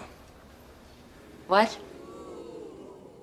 So, I feel like this is kind of an odd spot to end the episode on. I guess the confession from Jesse is good, and this really is the turning point of the story, where the first issue with Jake is now resolved, and so now we have this other issue to focus on. But it just caught me a little bit off guard, and I don't love how Jesse is taking all of this so seriously and is actually upset, whereas Miley is just trying to make light of everything. And that's actually a dynamic that she goes on to do quite often with Jesse that I just personally never really liked. I understand that she's just trying to make light of an awkward situation, but I always found whenever she did this to be a little bit annoying, but that could just be me. So we then pick up right where we left off, with Jesse admitting that he really likes her, but he tells her not to worry about it. He is a big boy and he will get over it. Besides, it's pretty obvious that she's really into this other guy. Miley says that she is, and he says, well, he's very lucky and he hopes that he knows it. She thanks him for saying that and then admits that she kind of thinks that he could be the one. She turns and then he tells her that that's a good line for a song, but he'd lose the whole kinda part. Makes her sound a little 1 foot in, 1 foot out. She then agrees that, yeah, he could be the one. Jesse then walks over to the keyboard and begins to play, as Miley then sings the line. We then see Miley and Hannah continuing to compose together. Miley sings, I'm going crazy about him lately. He then suggests, I can't help myself from how my heart is racing. She smiles at this, saying perfect, and then goes to sing the line. She then adds, I think I'm really digging on his vibe. He really blows me away. She then continues singing, he's got something special. He's got something special. Why am I singing like this, like I have a country accent? We then cut to Miley performing the song for Jake. But before we get there, I do have to comment on how much I loved this moment. It is so romantic to see them composing together like this and having this shared interest. And I feel like I've been fairly satisfied with everything that we've seen so far between her and Jake. But this one moment between her and Jesse kind of trumped everything else for me. I just love the idea of her being with a fellow musician and them bonding over music. So I guess it's safe to say that I'm Team Jesse already, and we haven't even really gotten into it. But it doesn't help that Jake and Miley have quite the past that could arguably be considered a little bit problematic, because that just makes it easier for me to go, well, I never really liked him that much to begin with. Nonetheless, she sings a bit of the song to Jake, but then Jake's head gets replaced by Jesse's on his body. Miley continues to sing, but now in confusion. She then finishes the song and Jake transforms back. Oh, look at you. You're all choked up. Come here. I loved the song, and I love that you wrote it just for me. So I want to say that I'm surprised at how quickly Jesse was able to threaten her relationship with Jake, but at the same time, I was also swayed just by one moment, and so maybe I get it. Although this does still feel like this is all happening a little bit too fast, but I have to remind myself that they're teenagers, and so I don't know, I feel like teenagers can move on quite quickly. But again, it also just doesn't help that she literally just put in all of this effort so that her and Jake could be together, and now she's already fantasizing about somebody else. But as I've been saying numerous times throughout this video, I also understand that we are dealing with 20-minute long episodes here, so this could just be a time constraint issue. Jake then pulls back from the hug and admits that he can't believe it. Everything is finally working out for them. Miley then looks away from him as she says that it sure is. He leans in to kiss her, but Miley stops him with a cough as she quickly covers her mouth. She then says that she, as she coughs again, has a tickle. Miley gets up and says that she wouldn't want to kiss him and then sneeze on him and get him all messy. Get him all messy, yeah. Get him sick too. Woo, we wouldn't want that. He then tells her that he thinks it's worth the risk as he leans in and tries to kiss her again. But Miley quickly moves out of the way as she says, not me because I care too much about you, mister. So she's gonna stay strong for the both of them and say, see you later, guitar player alligator. He gives her a look and then she says, see you later, guitar player is what she used to say to her dad when she was little, because he's a guitar player. He nods and Miley puts her hand on her forehead, giving a, whoo, yep, that's a fever. Well, you get some rest and feel better, and know that I'm thinking about you every minute until I see you again, and when I fall asleep, I'm gonna dream about you. Are you gonna dream about me? I sure hope so. I feel like every show that I've summarized over these last 3 videos has done this bit where they say the wrong word and then have to correct themselves. And I don't know if that's just a coincidence or if that is a joke that's just so heavily overused. But I personally am quite over it. And I just wanted to emphasize again that I want to be surprised that Jesse has this much of an effect over her already, but I still I'm not. Just based off of everything that I said before. But it really does make me feel bad for Jake. He is definitely getting the short end of the stick in all of this. So Miley then says, you know dreams, they're uncontrollable little suckers. Can't control what pops into your head. It could be you, could be a sandwich. His guess is as good as hers. He then leans in again and Miley goes, air kiss, goodbye. She then quickly runs inside, causing Jake to stumble before leaving. So Miley then calls Lily and fills her in on everything. Lily is shocked that she's in love with Jesse, but Miley clarifies that she isn't. She's a little bit attracted to him, but she can control it because she's not going to let this ruin what she has with Jake. She says that they have way too much history to throw it away on some intense, brooding. She then gets carried away as she dreamily lists passionate, strong, yet sensitive guy who has these warm brown eyes that move you like the moon with the tide. Her dad then comes in and Miley snaps at him. He's surprised by this as he thought that she would be happy now that everything's out in the open with her and Jake. Miley says that she is happy. She's thrilled. She then begins to loudly laugh. He then tells her that he invited Jake over for dinner so that they can get to know each other better. Miley says that that sounds like a great idea, having Jake over for dinner because he's her boyfriend. Her only boyfriend, the only one that she wants, the only one that she needs. He then leaves and Miley tells Lily that she has to get over this stupid Jesse thing. Lily then tries an exercise. She grabs the cookie jar and suggests that it's Jesse. She says that he's playing and their eyes meet just as she's singing, he could be the one. Miley's eyes then go wide as she looks at the jar. It then morphs into Jesse's face and she kisses it. Lily then asks how she's going to control herself when she sees the real Jesse. Is she gonna have to put a paper bag over his head? Miley before telling her, of course not. That's ridiculous. But then we transition to Miley in rehearsal with everyone wearing mascot heads. The two are struggling as Jesse isn't able to reach the mic for his backup vocals. He then says, okay, this is not working. Miley argues that that's because he's not giving it a chance. She then says that kids are going to love this and that she's always thinking. She then thinks a little too hard as she falls off the stage. Lily then admits that this isn't her best idea. Miley agrees and admits that she just has to learn how to be around Jesse without getting weak knees. need. She then sees him take off his jacket and then actually becomes weak in the knees. Lily stabilizes her, and then Jesse comes over asking what gives. He says that she is way too smart to come up with something so stupid. Miley argues that she is plenty stupid, as she lists off the other stupid things that she's done. She then tosses her hair at him before walking off, but Jesse follows her, saying, "Fine, if you don't want to tell me what's going on, I'm out of here." She then asks him not to go and pulls him back, and then admits that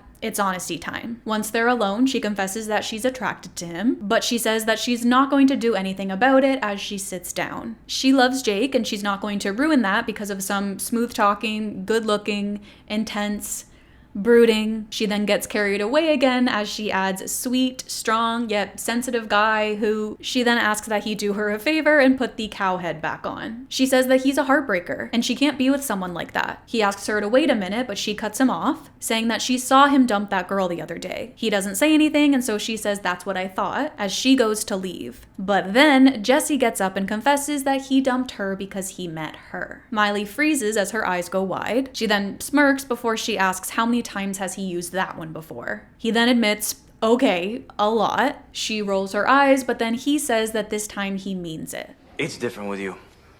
I can't get you out of my head. Your laugh, the way you lose yourself in a song, the way you love life. Just say no if you want me to stop. No.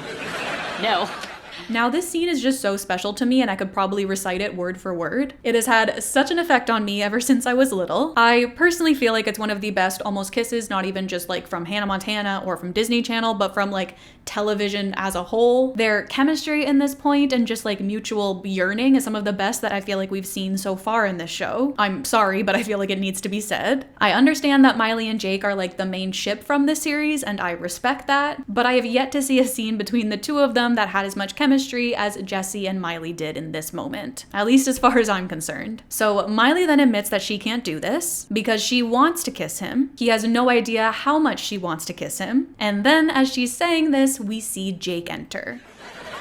You have no idea how much I want to kiss you. Boy, do I want to kiss you. You want to what? Jakey!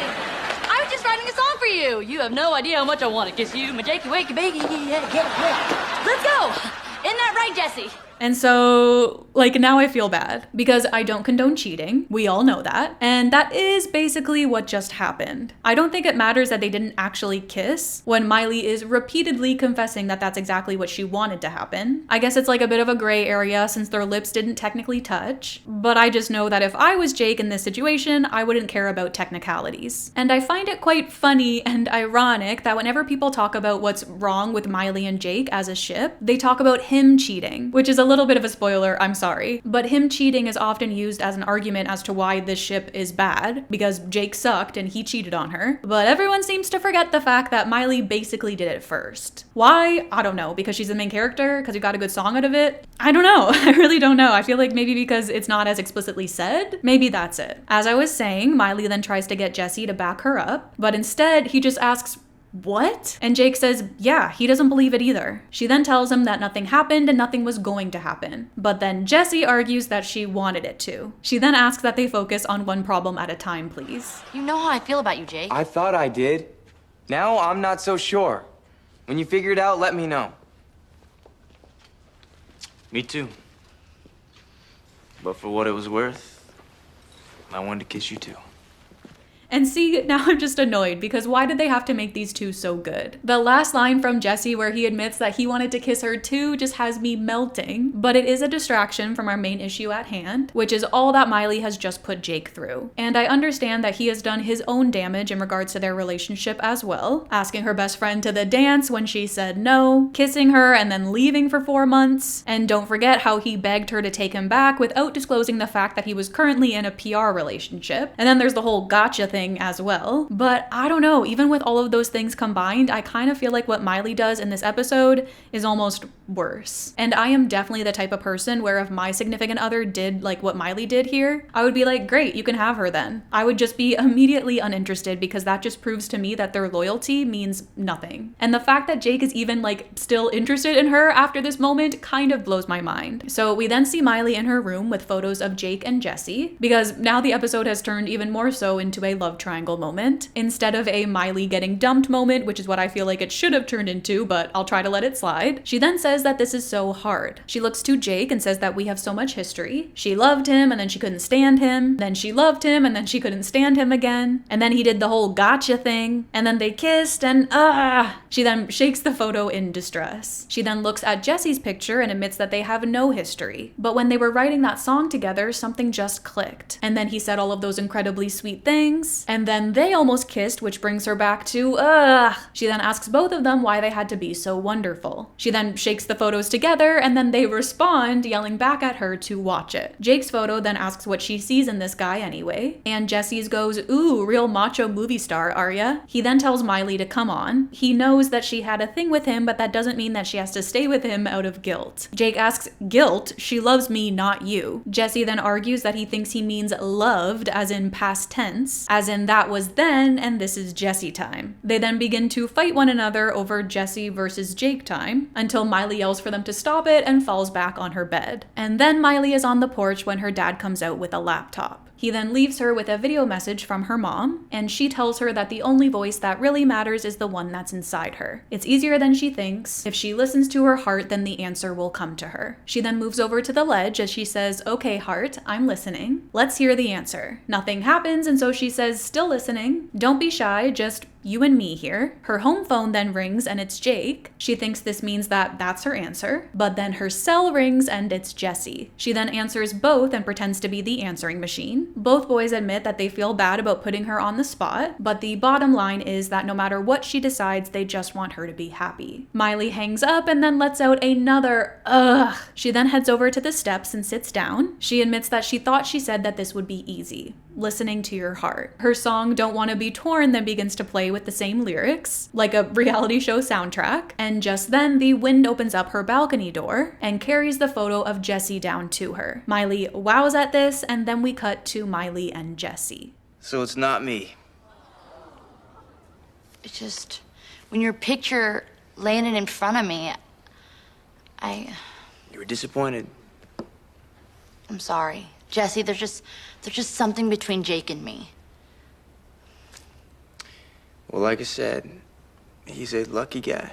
So this is very interesting to me because there is also an alternative ending where she chooses Jesse. And of course I'll cover that later, but I would love to know more of the behind the scenes lore on if it was always going to be Jake or not. Because the fact that they even filmed another ending definitely has me curious, because I honestly didn't think that Jesse ever was going to be a legitimate option, just because I feel like Jake was always supposed to be her main love interest on the show, although now I'm not so sure. Like, I wonder if they filmed two to keep her choice a secret, or if they were gonna do a poll and let the fans decide like other shows have done. Because something else that's really interesting about all of this is in the end, when we have our final Jackson and Rico song, they're doing it on this stage where Miley and Jesse were having their final scene. And so it makes way more sense if we would have ended with her choosing Jesse and then panned to Jackson and Rico than it does when she chooses Jake and then we go back to this location. So once the Best of Both Our Worlds podcast finally makes it to this episode and we get to learn more about this, I will be very sad. So Jesse then tells Miley to go and that it's okay. She thanks him and kisses him on the cheek as he watches her leave. Back at home, Jake runs in and tells Miley that he got her message. He then asks, so is it me or... And just like in the beginning of the episode, Miley yells his name and runs to him, taking him down. And I apologize for not playing this scene. This is not me picking favorites. It's just got a copywritten song playing over it. But I will say again that I really am struggling to understand why Jake even wants her in this moment. Although I do like the full circle aspect with this is how we started their relationship again and then this is how we're before ending it as well. And with all of that being said, that wraps up our He Could Be the One two-parter episode extravaganza. And upon rewatch, I do think that it does hold up, minus the fact that we're no longer able to watch it with the transition songs that I personally feel like made the episode as great as it is, and that I have some different opinions on Miley's actions in this episode after reviewing it now as an adult. But overall, I can see why this episode is one that has really stood the test of time, and I don't want to get ahead of myself, but I definitely think that out of all of the love interest for them to bring back in the 4th season, Jessie was definitely the right choice. But before we can move on to season 4, we do have to make a quick pit stop on deck. That's right, it's time to talk about Wizards on Deck with Hannah Montana, but only very briefly because it's literally just one scene that we have to touch on between Miley and Zach. Obviously, these two had met previously during the first crossover that the show had with Sweet Life, but that moment was even more brief, as all that happened was Hannah eats some cake off of his shirt. But then when they meet again, Miley and Lily are on the ship trying not to be recognized. But then of course Zach comes off the elevator and greets her. Miley quickly puts her hand over his mouth and pulls him aside. She apologizes but tells him that she can't be mobbed right now. He then tells her that he gets it and that she wants to spend a little one-on-one time with him. He calls himself Zach Donald and then begins to sing here a kiss, there a kiss, everywhere a kiss, kiss. Lily then pulls her aside and asks if it's the other one that has the girlfriend, and Miley says that for her sake, she hopes so. He then asks if he should go check out the dessert buffet and bring her back some strawberry shirt cake. Get it?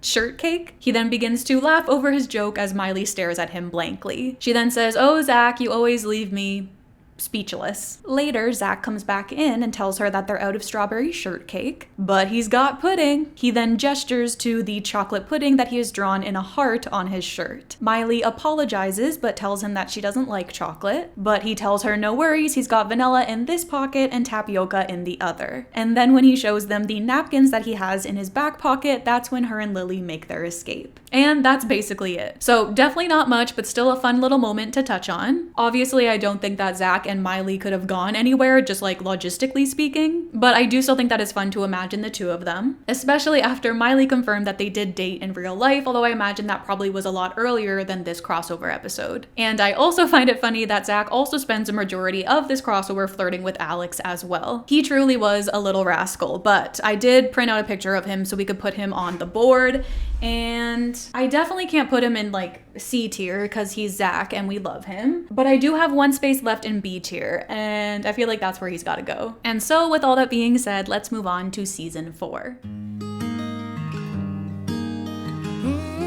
So we have made it to our final season, and with that, we have also made it to our final Jake episode, which feels a little bit crazy after we just ended that two-parter where she chose him. But before we can get into episode 5, we actually have a few rare Jake mentions in between episodes at the beginning of this season. This is something that hasn't happened since season 2, when Jake, along with a few other guys, were brought up by Miley's friends as guys that she's dated that they didn't like. But this is also the first time in the series where Miley and Jake are supposedly still together after his previous episode arc. Every other time they've always broken them up in the end to avoid this. So in those situations it kind of made sense that Jake was never brought up again since they weren't together, but this time around they technically were together for numerous episodes even though Jake was never mentioned, except for this one moment in episode 3. So Miley says that she has a gift for knowing when two people are right for each other, but then Lily argues that she never thought that her and Oliver were. Miley then retorts that the jury is still out on that one. Lily asks, "Sorry, what?" Miley says fine and then gives her permission to say one bad thing about Jake. And Lily doesn't hesitate to say that he looks like Ellen DeGeneres. Miley argues that that is so freakishly true. She then repeats to get that out of her head to herself. Then later, when she's worried about the fate of this date that her dad is going on, she says that she'll dump him quicker than she'll dump Jake if she can't get that dang Ellen DeGeneres thing out of her head. And honestly, if this was how they decided to write Jake off of the show instead, I wouldn't be upset about it. Actually, no, that's a lie. I think I probably would have, just because Jake has been such a big part of the show, and so to write him off with like a one-line joke would have been bad. But it's also safe to say that what they do give him isn't that great either. And so now it's time for episode 5. So while visiting Lily, Oliver tells her that yesterday his band was in Phoenix where Jake is shooting his new movie, and his drummer texted him a photo of Jake nibbling on another girl's ear. Although the photo doesn't really look like that's what's happening, but I'll take their word for it. Miley then comes in and Oliver is quick to throw the phone out of Lily's hand. The two of them then get awkward and Miley says that she gets it. The two of them are a couple, and without Jake here, she's Little Miss Lonely. After Miley leaves to take a call, Lily tells him that once she gets off the phone, he has to tell her. Oliver doesn't want to, but then Lily threatens him, and so he agrees. The two then go outside, and Miley complains about her phone call being unbelievable. She says that it's like you can't trust anybody. Lily then notes that it's funny she should say that, as she hits Oliver with a pillow. He doesn't get the hint, and so later when Miley brings up flaky actors, Lily says, speaking of, as she once again hits Oliver. Miley then goes on to stress about this holiday special that she's planning, but says that she just has to focus on the positives. She's got great friends and a wonderful boyfriend. And then this causes Lily to blurt out that Oliver has something to tell her. But once again, he chokes and doesn't tell her about Jake. This causes Lily to get upset with him after Miley leaves, but Oliver argues that if he tells her now, then it will ruin her special. Lily retorts that if he doesn't tell her and she finds out that they knew, she's going to hate her. And so then Oliver asks if he wants her to have a broken heart and a rotten holiday special, and then Lily admits that she hates when he's right. But personally, I don't exactly think that he is. This is a conflict that I feel like we've seen time and time again. Someone has bad news, but then they decide to keep it from the other person because they want to find the right moment to tell them. But in my opinion, there's never going to be a right moment to tell someone something bad. So I honestly think that ripping the band-aid off sooner than later is the right call, especially because that way you don't risk them also being upset that you knew all this time and didn't tell them. I know that Miley's got this big event, and so Oliver thinks that he's doing this for her, but my goodness, she's Hannah Montana for crying out loud. After she finishes this event, she'll be on to the next one, and so I really just feel like they're delaying the inevitable here. That night, we see Lily on the phone with Oliver. She tells him that she hasn't said anything to her. She then checks that she's sleeping before going over to her, and since she promised Oliver she wouldn't say anything, she decides not to, but instead, she just decides to talk aloud to herself. She then calls Jake a terrible boyfriend and says that if he really loved Miley, he would be here right now. She then repeats to her that she should break up with him. Miley then wakes up and tells Lily that she had the strangest dream. She was mad at Jake because he wasn't here, and Lily notes that he isn't and that he hardly ever is. Miley continues, saying that in the dream she told him how she felt. Lily encourages her, saying that she should do so right now as she hands her her phone. And so Miley calls Jake. She tells him that he's never around and she's not going to take it anymore. She knows that he's shooting a movie, but Oliver's on tour and he still came back to visit Lily. She then asks him to come home for the weekend as she admits that she really misses him. She then adds that he can even do her Christmas special and that it'll be so much fun. After the call, she tells Lily that Jake is the best boyfriend ever, and she never would have called him if she didn't have that dream. The next day, Miley says that she still can't believe that Jake rearranged his entire shooting schedule just to come home and visit her. Lily then notes that she can't believe a lot of things that Jake does. Miley then stresses about her outfit, and her dad asks what the fuss is all about, and Miley says that Jake is going to be here any minute. She understands that none of them are wild about him, but then the doorbell rings and Miley excitedly says that he's here. She answers the door and he happily says her name and pulls her in for a hug. Lily then calls him Jerky instead, and Robbie fist bumps her for this. Miley then tells him that she can't believe that he came. Jake replies that she needed him and so he's here. He then says hi to her dad and he crushes his hand in a handshake. He then greets Lily and she squeezes his face to the point where Miley has to tell her to release him. Oliver then comes in and is surprised to see Jake. He asks why he's here and Jake says that he's just supporting his girl. Miley adds that he's not the only good boyfriend on the planet as she hugs him. During the recording of her special, Lily tells Oliver that she doesn't care. They have to tell her. Oliver argues again that they can't tell her now, and honestly this guy is starting to get on my nerves, but Lily says that they have to. If she kisses Jake and then finds out that they knew that he cheated, she could kick her out of their house. And I should mention that they say all of this near a little kid who is very clearly eavesdropping. Then when Miley comes backstage, the kid comes over and asks who Jake is and why he's a cheater. Lily squeals at this and then the two of them try to play dumb, but the kid doubles down saying that he heard them say that Jake cheated and asks if he cheated on a test. Miley then asks what's going on, and reluctantly Lily reveals that Jake cheated on her. What? My drummer sent me this 2 days ago. Hannah, you gotta get changed for the Mrs. Claus sketch. I know, in a second. You guys knew for 2 days and didn't tell me? I only knew for 1 day. We didn't want to ruin your show. Oh, yeah? Well, how's that working out for you? So we have to talk about them choosing a cheating scandal as it being the thing that writes Jake off the show. Because I do feel like Jake is a lot of things, but I genuinely don't feel like he's a cheater. Is that crazy? Because part of me feels like the fact that they even chose that to be the ending for this character is like a little bit disrespectful, honestly. And at first I was just so confused by it, because Jake has been very clearly Miley's main love interest throughout the entirety of the series. Every season we've had a story arc with her and Jake and their relationship, so them just deciding to abandon all of that and break them up in the final season is a bit of an odd choice. I'm not even that big of a fan of the guy, and even I can admit that that's weird, especially because this entire episode just felt like one big excuse to break them up. And it just happened so quickly as well. And like I said, I was confused as to why they decided to do this, because it really just didn't make sense for me in regards to like the series as a whole. But then I came to learn about what was happening behind the scenes, and that this episode came after Cody Lindley's wild night, where he attended an adult party while underage. The pictures surfaced, and then Disney was quick to cut ties with the actor. And he didn't just lose this role on Hannah because of this, but he also lost the opportunity to play Christopher Wilde in Starstruck, which I was low-key kind of happy about because Sterling Knight basically made that movie for me. But it is disappointing for the actor, and it's also disappointing for the fate of Miley and Jake's relationship. But back to the episode, we then move on to the Mrs. Claus sketch. Beforehand, Jake tells Miley that she looks great, and she retorts by asking how her ears look and if they're good enough to nibble on. Then during the sketch, Miley says that Santa is finishing up the toys for the good girls and boys, and she's here to make sure that all of the bad kids get nothing. Miley then asks Jake's character if he's been a good boy, and he sits on her lap as he says, "Yes, I have." Miley then laughs before saying, "No, you haven't." This causes Jake to laugh nervously as he says again that he has been good. But then Miley yells back, calling him a liar. She then throws him off of her as he's delivering his next line. He falls face first into the fake snow, and Miley yells that Santa sees everything, and so does she. They have little elves that go to clubs and take pictures with their phones. She then begins to whack him with the Santa sack. During the abuse, Jake says that he thought that he was getting a puppy, and Miley asks why. "So you can cheat on it with another puppy and a tacky tube top?" She then continues hitting him. He tries to crawl away to get away from her, but then she grabs onto his feet and pulls him back. I'm sorry, I messed up. But it was only one puppy. There were lots of other puppies that I never even looked at. Oh. Well, Santa does believe in forgiveness. But Santa's not here!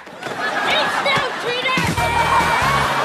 So once again, I know that this series is a comedy, and I almost wonder if this entire episode was pitched with the idea that we get to see Miley beat up Jake in the end, because I do feel like it is supposed to be funny. It is this big moment, and Miley does deliver in it. But ever since I brought up just how often Miley like physically attacks this man, I just can't look at this scene the same way. I know that he cheated, I know that that's awful, and I know that we all hate cheating, but I don't know, I just personally don't know if that really warrants this entire smackdown, but of course, you guys can always let me know your thoughts down below. But I also find it funny that they basically made Jake's scandal in the show based off of what happened in real life. He went to a party, got photographed, and then those photos leaked. And then in this episode, he went to a party, got photographed, and then those photos got shared. I just feel like the writers had to have been inspired by the real life events here when they were told that they were going to have to write his character off. And I just can't imagine what it would have been like for Cody in this situation. Like, it's almost like they were rubbing salt in the wound. It's also funny because of course they weren't treating Miley's scandals the same way. And I'm not saying that she had it easy, because she definitely did not. But there was a little bit of a double standard here because she was the main character of the series, and so they couldn't write her out of it, despite the fact that she was also doing basically the same, if not worse stuff that Cody was doing behind the scenes. Anyways, after her stunt, her dad tells her that that was his favorite part of the show. She also goes on to forgive Lily and Oliver for keeping this from her. They hug, and during this, Jake comes in. Miley? Yo. Hey. Guys, it's okay. Listen, Jake. I know. You love me, you're sorry, and you want another chance. But I'm not gonna get another one, am I? Bye, Jake.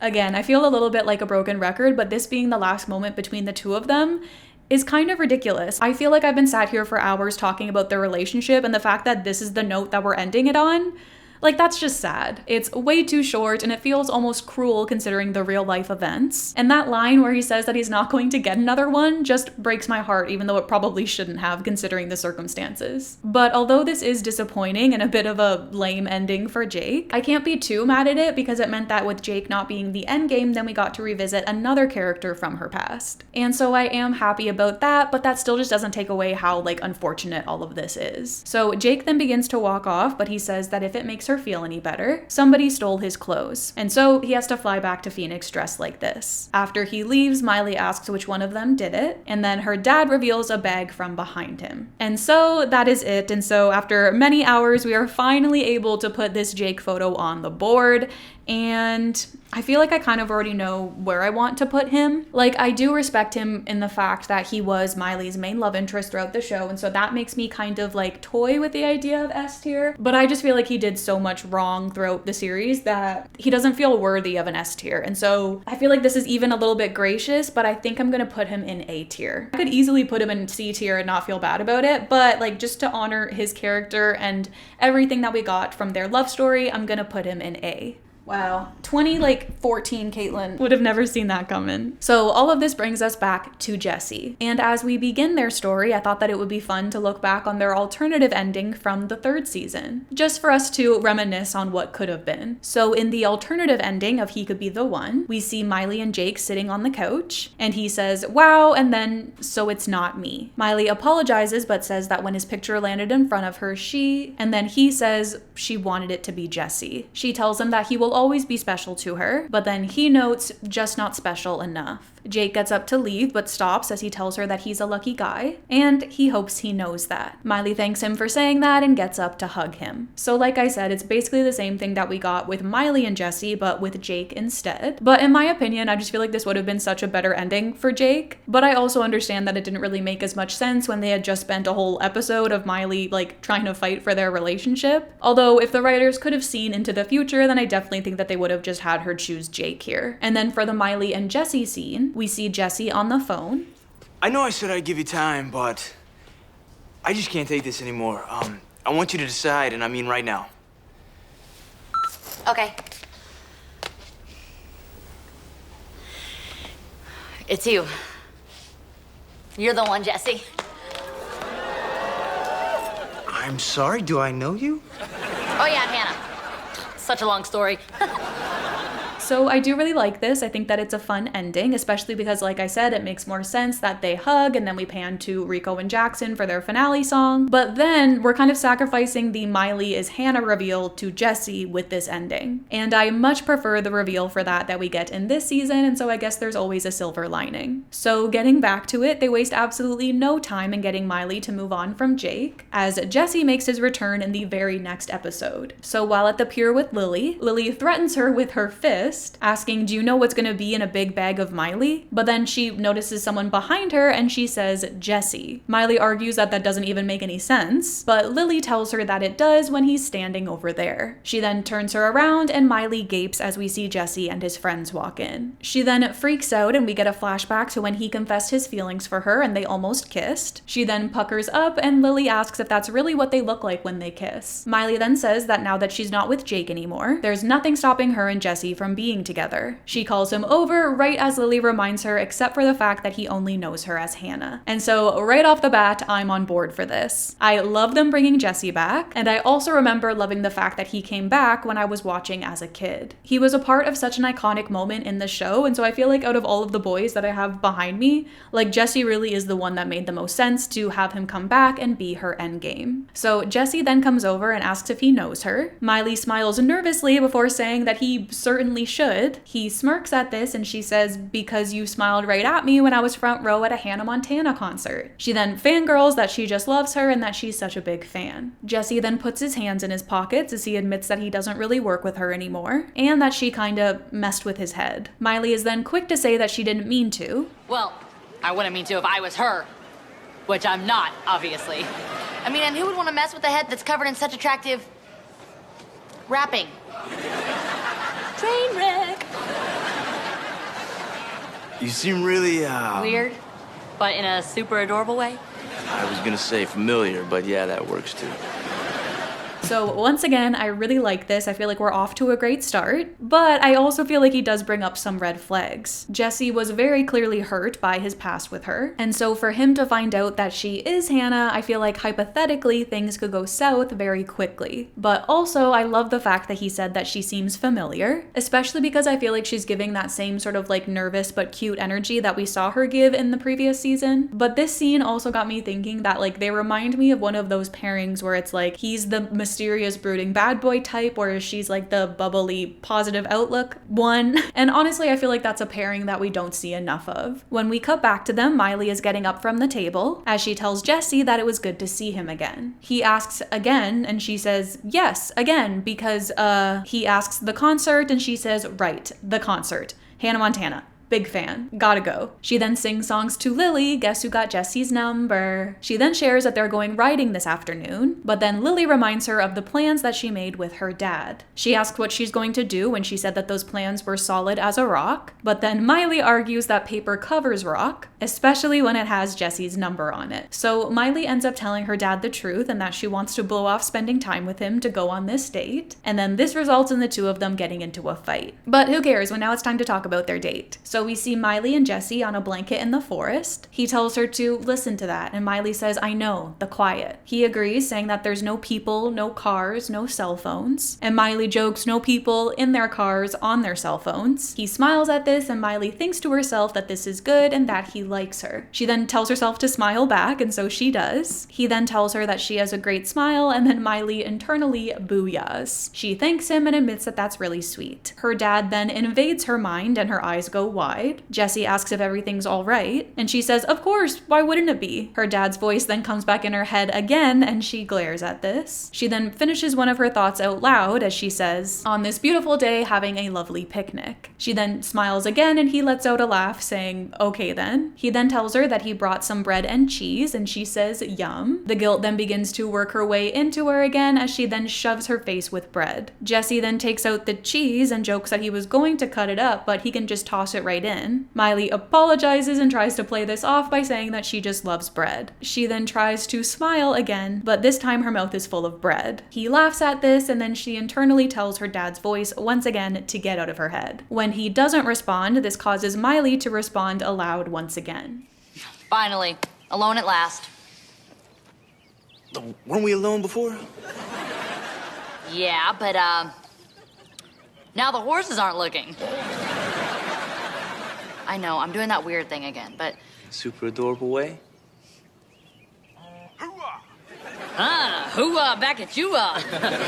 So this is a lot of fun, and I really remember this scene quite vividly from watching it as a kid. The image of the two of them on this picnic date, and having ridden horses to get there, like all of it just feels so romantic. Dare I say, almost more romantic than anything we saw her and Jake do. The only thing I would say comes close is maybe the scene that we got of them stargazing. I also love how Miley is just being so unapologetically herself here, and the fact that Jesse isn't turned off by her acting a little bit goofy. Not to mention the fact that we already have our second almost kiss, which I found to be a really cute moment as well. So Jesse then apologizes and tells her that that was his phone. Miley then plainly says, oh yeah, that's what I thought, before she kicks herself for thinking otherwise. He then tells her that it's his dad and apologizes before he admits that he has to take this. Miley asks, right now? Can't he just let it go to voicemail? But he apologizes, telling her that he really can't before he gets up to take the call. He then greets his dad and tells him that no, now's a great time. Now upset, Miley asks, hello? Losing the hoo-ha over here. He then apologizes to her for the third time, admitting that it's kind of important. She asks, and I'm not, but Jesse doesn't reply. We then see Miley over with Blue Jeans to show the passage of time. She asks the horses if either of them would do something like this on a first date, before she gets fed up and says that she's out of here. Just then, Jesse gets off the phone and asks where she's going.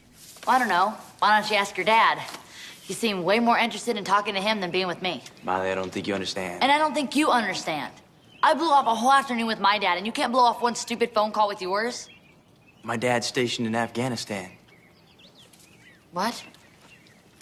If I get 5 minutes with him a couple times a month, I'm gonna take it. I don't care who I'm with.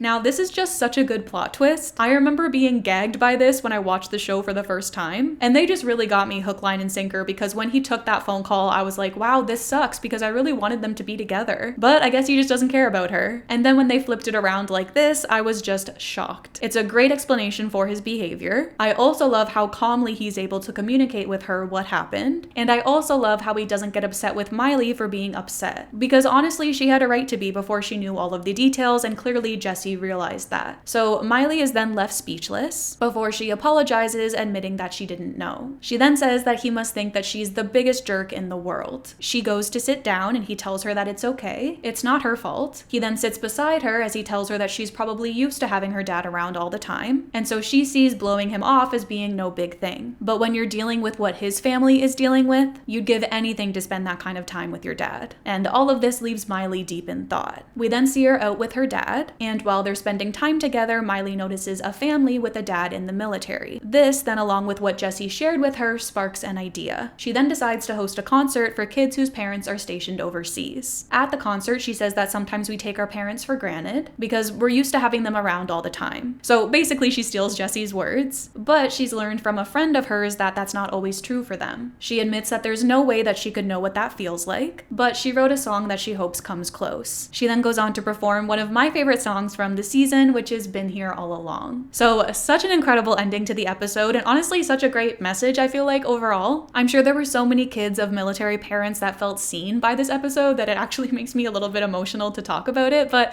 that just goes to show why representation is so important. And I believe I saw online that this was an actual concert that Miley had for military families, and I just feel like that's so sweet. Not to mention the fact that she was so moved by Jesse's experience that she then went on to write a song about it. That just tops everything off. We then jump forward to episode 9, where Miley practices telling Jesse the Hannah secret. She says that she's made this mistake before in the past, and so she just wants to come right out and say it. I'm Hannah Montana. Lily then pretends to freak out, telling her to stop and that she's blowing her mind. She then asks who is she dating and says that she's tearing her apart. Miley then tells her to stop, and Lily asks why she's practicing this anyways. She's told the secret enough times, but Miley argues that it's ruined too many relationships and she's not going to let it ruin this one.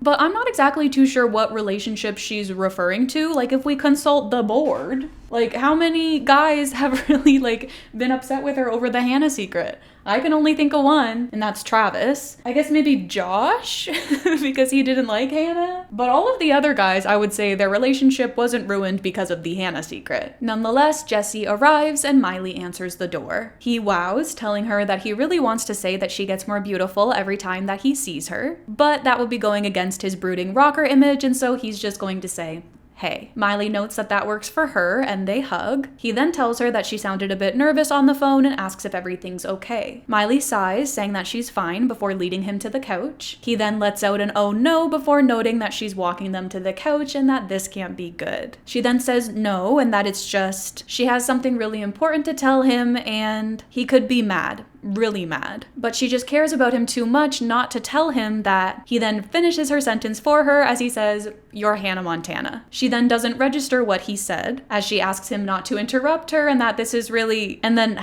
He then tells her that he knows she's Hannah Montana. She asks how and gets upset with herself before asking if it was Jackson's blabbermouth girlfriend. He then puts his hand on her leg as he says that he didn't need any help with this one. They both have the same beautiful eyes and amazing smile. And then there's the fact that he told Miley that his dad was stationed overseas. And then 2 days later, Hannah hosted a concert for kids whose parents were stationed overseas. Miley then bashfully admits that she was hoping he would think it was just a coinkydink. Come on, 6 years and the rest of the world hasn't put it together. Well, the rest of the world isn't in love with Miley Stewart. You're in love with me? Unless you're not in love with me, then I take that back because, you know, I'm cool.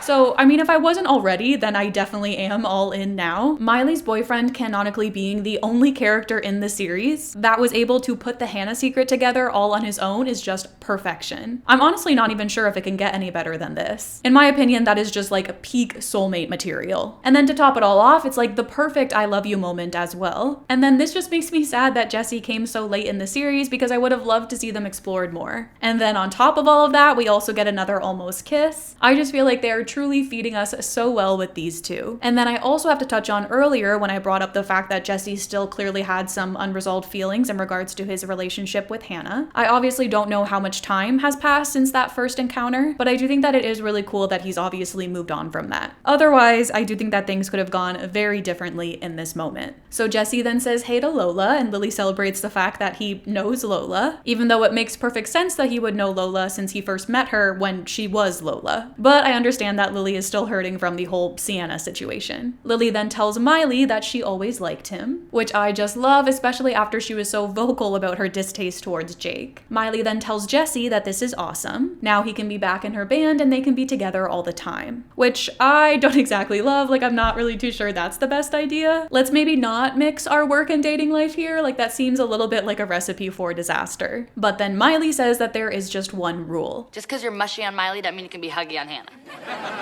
What? Come on, I can have the world thinking that Hannah steals a boyfriend even though she wouldn't be stealing her boyfriend because my boyfriend is her boyfriend. Which brings me right back to... You're dating Miley, not Hannah. Got it. You just tell me which one to kiss. This one. Honestly, this one might be my favorite almost kiss between the two of them. It's probably tied between this moment and the one from the He Could Be the One two-parter. But in terms of this season alone, this one is definitely my favorite. It's just so flirtatious as they're both leaning in, and I just feel like she matches his energy perfectly. But now we have our setup. Miley has created this boundary, and it sounds like it might get crossed. One thing I will say though about Jesse knowing the secret, I don't think I mentioned this earlier, but I will say that it does feel a little bit rushed. And once again, I wish that we could have gotten a full season this time around so that we could have seen them actually date for a little bit more before we got to this moment. But I do understand the time constraints once again that we were under. So Robbie then interrupts their kiss as he rolls directly in between them and they both complain. We then see Hannah performing with Jesse as her lead guitarist again, and once again in his iconic scarf. Afterwards, she tells him that he rocked, and he says that it's hard not to when he's with her. He then goes to kiss her on the cheek, but then she pushes him away, reminding him that she's Hannah. Letterman then comes over and announces Hannah Montana, ladies and gentlemen, and apparently her new boyfriend. He says that he's happy for her and then asks Jesse what his name is. Jesse argues that he doesn't want to know his name, but Letterman says that he kissed her on national television and yet now he's shy. He encourages him to say his name, and so he does. And Miley flinches. Letterman then announces Hannah and Jesse as America's new sweethearts. The following day, we see Miley and Lily watching this back. Lily says that it's everywhere and Miley groans. She then asks herself what she was thinking inviting Jesse back into the band, which is my thoughts exactly. She says that Hannah is irresistible and that there's no way he could have gone against her feminine charms. She then says that she just wants to go home, put on that wig, and smack that home wrecker right in the face. And while I do agree with her that I think she got a little bit ahead of herself by immediately inviting Jesse back into her band, I also find it a little bit interesting that she's blaming herself for all of this, all while she gave him pretty specific instructions as to what not to do, and then he went on to do exactly that. I know that it is technically, I guess, Miley's fault because it is her secret after all, but I do feel like Jesse should take some responsibility here as well. Also, I'm not going to complain over Miley's self-awareness and reflection because I feel like that's always welcome in my books. So Lily then tells her that she's freaking out for no reason. She can still date Jesse as Miley, just not in public. Jesse then comes over and some guy stops him in his tracks. He says that he's the guy dating Hannah Montana and asks if he knows that. Jesse says, yeah, saw it on Leno. The guy then tries to high-five him, and so Jesse does this awkwardly. Miley then gets up and asks what he's doing here, as she loudly calls him a casual acquaintance and platonic friend. He then shares that he just got some great news that he had to tell her. She says that she can't wait, calling him again a casual acquaintance and platonic friend. My dad's coming home from overseas. My gosh, Jesse, that's great. Miley, dang it. Hey, it's okay, I don't think anybody noticed. One at a time, bro. So this is interesting because I feel like this is something that they never really made much of an issue with Jake, or at least not much of one as it is becoming here. But I guess maybe it was different there because he was usually publicly dating Miley and not Hannah, but I feel like that would have been an even bigger thing considering Jake's fame. And I also feel like they could have easily solved this problem by having Jesse say that no, he's not dating Hannah Montana, because it was Leno who jumped to that conclusion and none of them confirmed it. Just say that that moment was taken out of context and then problem solved. But then at the same time, if they did that, then this episode wouldn't have any conflict and then we wouldn't get our Hannah reveal. And so it is what it is. That night, we see Miley and Jesse watching Leno, as he says that Hannah Montana's new boyfriend was caught cheating today, because now apparently hugging somebody classifies as cheating. He then shows a photo of them hugging at the pier. Miley grimaces and Jesse removes his arm from around her. Leno then calls him a super jerk, and Jesse groans as he says that his mom watches Leno. But then Miley tries to soften the blow, telling him that if it makes him feel any better, both Hannah and Miley love their super jerk. She tries to smile at this, and he tells her that he's glad she thinks this is funny. But she's not the one who's a talk show punchline. Jesse then leaves, and Miley follows him, telling him to come on. She knows it's her fault, but okay, this is the part where he's supposed to tell her that no, it's not your fault, honey, we're all in this together. She then tries to get him to try again, repeating, I know it's my fault, but he doesn't say anything, and so she tries to encourage him, saying, your turn. Doesn't have to be honey, it could be lamb chop, cupcake. He then says Miley, and she tells him to come on, he can do better than that. But then he tells her that she just doesn't get it. Everybody in America knows him as the super jerk who broke Hannah Montana's heart. Miley argues that he's being a little bit dramatic and that it's not everybody. The people that know him and love him don't feel that way. But then he proves her wrong as his phone goes off and he shows her what his 5-year-old niece just texted him. She then reads aloud, Uncle Jesse, you're a big fat stinkin', oh, how does she even know that word? He then adds that now his grandma is weighing in as well. He shows her the text and she lets out a yow. She then tells him that he had to know that dating her was sometimes going to be a pain in the, well, she's not his grandmother or his niece for that matter, and so she's just going to say complicated. A pain in the complicated. But she's worth it, isn't she? Still though, Jesse doesn't respond. Again, this is where you say no. What? What do I say? And to which one of you? Because if I'm dating Hannah, now I'm cheating on Miley. And if I'm dating Miley, then I'm the jerk who broke Hannah Montana's heart. Either way, I'm just...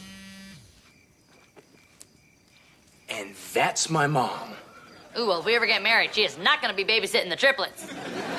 So this is a very interesting conflict that I feel like they've chosen for this couple. And it almost makes me wonder if this conflict was originally intended for Jake. Because like I said before, this is a good problem for them to touch on, but it also seems like one that should have been touched on more between the two of them. And so I wonder if this plotline was already established, and then when they had to write Jake off the show, they then had to squeeze Jesse into this plot. To be fair, I don't exactly know like how much in advance the Hannah Montana seasons are planned out, but you would think that the episode where she reveals her secret, sorry for the spoilers, but you'd think an episode as big as this one would be something that they had planned out for a while. And just think about it, like I feel like it would make perfect sense if Jake was in Jesse's shoes here. He actually has a public reputation that would be very important for him to keep clean, and I kind of feel like ever since the previous season, the lines got blurred a little bit in regards to if he was dating Hannah or if he was dating Miley, which I then feel like would have been an even bigger problem when he was publicly dating Miley previously. And that would also explain why I felt like the Jesse-Hannah reveal felt rushed, because they couldn't spend the whole episode on that conflict when they already had this one planned. And I also find it funny how he is so upset about having this reputation as being a player, when in the previous season, that was his whole reputation. And I feel like they kind of tried to brush that under the rug when he came back, because it's never brought up once in this season that he used to be labeled as such. And I actually feel like that was a bit of a missed opportunity, because that would have been a really interesting aspect to add to that episode where they got back together, to show that Miley has some reservations in regards to that because of his reputation. And it's also like, why is his family attacking him then for a reputation that he already had? I understand that Hannah is a very beloved figure, and so maybe that does add something to it, but I still feel like there are definitely some holes in this plotline. Anyways, Miley makes the joke about them having triplets. She then pauses, realizing what she just said, and then tries to play it off by saying that she has very specific fortune cookies. Now fed up, Jesse asks that she please stop joking about this. And I'm glad that he addressed it, because her joking about everything was getting a little bit annoying to me. But then she admits that sometimes joking about it is the only way that she's able to get through it. He's just stepped into this, whereas this has been her life for the past 6 years. She then asks that they please just forget about this. She gets up, asking pizza, a movie, anything, let's go. She tries to take him with her, but he removes his arm from her grasp, as he says that pizza and a movie isn't going to fix this. She agrees that maybe he's right, but then suggests ice cream and bowling, let's go. But again, he just says her name.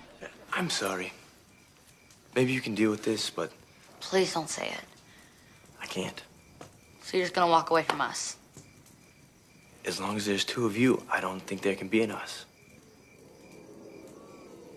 So definitely not the best Disney Channel breakup that we've seen. It almost felt like to me that they were just trying to hit those buzzword lines that they could use for the promo, which if memory serves, that is exactly what they did. And so maybe I just felt that way because I remembered that line from the promo. But either way, I do see where Jessie is coming from, as this is a very hard situation to be in. But I also see where Miley is coming from, because she's not just going to rearrange her whole life for this one guy. And putting all of that into perspective, it does make sense why she was joking about all of this, because how else is she supposed to deal with it? Like she said, she's been living this crazy life for the past 6 years. And so she does what she has to. But the one thing that I will say is that I'm very glad that this breakup doesn't last long. So afterwards, Miley tells her dad that she thought Jessie was different. She thought that he could handle all of this. Robbie argues that she just needs to give him some time. If he really loves her, he'll be back. Lily then runs in with their letters from Stanford, and her dad says, "Look at that, you've already forgotten about Jessie." This causes Miley to break down at the mention of his name, and then to top it all off, she also doesn't get into Stanford because of her lack of activities or other interests outside of her grades. This then brings us to part 2 of this episode, where Miley says that this is the worst day ever. She lost her Jessie, and now she's going to be stuck at Malibu Community College. Just then, she overhears someone singing her song, Barefoot Cinderella, outside their door. Miley gets up to open it and reveals Jessie there with his guitar. She smiles at him and he tells her that he's been thinking. Being with you,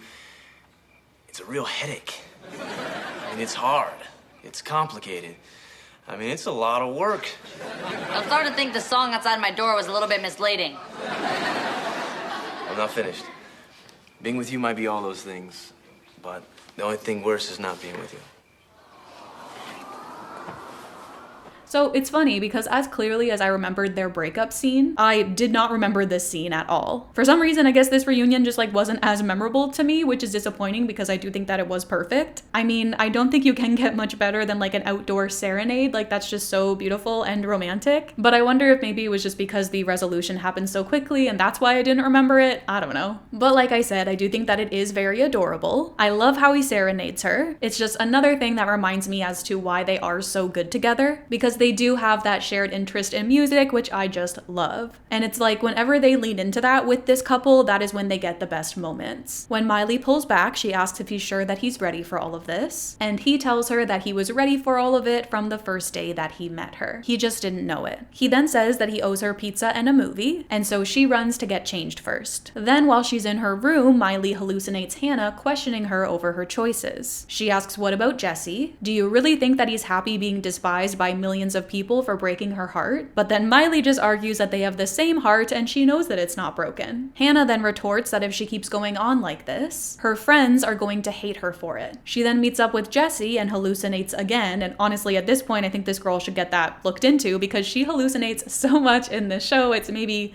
a problem. But in this hallucination, he is yelling at her that her stupid secret always comes first. And he says that he can't wait to go out there and get ripped apart by an angry mob of Hannah fans. He also says that it's always all about her, and she hallucinates Lily yelling at her as well. This causes her to snap at the both of them, saying that they both hate the Hannah secret, and they both hate what it's doing to their lives. She then asks that they admit it, and that everything would be so much easier for them if she just told the world who she is. Her dad then interrupts, saying that nobody's saying that, but Miley argues that they're thinking it. Jessie admits maybe a little, but hey, that doesn't matter. And Lily agrees, saying that they're just trying to make her happy. She then interprets this as them being nice to try and guilt her into telling the secret, but she says that she just can't do it before she storms out. So I have to admit, I do find this to be quite similar to the movie's conflict and the movie's Hannah reveal. She had a fight with Travis, and this ultimately led to her telling the secret. But just like I said when we were covering the movie, I like how instead Jessie forgives her and chooses to be with her first despite the secret. This allows for the reveal to be more so on Miley's terms and make it ultimately her decision. Yes, the conflict with Jessie played a factor in it, but at the end of the day, it was up to her. She didn't just reveal that she's Miley to get the guy, and I think that that is so important. There was also the whole getting into college plotline too that I feel like was really helpful as well. But yes, this all then leads Miley to go back on Leno and reveal that she is Hannah Montana. She looks to Jessie as she does this, and he plays guitar for her in the performance performance that follows, which I really think is a sweet way of him showing that he supports her. And all of this actually brings us to our finale, which is crazy. I feel like the Jesse conflict and the reveal were a little bit rushed, but I think that that's mainly just because of the way that I'm telling the story and how I'm only focusing on the love aspect. On to the finale, we really only get 2 Jiley moments, and I'm just now realizing that that wouldn't be their ship name because that was Jake and Miley's ship name,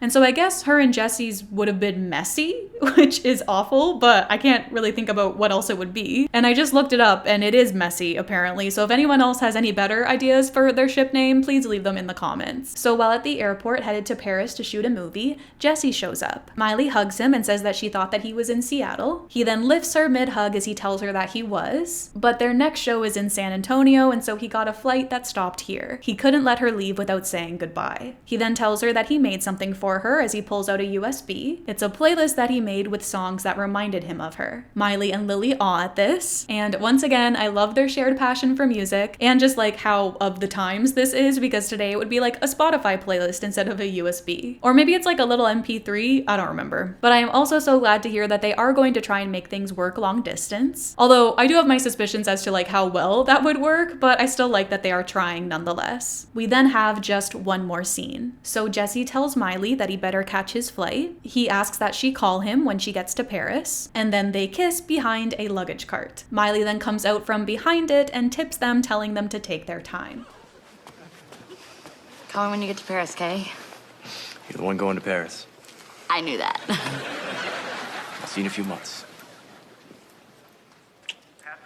So I would say that this is a fairly decent scene to wrap everything up. I wouldn't say it's that extravagant or memorable, but then at the same time, I guess it is pretty memorable considering how much I remembered it from when I was little. But I'm also okay with this scene not being that extravagant because this finale really wasn't about Miley's love life. It was about her friendship with Lily. And I absolutely love that that is what's highlighted in this episode, because I really do think that that was the main relationship of the series and not Miley's love life, even though that's what we just sat here and talked about for many hours. But I do still love the fact that this solidifies Jesse as her endgame. Now, one thing I do have to touch on though is the fact that like, do I think that Miley and Jesse would have stayed together after the series? Because if I'm being honest, I don't think that they did. I think that Jesse was a fun relationship that she had during like her older teenage years. And I do think that they tried to make things work long distance, but like I said, I'm not too sure how long that would have lasted. And I know that Miley ultimately doesn't decide to go to Paris. She stays and goes to college with Lily, but they are still dating long distance as Jesse is still on tour. And ultimately, I just think that they probably met other people and moved on. But if you think that they stayed together and lived happily ever after and got married, that is great, more power to you. But I do think that Jesse was still a very important relationship that she had for